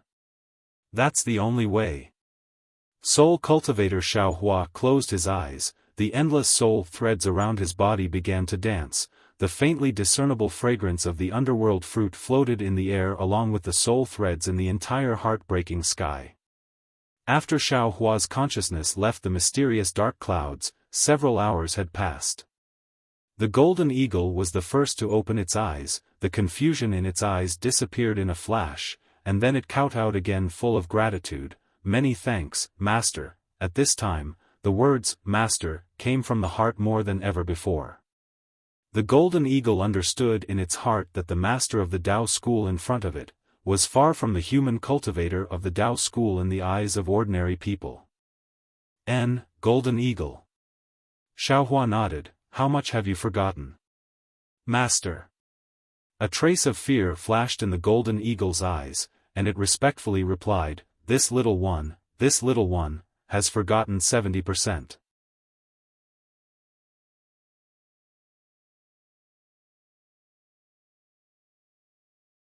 Chapter 38-34. So much? Xiaohua was slightly stunned. After all, the inheritance he gave to the golden eagle and the other two demons was not particularly high level. It was just a relatively low-level inheritance among the 13,200 million inheritances. "I've disappointed Master." The golden eagle lowered its head and said in a low voice. Xiaohua thought for a moment and asked, "Just with the remaining 30%, how far can you cultivate, Master?" The golden eagle still had a difficult expression as it replied, 5% of the 30% is gradually disappearing. This little one thinks that at most there will only be 25% left. But with this inheritance, this little one doesn't dare to say how far this little one can cultivate. If there is enough time, this little one can cultivate to the Na Tian realm. And this old man understands. This is not your fault. You can cultivate as much as you want. Xiaohua nodded. This old man has also left a cave residence for you three demons in the Kunlun immortal realm. You can go in and take a look. Many thanks, Master. The golden eagle kowtowed again. After sending the golden eagle into the space, Xiaohua looked at the white lion and the black bear. He was a little curious as to who would wake up first and how much they would forget. After another hour, the white lion opened its eyes. Its reaction was the same as the golden eagle's. However, to Xiaohua's surprise, the white lion had forgotten 60% and was also forgetting more than 5%. It seems that, the more you wake up, the more you remember. After sending the white lion into the space, Xiaohua looked at the black bear spirit who was as timid as a mouse with interest. Although Xiaohua had high hopes for the black bear spirit, the black bear spirit's bloodline was not much stronger than the white lion's. After an hour, the black bear spirit also woke up. He only remembered 5% more than the white lion. However, Xiaohua understood that this 5% was enough for the black bear spirit to cultivate to the devouring the sky realm. It was also enough for the black bear spirit's bloodline inheritance to step into the realm of experts. Perhaps this is all this old man can do now.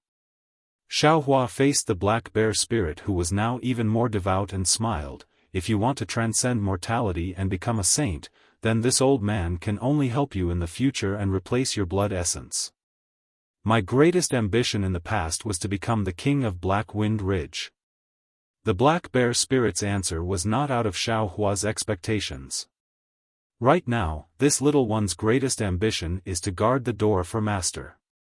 No matter what cultivation this little one has, this little one will always be the black bear that guards the door for Master. Go and cultivate. Xiaohua waved his sleeves and sent the black bear spirit into space. He said, I'm looking forward to having a great demon saint to guard my cave abode. After sending the black bear spirit into the space, Xiaohua released the golden eagle and asked a few questions.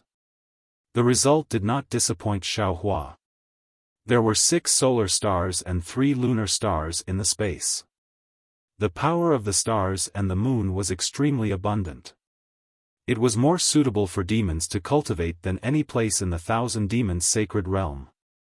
Seeing Xiaohua put the golden eagle back into the space again, Fu Jiwen asked respectfully, Master, now that we've arrived in Yifeng country, please tell me what to do. However, before Xiaohua could say anything, Fu Jiwen's body suddenly trembled. Then, strands of true qi emerged from the top of Fu Jiwen's head in an extremely disorderly manner. In particular, there were inscriptions condensing into formation talismans that flew out without warning. Some formed flying swords, some formed armor, and some even rushed towards Xiaohua. "Master, save me." Fu Jiwen's face was ashen, but his trembling limbs did not seem to listen to Fu Jiwen's control. Even when Fu Jiwen called for help, the corners of his mouth twitched. Sigh. Xiaohua sighed. With a wave of his hand, he restrained Fu Jiwen.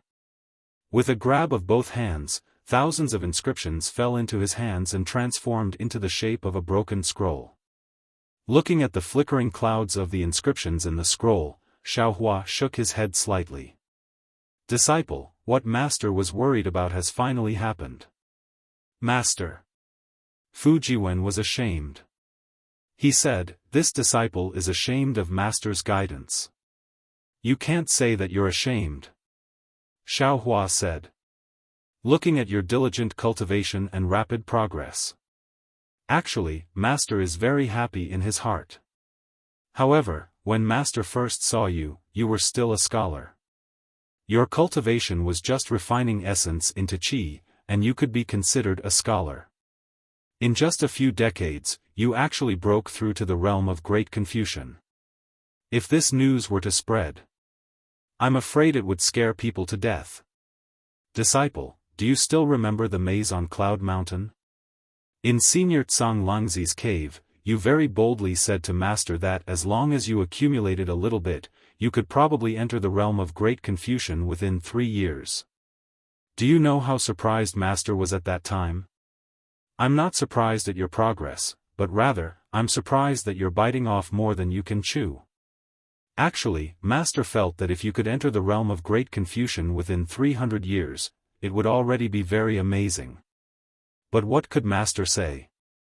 You had just condensed the heavenly book and were in high spirits. Although Master was worried, Master could not discourage you.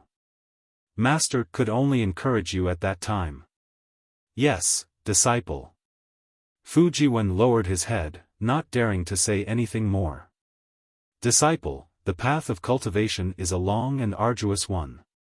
It takes a lifetime to walk it. Perhaps there are some opportunities that can speed up your cultivation, but shortcuts are never the right way. Xiaohua said very seriously. Any action that is short-sighted will lead to failure.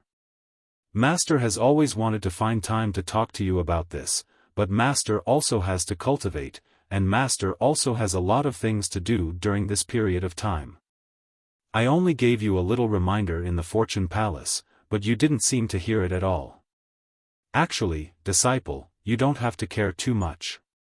When Master was cultivating in the past, he was also as aggressive as you, and also suffered a big loss. You are worried about Bai and want to enter the realm of great Confucian as soon as possible, and want to see Bai as soon as possible. But if you are too impatient, you won't be able to eat hot tofu, and when the time comes, won't you make Bai even more disappointed? Yes, disciple understands. Fu Jiwen was sweating like rain. Forget it. Xiaohua waved his hand, and a crystal light fell into Fu Jiwen's body. After a while, Fu Jiwen's body could already move. Master will temporarily seal most of your heavenly books. You have to carefully comprehend these sealed heavenly books, and you have to carefully comprehend the cultivation method of Confucian cultivators. Walk step by step, don't run. Yes, disciple understands. Fu Jiwen replied in a low voice. Well, don't think too much. Follow Master down and bring Master to find Yifeng country's Yu clan. Xiaohua instructed. Yes, Master. Fu Jiwen calmed his mind and rode the heavenly horse down. When Xiaohua kept the heavenly horse and the flying carriage, Fu Jiwen had already found the location of the Yu clan. Yifeng country was not big, even smaller than Jiang country. With Xiaohua's ability, he could completely detect it with a sweep of his divine sense. However, because of the previous warning, Xiaohua did not want to attract any trouble, and did not dare to be careless. He only followed Fu Jiwen outside Yifeng country's capital. Looking at the not-so-majestic city walls and the simple villagers entering and leaving the city gate, Xiaohua somewhat understood. The Yu clan was not a great family of Confucian cultivators. From the information that Fu Jiwen found out, the Yu clan was only a secondary 7th-rank aristocratic family. The so-called Great Confucian Cultivator that came out was probably many years ago. Only this kind of small country would be able to support the Yu clan. Yifeng country's city gate was also guarded by soldiers, and it seemed that the inspection was very strict. Occasionally, there would be some people who looked like spies being arrested. This made the atmosphere in and out of the city gate a bit tense. However, with Xiaohua's ability and Fu Jiwen's identity as a Confucian cultivator, entering Yifeng country was not a difficult matter. When the two people arrived in front of the Yu residence, Xiaohua frowned again. The layout of the Yu residence was very large, occupying dozens of acres of land in Yifeng city. There were many pavilions, terraces, and pavilions inside. Even the two copper lions in front of the residence gave off a kind of steadiness that had been passed down from generation to generation. However, at this moment, this steadiness was broken by some noisy carriages and people wearing court uniforms and military armor. These people's faces carried some nervousness and respect as they hurriedly shuttled in and out of the wide-open residence gate. Some servants wearing embroidered clothes also followed these people in and out, shouting loudly, as if they were announcing and welcoming them. Xiaohua had never liked this kind of bustle, so he simply released his soul consciousness and probed inside the Yu residence for a moment. He said to Fu Jiwen in a low voice, "The person master is looking for is not in the residence. It seems, we can only pay a visit." "Yes, master. Please wait here for a moment." Fu Jiwen thought for a moment, and smiled. This disciple will use the name of an assassin to visit the Yu clan. I wonder who master is looking for. Yu Zhongxuan. The young master of the Yu residence. Xiaohua replied, "This child is fated with this old man. Today, I have specially come to settle the karma." This disciple understands. It seems this disciple will have another little junior brother. Fu Jiwen said with a smile as he took out the name of an assassin from his bosom. If it's fated, it should be a little junior brother and a little junior sister. Xiaohua's eyes narrowed as he replied thoughtfully. Fu Jiwen took out his name of an assassin, and very politely smiled at the servant who came to greet him. "This one is Fu Jiwen. I have specially come to pay a visit to the residence's young master, Yu Zhongxuan. Please announce him." Upon hearing that Fu Jiwen had come to pay a visit to Yu Zhongxuan, the servant's respectful face suddenly revealed a trace of strangeness. However, the servant didn't accept the name of an assassin, and only politely replied, "So it's young Master Fu. This one has been disrespectful. It's just that my family's young master isn't in the residence, so this one has no way of announcing. I hope young master can understand." "Oh? Where did young master you go?" Fu Jiwen was slightly surprised, and asked curiously, "Of course, young master you only said that he could find him in Yifeng country." The servant smiled apologetically, "This one doesn't know where my family's young master went." Since that's the case, please bring this one's name of an assassin to Uncle Yu's table. This one will ask him personally." Fu Jiwen saw that the servant didn't intend to announce his arrival, so he could only say it himself. The servant was a bit embarrassed, and smiled apologetically. "It's not that this one doesn't want to announce it to young master. Today, there is a military mission in the residence. Other than the officials in Yifeng country's imperial court, no one is allowed to announce it to young master. So that's how it is." Fu Jiwen frowned slightly. After thinking for a while, he asked again, "Then, if this one wants to know where young master you went, what should I do?"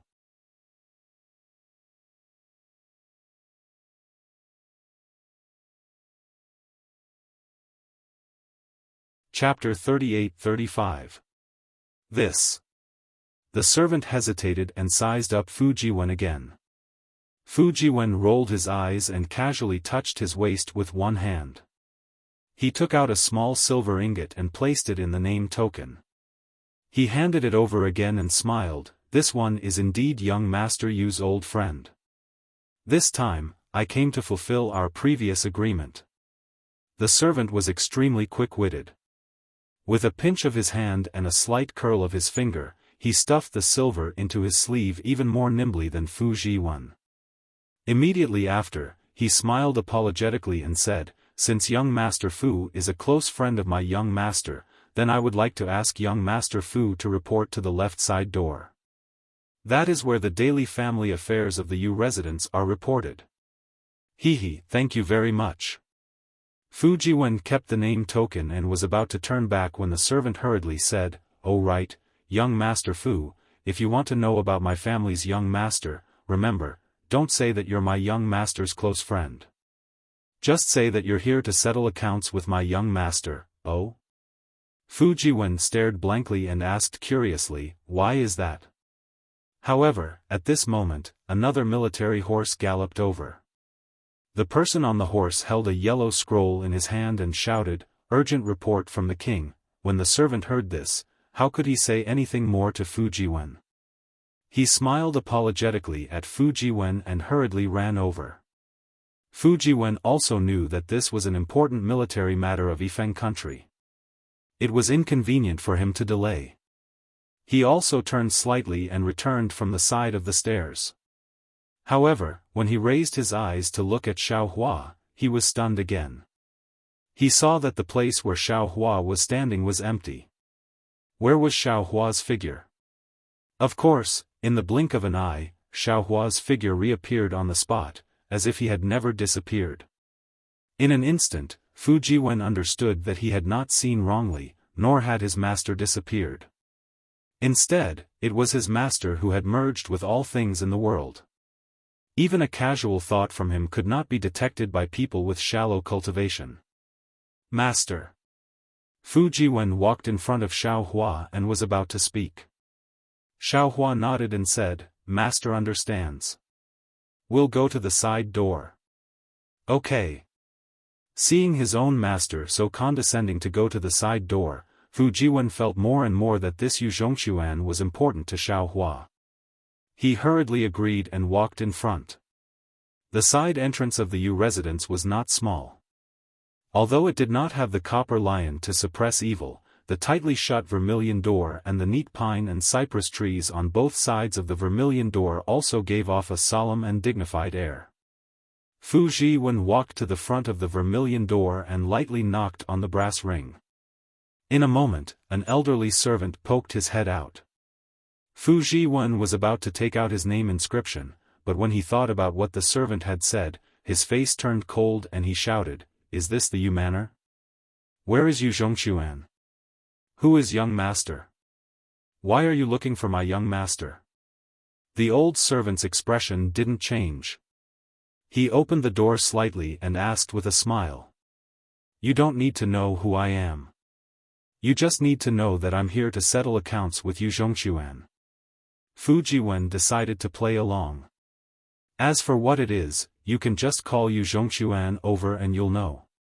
"Sigh, young master, please calm down, young master." The old servant didn't find it strange and hurriedly bowed. "My young master is not in the residence right now. This old servant apologizes to young master on behalf of my young master. This has nothing to do with you." Fu Jiwen couldn't bear it, but he still said, "You just need to tell me where Yu Zhongxuan went. This old servant doesn't know where my young master went." The old servant replied fluently, "If young master needs any compensation, feel free to ask." "No need," Fu Jiwen said resolutely. "Every injustice has its perpetrator and every debt has its debtor. This humble one will only look for Yu Zhongxuan." "Sigh, then please wait a moment." The old servant sighed again and closed the door. He turned around and seemed to be reporting. Fu Jiwen turned to look at Xiaohua. Xiaohua was also somewhat helpless. After all, he was here to form good karma with the Yu family. Forceful means might be effective, but Xiao Hua always felt that it was disrespectful to the Yu family. He wouldn't be able to explain himself to Yu Zhongxuan in the future. A moment later, there was a sound from behind the vermilion door. Xiao Hua's soul sense swept over and a strange expression immediately appeared on his face. Sure enough, when the vermilion door opened again, a family guard wearing embroidered clothes came out. Wasn't this one of the two family guards who escorted Yu Zhongxuan back then? However, those two family guards didn't report their names from beginning to end, so Xiao Hua didn't know their names. The family guard pushed open the door and looked at Fu Jiwen. He frowned and said, "This young master, I don't know how my young master offended you. My young master isn't here now, so if you have anything to say, just say it. As for my young master's whereabouts, forgive me for not being able to tell you." Not waiting for Fu Jiwen to make up a story, Xiao Hua's figure flashed and arrived in front of the family guard. He opened his mouth and said, "It is this Xiao who came to look for Yu Zhongxuan. Do you still remember this Xiao?" Xiao Hua's sudden appearance in front of the family guard gave him a fright. The family guard abruptly retreated, true energy actually appearing around his body. He shouted with extreme vigilance, "You, who are you?" "N?" Xiao Hua smiled and looked at the family guard. He said expectantly, "Could it be that you have already forgotten? When Yu Zhongxuan ran away from the marriage, you, seventh uncle Yu, and another family guard went to Bronze Pillar country to chase after him. You even ran into bandits on the way. That." The family guard looked at Xiao Hua up and down, somewhat puzzled. He smiled and said, "This Taoist Xiao, this one doesn't know what Taoist Xiao is talking about. When did he run away from the marriage, ah?" Xiao Hua's eyeballs almost fell to the ground. He said in shock, "Yu Zhongxuan, how many times did he run away from the marriage? AI, Taoist Xiao should know. Every time my young master ran away from the marriage, he was chased back, and every time he was chased back, he would run away again after a few days." The family guard said with an extremely bitter smile, "To tell the truth, this one already can't remember how many times my young master ran away from the marriage. Granny, this Yu Zhongxuan, isn't he too strange?" Xiao Hua really didn't know whether to laugh or cry. He had only heard of people running away from the marriage, but he had never heard of people running away from the marriage to the end. He really didn't know if Yu Zhongxuan's ambition was to be a ranger or to run away from the marriage. Seventh uncle also chased after him a few times in the beginning. The family guard sighed again. Later, seventh uncle also got old and couldn't catch up anymore. He let this one and Yu Guanghui chase after him together. But later, Guanghui died in the hands of a demon when he encountered bandits. Now, only this one is left. AI, this one hasn't received any news from the young master yet, otherwise, this one would have already chased after him. What? Even Fu Jiwen, who was next to him, couldn't help but exclaim, "Could it be? Yu Zhongxuan ran away from the marriage again?" While speaking, Fu Jiwen turned to look at Xiao Hua, not knowing what to say. Xiao Hua was even more dumbfounded. Previously, he had already thought highly of Yu Zhongxuan, but he still didn't expect that. Yu Zhongxuan still hadn't married that young lady from the Chang family, and was even running away from the marriage. That Yu Zhongxuan hasn't married yet. Is it still that Chang family's young lady? Xiao Hua probed again. When the family guard heard Xiao Hua's question, some of his original doubts were reduced. He nodded and said, "What Taoist elder said is right. It's still that young lady. But now she has become the Chang family's young lady." Xiao Hua was quite puzzled and asked curiously, "Since Yu Zhongxuan isn't willing to marry the Chang family's young lady, then why does the Yu family insist on forcing him to marry the Chang family's young lady?" Taoist elder doesn't know. The family guard seemed to have met a confidant. He almost pulled Xiao Hua's hand and confided, now it's no longer up to my Yu family. Previously, my family's young master ran away before the engagement. After being chased back by 7th Uncle Yu, he got engaged to the Chang family's young lady. After the engagement, the young master ran away from home several times. The Yu family didn't want to force the young master too much, so they discussed breaking off the engagement with the Chang family. The Chang family saw that a forcefully picked melon isn't sweet, so they also wanted to break off the engagement.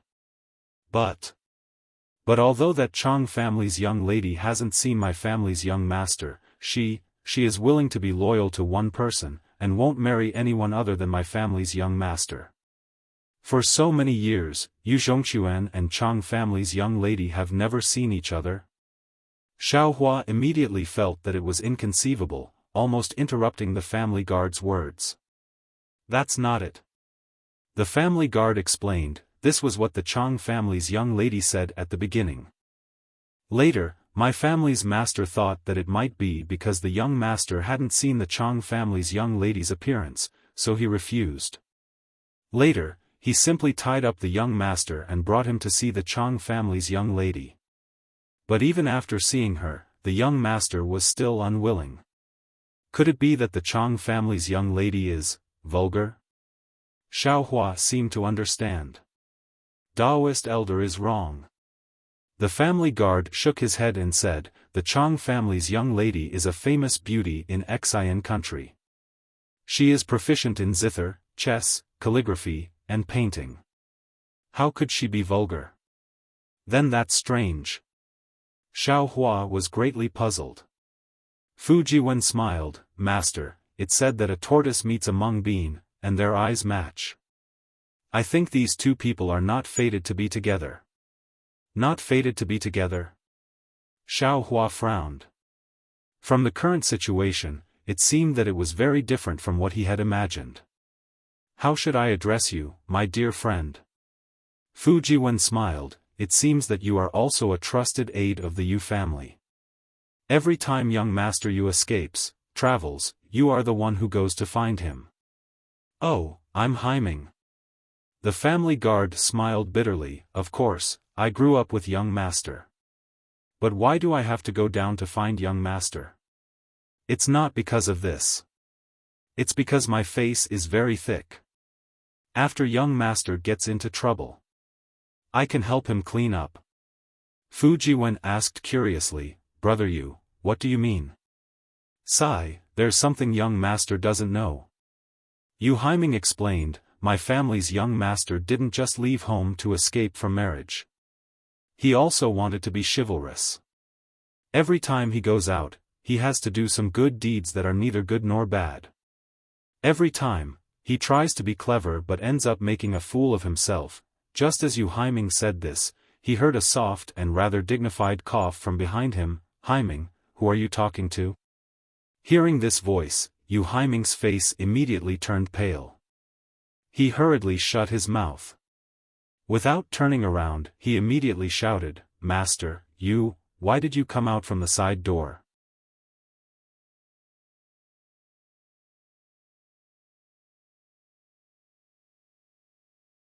Chapter 38-36. Naturally, Xiaohua had long sensed that someone was coming. At this time, he raised his head and saw the vermilion door open.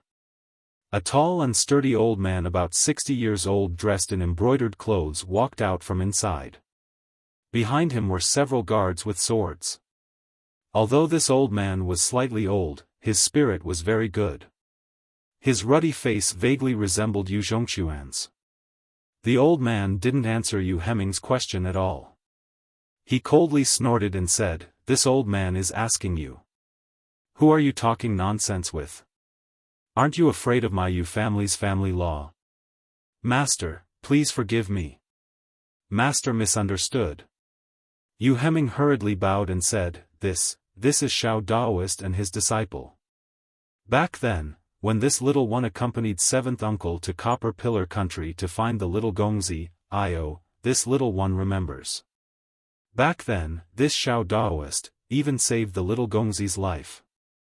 It's just, It's just that Xiao Daoist didn't seem to have changed after so many years. This little one almost couldn't remember. Oh. Hearing Yu Heming's words, the old man didn't dare to be negligent. He looked at the young Xiaohua and cupped his hands, so it's Xiao Daoist. This old man will repay the kindness of Daoist for saving my son. However, this old man has some important matters to attend to in the palace. It's not good to accompany Daoist. Heming, go find the accountant and withdraw 1,000 taels of gold. Respectfully give it to Xiao Daoist. Yes, master. Yu Heming didn't dare to be negligent and hurriedly replied. Xiaohua waved his hand and said, Master Yu seems to have misunderstood the purpose of this Zhao's visit. This Master Yu didn't even tell Xiaohua his name. It seemed that he really had some urgent matters. However, the main meaning was that he didn't really believe Yu Heming's words. Now that he heard Xiaohua speak, he couldn't help but ask with interest, oh. If Xiao Daoist didn't come for money and kindness, then why did you come? This. Xiaohua hesitated slightly. It wasn't wise to speak of his intention to take in a disciple now. However, if he didn't say it now and mentioned it later, it would give people a misconception. Xiaohua thought of the story between Yu Zhongxuan and Miss Chang and said, this Xiao came to see Yu Zhongxuan and see if I can take him as a disciple. Disciple? You? Are you joking? Master Yu was stunned. His pair of withered yellow eyes looked at Xiaohua up and down 3 times. Then, he looked at Yu Heming at the side and said to Xiaohua solemnly, Daoist Xiao, if this old man didn't see that you have some skills, my loyal servant wouldn't lie in front of this old man. This old man would almost beat you out of here. Although you have the grace of saving my son's life, it is absolutely impossible for my Yu clan's descendant to join the Dao sect. Even if Quan agrees, this old man will never agree. Taoist priest, please. All right. Xiaohua didn't drag things out. He nodded and said, since we're not fated, then this Xiao won't force it, Heming. When Master Yu saw Xiaohua like this, he was even more like 7th Uncle Yu that day, treating Xiaohua as a swindler. He coldly snorted and said, in the future, your pair of eyes need to be sharpened. Don't believe anyone who says it's related to Quan This old man told you to take care of Quan and you just, unfortunately, before Master Yu finished speaking, a thunderous voice shouted from afar, Yu Zhongxuan, which one of you is Yu Zhongxuan? Get out here for this old man. Io, not good. When Yu Heming heard this, his face changed slightly and he looked at Master Yu. What are you afraid of? Master Yu glared at Yu Heming and said angrily, quickly go and take a look. Could it be that someone is going to tear down my Yu clan? Yes, yes. Yu Heming hurriedly agreed and ran towards the front door of the Yu clan. Boom. Before Yu Heming could turn around the pine tree, he heard a loud noise. Several tall and straight trees were uprooted and flew into the air. Even the square bricks and bluestones on the ground were lifted up. These broken pieces of wood and gravel were mixed with great force and smashed towards Yu Heming. Yu Hezing was startled and hurriedly raised his hands. The true qi around his body surged as he tried to block these things. However, just as he raised his hands, the gravel in front of him flew over. The true qi around Yu Hezing's body was immediately shattered by these gravel. Yu Hezing turned pale with fright. He quickly leaped to dodge, but at this moment, not to mention the gravel covering his entire body, even the area around him was covered by the gravel. How dare you! Hearing old Master Yu's angry roar, the guards behind him followed his order and flew up, each of them urging their true qi to save Mingyu. Unfortunately, they were too far away from Yu Heming. How could they make it in time? Rather than saying that they wanted to save Yu Heming, it was better to say that they were blocking in front of Master Yu to block the broken pieces of wood for him. Seeing that several guards had passed by him, the broken pieces of wood and gravel had already landed in front of Yu Heming. Master Yu was shocked. He didn't expect that the intruder's strength would be so strong. Moreover, he was ruthless and didn't show any mercy. However, it was too late for him to make a move now. Master Yu raised his hand and put it down again, watching coldly. Pa, pa, pa. A loud rumbling sound came from where Yu Heming was. All the broken pieces of wood and gravel that landed on Yu Heming's body were blocked by an invisible barrier and fell to the ground. Yu Heming, who had already given up on resisting, naturally used his hands to protect his chest in vain. His head was tucked into his chest. At this time, he was stunned as he watched the broken pieces of wood that were enough to kill him slowly fall to the ground. His eyes flashed with disbelief. Yu Heming was safe and sound.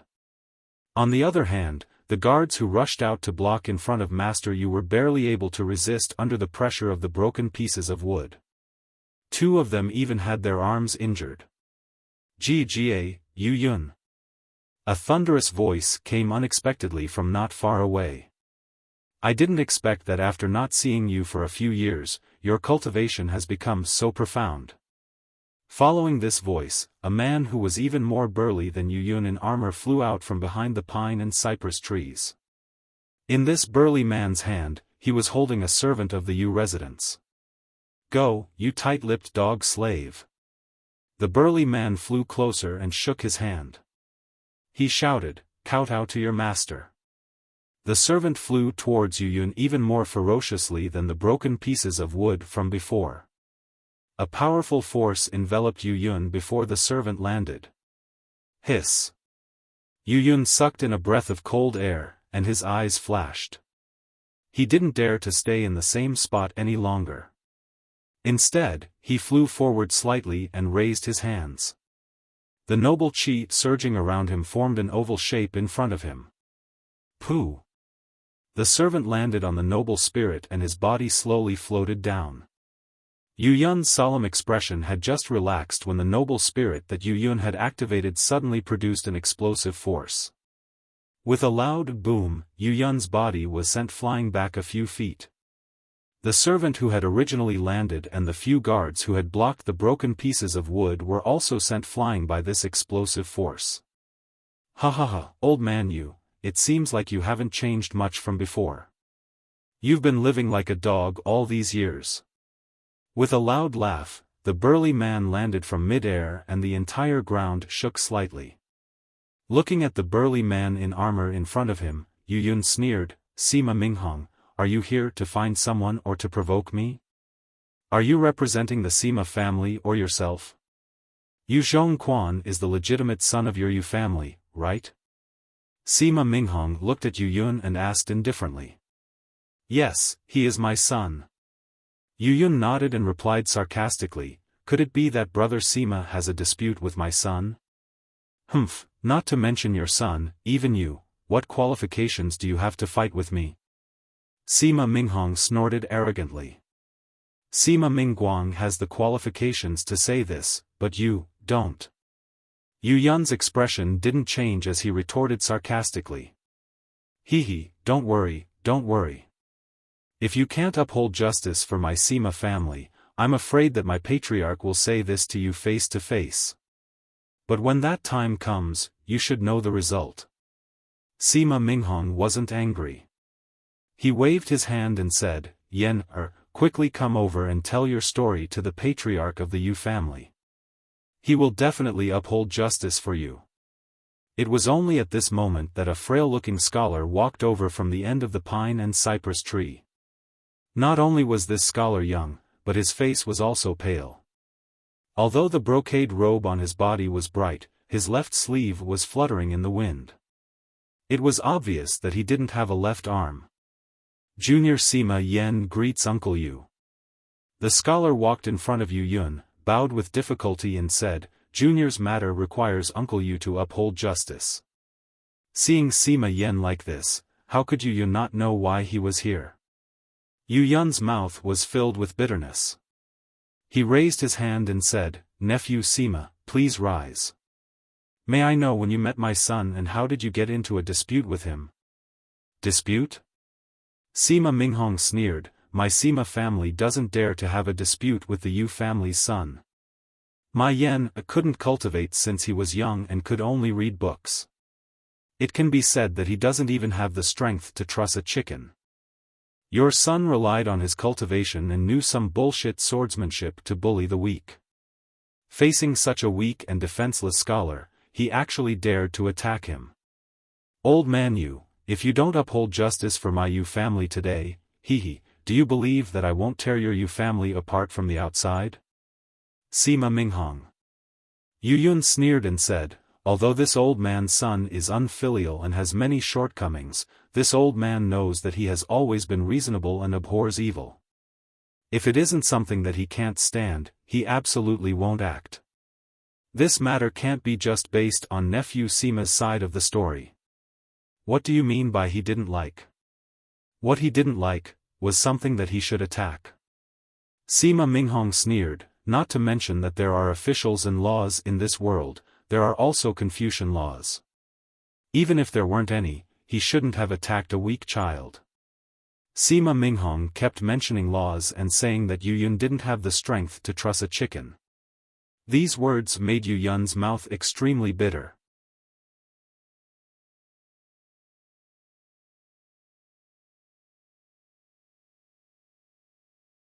Chapter 38-37. Uncle, please uphold justice for your nephew. At this moment, Sima Yan took the opportunity to speak. He knelt on the ground and said, a few days ago, your nephew brought a group of guards to the outskirts for a walk. We met a few villagers who bumped into your nephew's carriage and dirtied your nephew's brocade robe. Your nephew didn't want to escalate the matter and only wanted to ask for 1 or 2 copper coins to teach them a lesson. But at this moment, your noble son descended from the sky. Not only did he disperse the guards who were protecting your nephew indiscriminately, he even cut off your nephew's left arm. He kept saying that he wanted to get rid of violence and bring peace to the people. Uncle, this little nephew only wanted to teach the villagers some etiquette and some lessons. How did it become cruel? Nephew, please get up. Yu Yun's face was a little green as he raised his hand and said, it does sound like this old man's son is in the wrong. However, this old man has already said that what nephew said is only the opinion of one person. This old man still wants to ask my son. If it is really his fault, this old man will definitely cut off his left arm as an apology for you. Thank you, uncle. Sima Yan stood up, trembling. He looked very weak. Yu Yun looked at Sima Yan's left arm and bit his lip. He understood that if an ordinary disciple's arm was cut off, it might not be able to be reborn. But how could a disciple of a scholarly family be cut off just like that? Since the Sima family didn't want to reattach Sima Yan's arm, they naturally had other plans. Quickly call Yu Zhongquan out. Sima Minghong shouted, I want to see what kind of guts he ate to actually dare to hurt my Sima family disciple. Sigh, my son isn't at home. Yu Yun sighed, I didn't teach my son well and couldn't discipline him. These days, he has been wandering outside. Even I don't know where he went. Sima Minghong looked straight at Yu Yun and sneered, old man you, don't refuse a toast only to be forced to drink a forfeit. I won't hide it from you. My clan head was furious when he heard about this. If it weren't for my persuasion, he would have come personally. My Sima clan is a scholarly clan. When have we ever suffered such a loss? This old man came here today to try peaceful means before resorting to force. If the Yu clan doesn't give me an explanation, not only will this old man not leave easily, the development of the situation in the future will definitely be out of my control. The threat in Sima Minghong's words was very obvious, not to mention that he was staring at Yu Yun like a sharp sword. Yu Yun narrowed his eyes and replied indifferently, my Yu family has been spreading its influence in Yifeng nation for more than a year or 2. What kind of scenery have we not seen? Although my Yu clan can't be compared to your Sima clan, if you want to take away my son with just a few words, Sima Minghong, you're thinking too simply. Simple or not, this old man doesn't know. Sima Minghong waved his hand again. A crane rushed into the air and disappeared in an instant. He then smiled and said, "This old man only knows that it's fine if you don't hand over Yu Zhongquan today, but you have to give my Sima clan an explanation. My Sima clan disciple's arm can't be chopped off for nothing." "What kind of explanation do you want?" Yu Yun asked thoughtfully. Sima Minghong took out an envelope from his chest. With a flick of his finger, the envelope fell in front of Yu Yun and said, "This is a letter from my clan head. You'll know once you read it." Yu Yun took the envelope and slowly opened it. When his gaze fell on it, his eyes flashed with anger. He raised his head and said coldly, "Impossible. This old man can't agree to this kind of condition." Boom! Just as Yu Yun opened his mouth, the envelope in his hand spontaneously combusted and instantly turned into ashes. "Since you can't agree." Sima Minghong wasn't surprised by Yu Yun's reaction. He smiled and said, "Then don't blame my Sima clan for not giving your Yu clan face. Generals, listen up, yes." It was at this moment that several cultivators who were wearing the same armor as Sima Minghong flew over from out of nowhere. When they heard Sima Minghong's order, they all replied in unison. "Sima Minghong." Yu Yun said angrily, You are trying to start a war between our two clans. This old man can't bear this crime." Sima Minghong laughed, "Since you can't hand over Yu Zhongquan, then this old man can only order the generals to go to your Yu clan and capture him. Your Sima clan's disciple barged into my Yu clan like this. Isn't this a slap to my Yu clan's face? Isn't this provoking a war between our two clans?" Yu Yun said angrily. Sima Minghong retorted, "That's right. Since you know that this old man's actions are a slap to your face, then Yu Zhongquan chopped off my Sima clan's disciple's arm. Isn't that a slap to my Sima clan's face? The one at fault is your Yu clan. Quan is indeed not at home. Otherwise, why wouldn't this old man let him out to confront me?" Yu Yun suppressed his anger and said helplessly, "If he's really not at home." Sima Minghong thought for a moment and said, "Old man, you make an oath and tell me where Yu Zhongquan went. This old man will give you face today. Otherwise." As soon as Sima Minghong said this, Yu Yun's face flushed red. Not to mention that he was forced to swear an oath in front of his own house. Even if he revealed Yu Zhongquan's whereabouts, he wouldn't be able to face the Yu family. However, if he didn't do this, then the Sima clan's people would barge into the Yu residence. The ones who would lose face would also be him and the Yu residents. Sima Minghong was forcing him step by step. He didn't plan to let today's matter end well. Otherwise what? Yu Yun asked coldly. What else can we do? Sima Minghong finally revealed his sharp teeth, otherwise. Before Qi Zhanghua's army conquers Yifeng country, my Sima clan will take the head of the Grand Minister of Yifeng country first. How dare you? Yu Yun's body trembled, and a sharp aura emitted from his body. He left the residence from the side door and headed to the palace to discuss with the Emperor of Yifeng country about how to deal with Qi Zhanghua's army. The Grand Minister of Yifeng country was Yu Yun's eldest son, Yu Zhongli. Now, the Yu residence's soldiers and message delivery were also discussing the battle report from the front line. "Old man Yu, this matter is no longer up to you."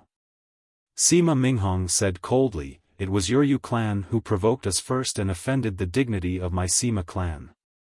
My Yu clan is already very merciful by not sending troops directly." At this moment, there were naturally soldiers flying out from the Yu residence.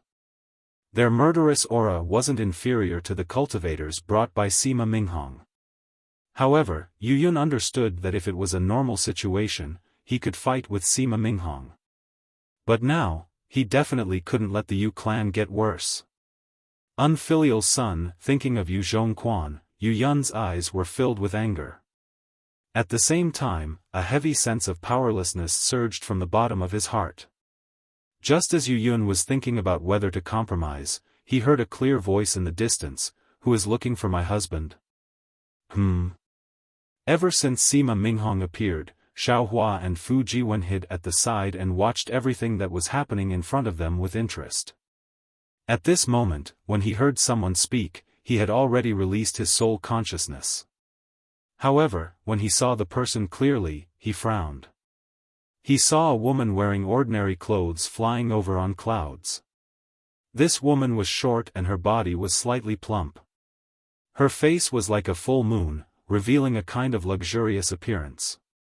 She was completely different from the ghost Huang Yi that Xiaohua saw in the Huang clan of Tianmen Mountain. Husband? Sima Minghong looked at this woman who was only in the scholar realm. Disdain appeared on his face as he waved his hand and said, "You are that shameless woman from the Chang clan who only wants to marry Yu Zhongquan, right? This old man really doesn't understand why Chang Honglai is so indulgent with you. If it was this old man, I'm afraid that I would have already slapped you to death." Junior Chang Yuan greets senior. The woman landed on the field and respectfully bowed to Sima Minghong. She replied neither arrogantly nor humbly, "Fortunately, this junior's surname is Chang and not Sima. My father had a great scholar teach this junior about filial piety. Since young, this junior has known the principle of being filial to one's parents. Since this junior has already been betrothed to Yu Zhongquan, then this junior is Yu Zhongquan's wife.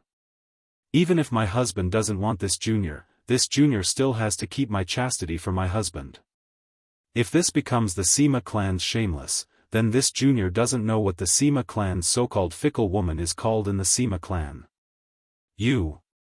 Sima Minghong's face was slightly red and he was rather embarrassed. Sima Yan's eyes lit up and he said frivolously, "So this is the Chang clan's young lady. This junior has long heard of you. Now that I see you, you really live up to your reputation. Although Yu Zhongquan is your husband in name, you two are not husband and wife in reality. Moreover, Yu Zhongquan is already a grasshopper after autumn. Not many people can survive. This junior advises you to make early plans. It is my fortune to be able to marry someone with such great ambitions like Yu Lang. Even if I have to die with my husband, it will be worth it." Chang Yuan looked at Sima Yan with disdain and sneered, "It's still better than someone who got his arm chopped off by a woman and lived an ignoble life." Chang Yuan's words immediately pointed out the question that Yu Yun couldn't ask and even exposed Sima Yan's scars. Sima Yan's face was filled with shame and anger. "Shut up." Sima Minghong scolded Sima Yan and asked Chang Yuan, "Chang clan's young lady, did you come here on your own or on behalf of Xian country's Chang clan?" "This junior naturally came here on my own. This has nothing to do with my Chang clan or Xian country." Chang Yuan replied faintly, "Moreover, this junior is clear about senior's intentions. Since my husband isn't here, if senior has any problems, please come to this junior." You. Sima Minghong was really caught off guard. He really didn't expect Chang Yuan to come. He also didn't expect Chang Yuan to stand up for Yu Zhongquan. Chang Yuan was right. Although Chang Yuan and Yu Zhongquan weren't married and Yu Zhongquan had been running away from the marriage, they were still engaged.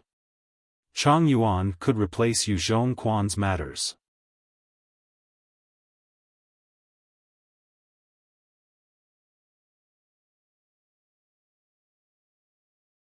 Chapter 38.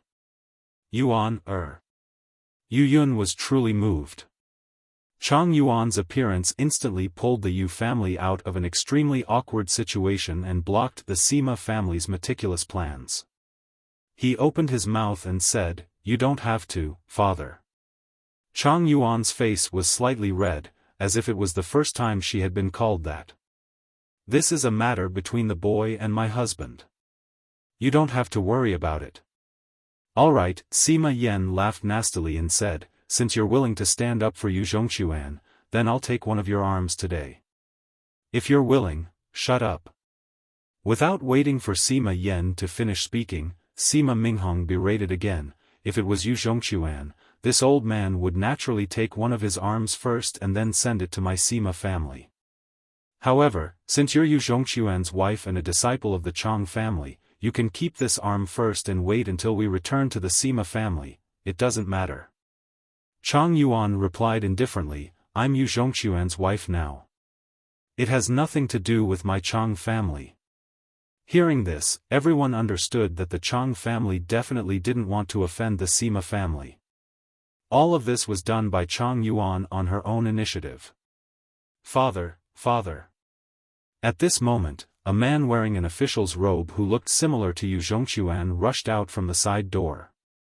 He held a blood-stained tiger tally in his hand and said anxiously, Dong Lin country has already sent out their troops. Their grand tutor has brought a group of disciples and is approaching the capital city. Hearing this, Yu Yun's face became anxious. His gaze fell on Chang Yuan and he said in a low voice, this is urgent. Yuan, I'll have to trouble you for now, let's go. Sima Minghong saw that the situation was hopeless and that the Sima family couldn't get any benefits from Yifeng country for the time being. He laughed coldly and reached out to grab Chang Yuan. Wait.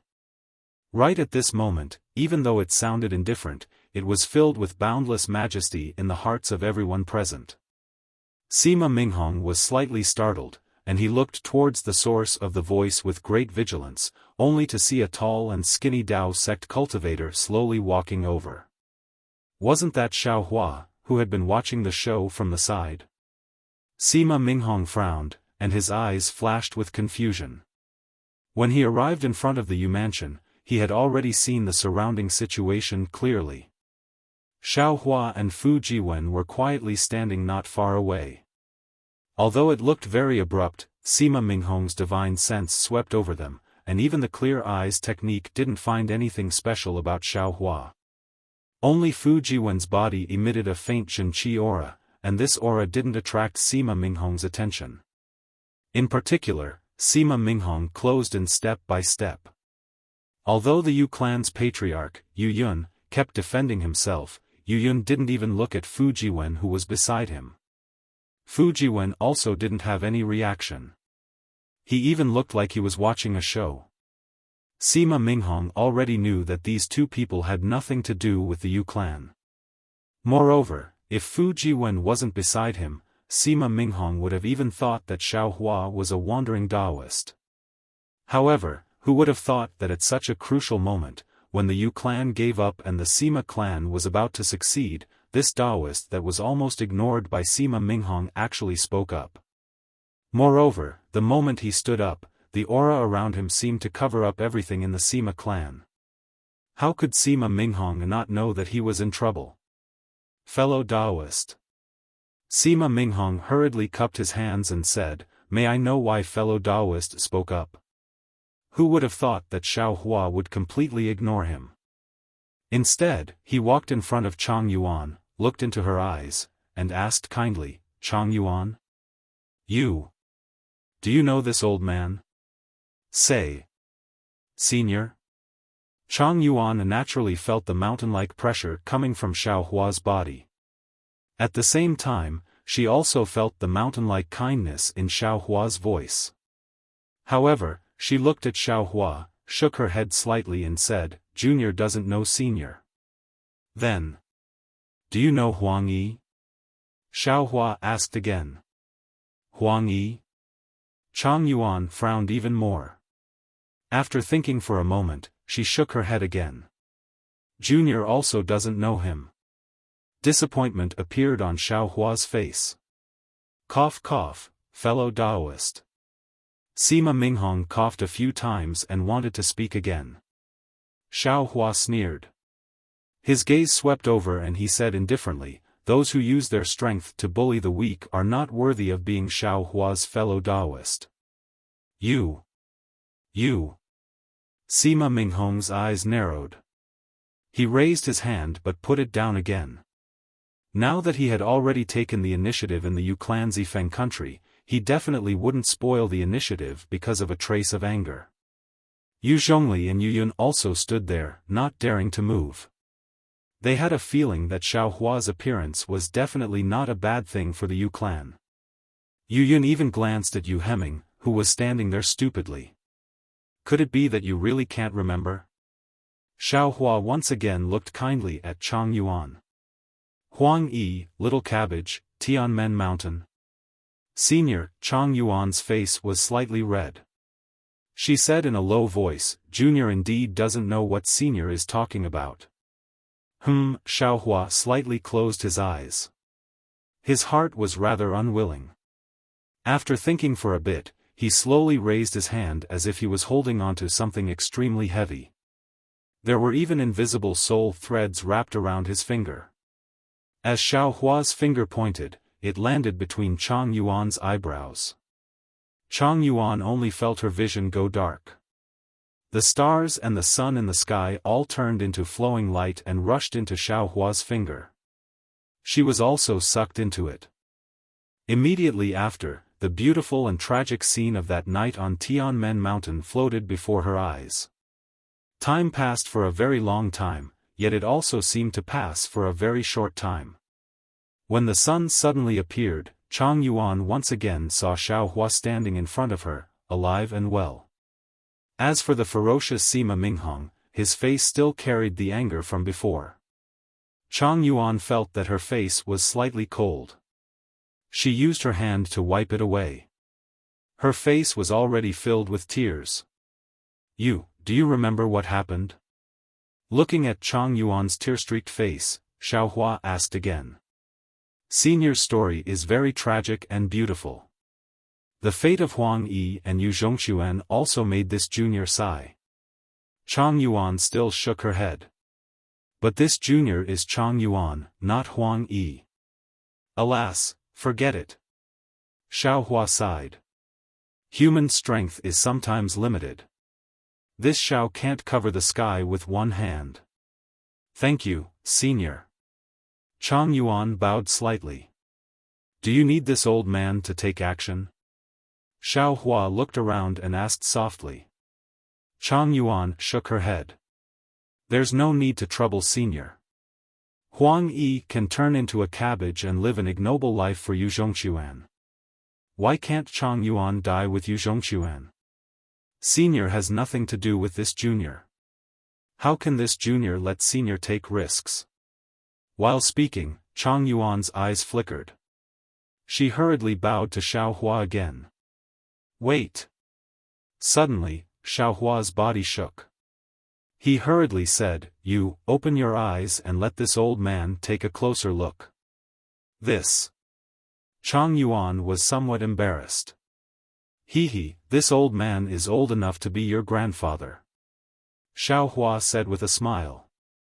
If this old man's guess is correct, you must be the person this old man is looking for. Okay. Chang Yuan bit her lips. She opened her eyes and looked straight at Xiaohua. Hiss, as expected.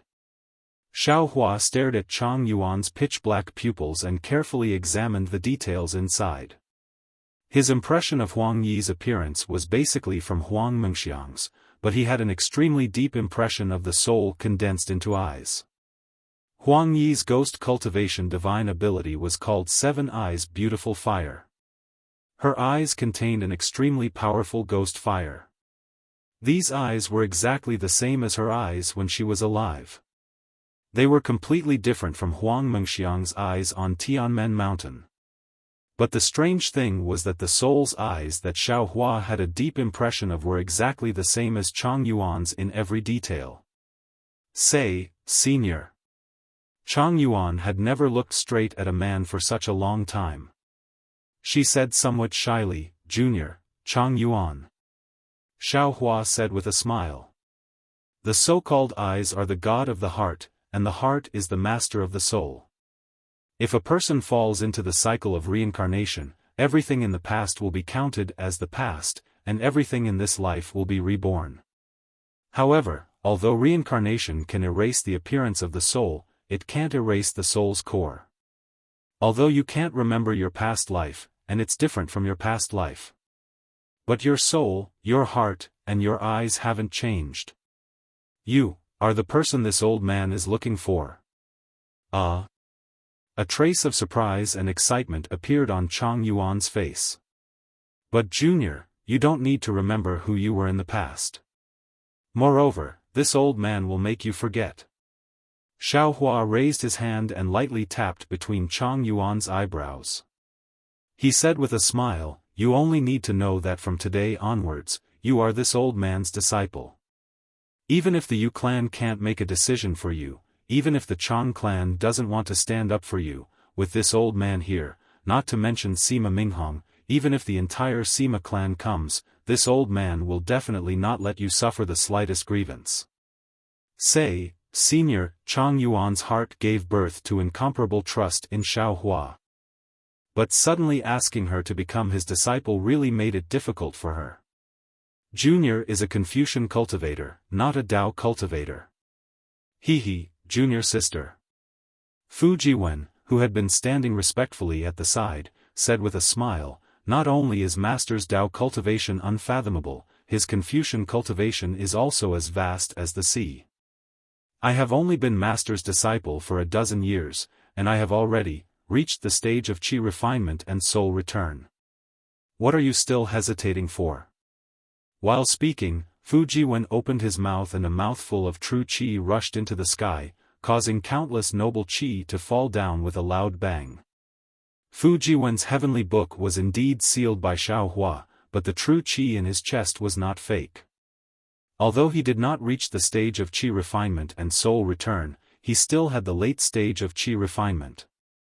At the side, Sima Minghong and Yu Yun's expressions changed.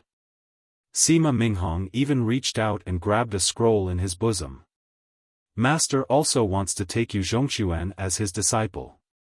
The two of you can be under this Zhao's tutelage, wouldn't that be a wonderful thing for eternity? Xiaohua said with a smile. But Chang Yuan asked again, Junior still doesn't know Senior's name, this old man is the Tao sect's Xiaohua. Xiaohua replied amiably. Although Xiaohua's voice was soft, in the eyes of others, it was no different from a bolt from the blue. What? You are Black Wind Mountain's Xiaohua, Taoist Master Xiao. Sima Minghong almost could not suppress his cry of surprise. At the same time, he suddenly thought of the attack that was blocked when he was showing his might. What? Do I not look like it? Xiaohua slightly frowned. He raised his eyes to look at Sima Minghong, who he did not know before. He did not understand why everyone was so surprised.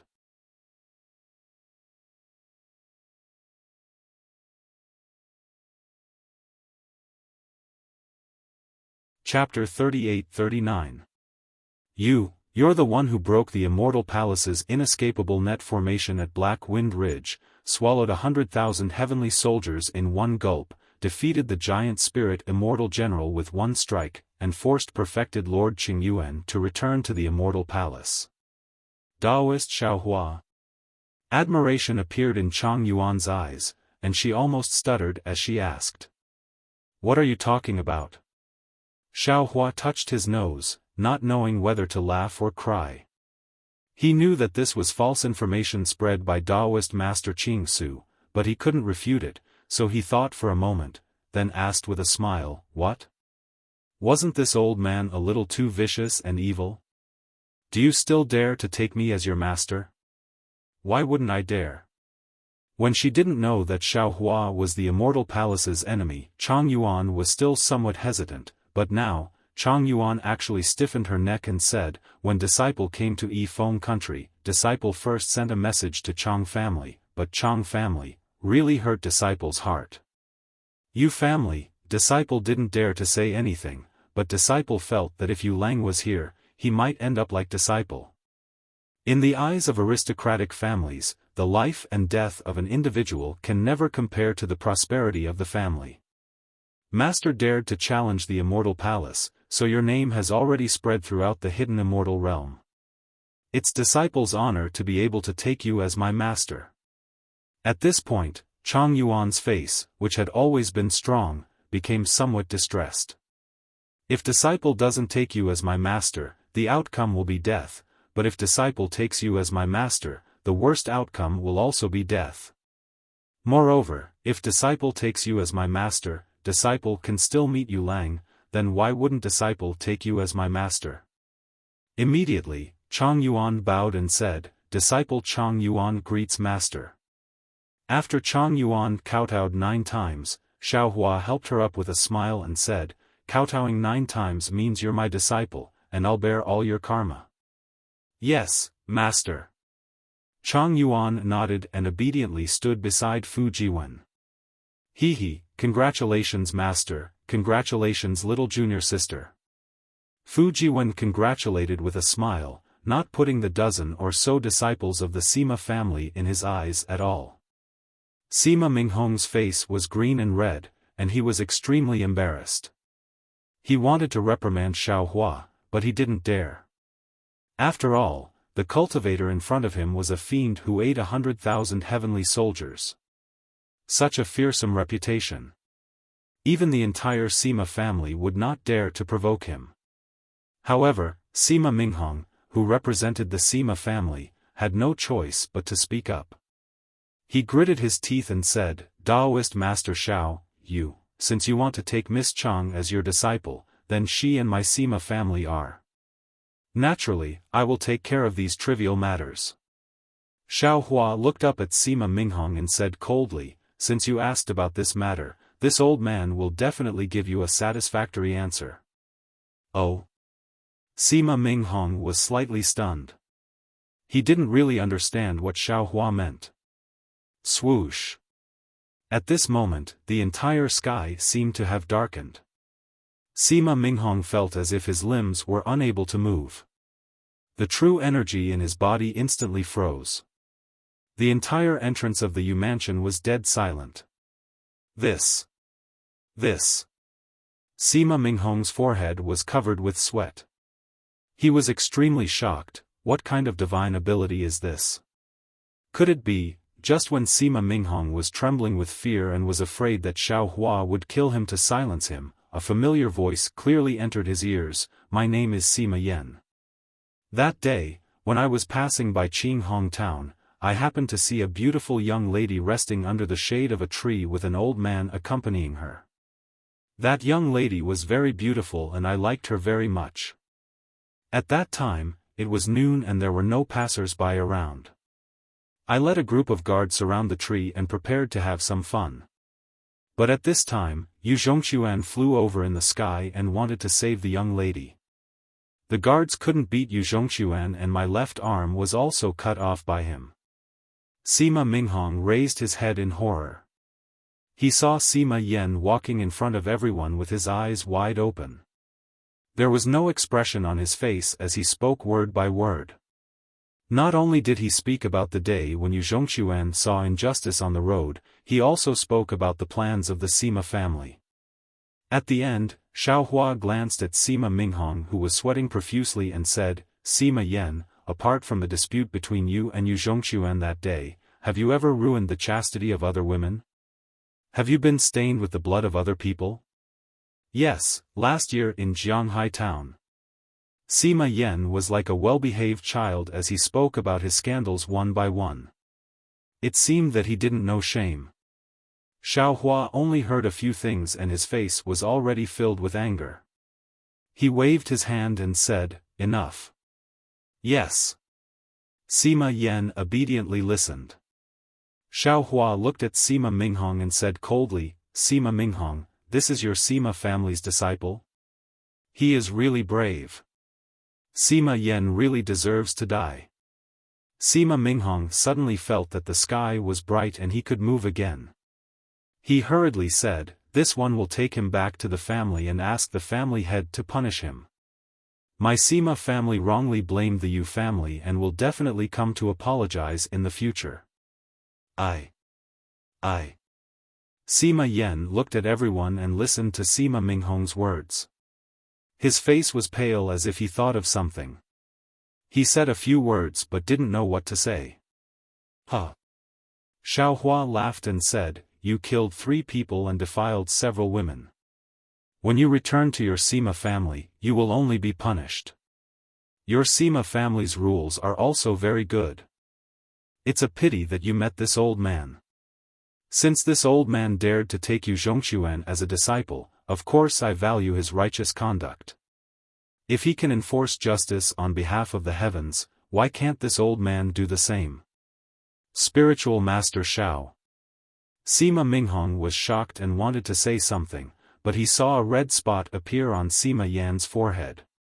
This red spot instantly spread to his entire face. "Io, Io." Sima Yan anxiously shouted and reached out to scratch his face. It was as if it was extremely itchy, but when his hand touched his face, a piece of flesh fell from his face. At the same time, the red spot spread to his hand and neck. Hee. Sima Yan was in pain and itchy. He couldn't help but scratch. After a while, his throat couldn't make any sound. His entire body curled up on the ground, barking like a dog and gasping for breath. Seeing this kind of miserable situation, even Chang Yuan, who had just heard Sima Yan's confession, couldn't help but close her eyes and not dare to look. After half a cup of tea's time, Xiaohua lightly said, "This is this old man's answer to your Sima family. You can leave now." Chang Yuan opened her eyes and only saw a few bones on the ground slowly disappearing in a pool of blood. Where was Sima Yan's corpse? Good. Sima Minghong clenched his teeth and said, "I will remember Spiritual Master Zhao's words. I will report this matter to my family's patriarch. And, take advantage of this old man's good mood and leave quickly." Xiaohua waved his sleeves and said, "You can find this old man to take revenge, but don't involve others. If this old man finds out that your Sima family is doing something else, don't blame this old man for being ruthless. I don't know if your Sima family's disciples can even fill the gap between this old man's teeth. Leave." Sima Minghong still wanted to say something, but when he saw Xiaohua sticking out his tongue and licking his lips, he was really afraid. Xiaohua's methods were unpredictable. Although he had an extremely powerful scroll in his arms, in the end, he didn't dare to take it out to test it. Seeing that Sima Minghong left with a dozen cultivators, Yu Yun and Yu Zhongli retracted their gazes from the sky. The two of them looked at each other and bowed at the same time. "Junior, thanks Spiritual Master Xiao for your help." "No need." Xiaohua ignored the two of them and said indifferently, "This Xiao has no fate with you. You don't have to thank me. Your enemy has already forced you to the city. If you can't defeat the enemy, I'm afraid that the enemy will be even more ferocious than the Sima family." Speaking up to here, Xiaohua hesitated and said, "However, this old man sees that the enemy is at the initial stage of a scholar. If you can't find enough help to resist, I'm afraid." Speaking up to here, Yu Yun's expression changed greatly and he exclaimed, "Murong Hanping? He actually personally went out to fight? Impossible, right?" Yu Zhongli said anxiously, "Murong Hanping is the state preceptor of Dong Lin Kingdom. My Yifeng Kingdom doesn't have a state preceptor." How could he? Xiaohua didn't care about Yu Yun and Yu Zhongli's surprise. He waved his hand and said, "Let's go, Chang Yuan. This matter has nothing to do with us anymore. Master will take you to find Yu Zhongxuan." "But, Master." Chang Yuan looked at Yu Yun and Yu Zhongxuan's ashen faces and couldn't bear it. She also understood Murong Hanping's power and said in a low voice, "Yifeng Kingdom is Yu Lang's home. If his home is invaded by Dong Lin Kingdom, what will he think? Moreover, if Master doesn't help, even if my Chang family sends troops over to help, the Yu family won't be able to avoid the misfortune of being annihilated. How will Master tell Yu Lang? Senior Immortal, save us. Senior Immortal, save us." Yu Yun and Yu Zhongxuan were still hesitating. Yu Heming, who saw that the situation wasn't right, immediately rushed over and knelt in front of Xiaohua, shouting, "This lowly one deserves to die." This lowly one actually didn't recognize Senior Immortal's appearance before. This lowly one really didn't expect that after so many years, your appearance hasn't changed at all. Back then, young master and you had never met, yet you were able to save him from the hands of bandits. Even seventh uncle Yu, who disliked Taoists very much, often talked about Senior Immortal's appearance after he left. Although seventh uncle Yu isn't here anymore and my young master isn't in the residence, this lowly one is still here. This lowly one kowtows to Senior Immortal and pleads Senior Immortal to save my Yu residence and the people of my Yifeng kingdom. This lowly one is willing. Yu Heming was willing for a moment but couldn't think of what he should say. In the end, he could only forcefully kowtow to the ground. Blood flowed from his forehead as he said, Senior Immortal has the world in your heart. You definitely can't bear to let the flames of war spread throughout Yifeng kingdom. Senior Immortal, please be merciful. Yu Heming was indeed anxious. He even praised the eminent monks of the Buddhist sect. However, seeing Yu Heming like this, other than Yu Yun and Yu Zhongli, the other Yu family guards also knelt on the ground. After all, Murong Hanping's power was well known in several countries.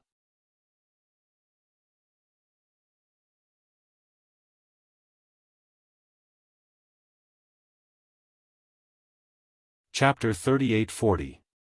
Yu Zhongli bit his lip and looked at his hesitant father, then looked at the noisy army in the distance. Steeling his heart, he lifted his official robe and knelt on the ground, solemnly saying, Junior Yu Zhongli greets Daoist Xiao. Junior will now go to battle against Murong Hanping. Junior does not dare to ask Senior to save Yifeng country, but after Junior leaves, the Yu family will belong to Yu Zhongquan. Senior, please consider your relationship with Zhongquan. Please extend your hand and save my Yu family. Looking at his own son kneeling down, Yu Yun's heart wasn't filled with grief, but with deep regret and self-blame. Previously, Xiaohua had said very clearly that he wanted to accept his son as his disciple, but he had mercilessly refused and even said ruthless words. But now, at this critical moment, how could he still plead with him? If he had formed good karma before, he wouldn't need to say anything now. Old ancestor. At this moment, a slightly immature voice sounded in the distance. A boy in an imperial robe, surrounded by a group of palace maids, came over in a dragon carriage. Along with this voice, another tyrannical divine sense swept over from outside Yifeng country's capital. This divine sense Yu Yun was very familiar with. Wasn't this the state preceptor of Donglin country, Murong Hanping? Yu Yun knew very well that back then, when Donglin nation invaded Xian nation, it was because of Yu Zhongquan and Chang Yuan's marriage alliance that Yifeng nation and Xian nation joined forces. Furthermore, with the help of Confucian cultivators who were familiar with the Chang family, Xian nation was able to escape a calamity. Now that Donglin country invaded again, because of Yu Zhongquan, Xian country couldn't send troops for the time being. Moreover, the situation in Yu province was delicate. Many Confucian cultivators couldn't act independently, and Yu family couldn't find suitable help to resist Murong Hanping. Yu Yun had always hoped that Donglin country would follow the old rules of hidden immortal continent. As long as a country didn't have a state preceptor, the state preceptor wouldn't go to war first. But he never expected that Murong Hanping would come personally. Since Murong Hanping came, Yifeng country was finished. Father. Just as Yu Yun was thinking, Yu Zhongli stood up and said, the monarch is here. Boy, immediately face the enemy, Daoist Master Xiao, it's all Junior's fault for being blind. Yu Yun knew that it would be extremely difficult for Yu Zhongli to return from this trip. He hurriedly looked at Xiaohua and said a few words. He gritted his teeth and was about to kneel on the ground. However, Xiaohua frowned and raised his hand, stopping Yu Yun. He said, you are Yu Zhongquan's father. There is no need to be so courteous. See. Xiaohua's words were like a bright sun in the dark night, instantly awakening Yu Yun's despairing heart. He sucked in a breath of cold air and hurriedly bowed. Junior's eyes were poor. Previously I wronged the Daoist. Now Junior earnestly requests Senior, to accept my son as a disciple. My Yu family also regards the Daoist as a master. At the side, Fu Jiwen naturally knew what his master was thinking. He was afraid that Xiaohua would be put on the spot, so he hurriedly said with a smile, "Master. Uncle Yu loves his son dearly. Previously, it was indeed somewhat inappropriate for us to rashly visit. Now, for the sake of junior sister's face, please forgive them." N. Xiaohua nodded and waved his hand, "Get up. This old man is willing to accept Yu Zhongquan as a disciple, but I don't want to accept the entire Yu family." "Yes, yes." Yu Yun was overjoyed and hurriedly nodded. "Junior understands, Junior understands." Xiaohua looked at the dragon carriage that stopped in the distance and frowned again. Now that this old man has formed a relationship with the Yu family, this old man can certainly stop the state preceptor of Donglin country. However, Yu Yun, don't forget that this old man is a Daoist cultivator. The Immortal Palace wants to capture me. Once this old man makes a move, your Yifeng country will be blackmailed. Daoist Xiao is famous for hiding immortals, but the Immortal Palace doesn't seem to have issued an immortal order to arrest him. Yu Yun smiled bitterly. And now that things have come to this junior can't care too much. Daoist, please make a move. Is Murong Hanping a member of the Murong family? Xiaohua suddenly asked. Of course. Yu Yun was slightly stunned. A disciple of the Murong family actually bullies the weak like this? Xiaohua asked curiously. Murong Hanping is just a disciple of the Murong family's side branch. Yu Yun smiled apologetically. If he was a disciple of the Murong family's main branch, how could he come to Donglin country to be the state preceptor? So it's like this. Xiaohua nodded slightly and said, "This old man understands.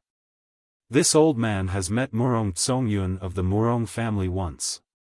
Murong Hanping had already released his divine sense, but Xiaohua was still talking leisurely. Yu Yun was a little anxious, but when he heard that Xiaohua had met Murong Tsongyun once, he was delighted and said anxiously, "Murong Tsongyun is a member of the Murong family's main branch. If Daoist has her keepsake, you only need to take it out and you can make Murong Hanping retreat. This old man has only met her once. How could I have a keepsake?" Xiaohua smiled. This old man just wants to find a way to satisfy both sides. When Yu Yun heard this, his heart was filled with gratitude. He turned to Yu Zhongli and said, Go and tell the monarch that my Yu family will send people out to fight." "Yes, father." Yu Zhongli replied and hurriedly rushed over. The monarch of Yifeng country was just a puppet in front of the Yu family. Yu Yun's words were the imperial edict in Yifeng country. "Master, if it doesn't work, let this disciple go out to fight." Fu Jiwen volunteered. Xiaohua shook his head. "If you weren't sealed by me, you would definitely be able to do it. But now, you are not Murong Hanping's opponent." "Sealed?"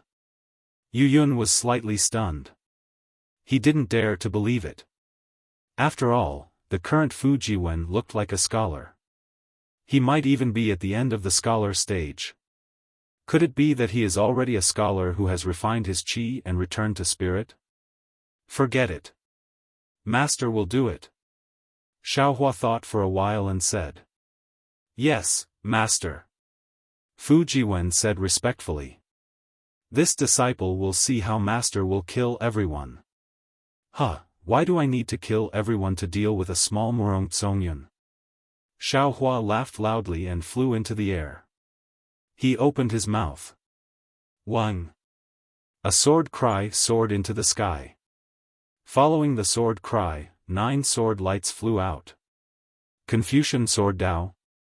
Yu Yun stood on the ground, feeling the surge of Zhen Qi around Xiaohua's body. That sharp sword qi was surging within a radius of several hundred zhang. Every strand of sword qi was accompanied by a strand of righteous qi. It was the pure cultivation of a Confucian cultivator of the sword. Yu Yun couldn't help but be shocked. He knew that what Fu Jiwen said before was true. While Yu Yun was shocked, the 9 sword lights had already flown out of the capital of Yifeng country. These 9 flying swords were like 9 stars in the sky. Every time they flew, there would be a soul-stirring sword cry emitted from the sword lights, producing an extremely powerful sword force. Moreover, a huge amount of noble spirit rushed in between the rumbling of the sword lights. The noble spirit clustered around the sword lights as if it was clustered around a king. The sword intent of the 9 flying swords condensed into one and streaked across the sky, landing in front of a Confucian cultivator wearing battle armor. This Confucian cultivator was tall and sturdy, with a handsome face. A kind of arrogance that came from being in a high position for a long time involuntarily appeared between his brows. This Confucian cultivator was the state preceptor of Donglin country, Murong Hanping. However, at this time, how could Murong Hanping still feel contempt? Looking at the flying swords whistling through the air, all his previous plans turned into dust and dissipated in the sword qi. How is this possible? When did the Yu family make friends with a master stage cultivator? Regardless of whether it was the information obtained or the clear eyes technique, there was no mention of such a powerful figure. Could it be that the Sima family's disciple just flew away, not because of my army attacking the city? Murong Hanping sensed that this murderous sword qi had completely enveloped him. The true qi in his dantian was rapidly vibrating in this sword qi. A feeling of powerlessness arose in his heart. Could it be that man proposes, God disposes? But if I retreat without a fight, how can this old man explain it to him? Murong Hanping naturally knew that he was definitely not the opponent of the flying sword's master. If it was a normal situation, he would have retreated long ago, but now he was unwilling. Or perhaps he didn't dare. Thinking that he was nothing more than a chess piece on someone else's chessboard, Murong Hanping clenched his teeth and extended his hand to take out an old scroll from within his armor. Under the urging of true qi, he raised his hand and threw it. Clang! When the scroll unfolded, a sword cry like that of a ferocious bird rushed out. In an instant, a splendid sword qi similarly rose up like the rising sun. Boom! Like a whirlwind sweeping away the clouds, the awe-inspiring qi within a radius of a dozen li from outside the capital of Yifeng nation crazily surged into the sword light. Within the sword light, an inscription of the word sword that was at least 100 feet in size stood majestically. Just as this sword qi character appeared, each stroke began to tremble. Enormous sword qi sounds rang out incessantly. There was simply no need for Murong Hanping to do anything. That Mingwen had already sent several dozen flying swords to meet Xiao Hua's 9 stars transit of the sun, Ka. Several flying swords collided with each other in a flash. Thousands of sword qi danced in the air, and all kinds of brilliance overflowed in all directions. The deafening roar resounded through the entire horizon. Murong Hanping urged his true qi to do his utmost to resist the incoming gale. He widened his eyes and used the clear eyes technique to stare fixedly at the sky. A rare kind of expectation appeared on his face. Unfortunately, in merely a few breaths of time, a flying sword that was like a 9-colored dragon flew out from the sword qi and directly landed on the scroll in midair. That scroll shattered like paper. Boom! At the same time that the scroll shattered, even more sword qi transformed into fragmented inscriptions that filled the sky and fluttered like snow falling from the sky. How is this possible? Murong Hanping was completely dumbfounded. Even when the flying sword broke through the scroll and once again landed on top of his head, it was as if he didn't feel it. This is a scroll written by the sage of literature. How can it be so weak? However, the sharp sword qi on his forehead immediately woke him up. Under the sword qi, the space between his eyebrows and other places split open, and streaks of blood seeped out. Murong Hanping didn't have the slightest doubt that as long as the opponent thought about it, his head would be separated from his body. This was something that he, as the teacher of a nation, had never encountered before. The streaks of blood condensed into drops of blood and slowly flowed down, streaking across Murong Hanping's cheek. Murong Hanping didn't dare to move. That flying sword was heavier than any mountain he had ever seen. You're tuning into the Xiaofan's Wuxia Tales YouTube channel. Don't forget to subscribe and join us on this journey to catch the most captivating stories.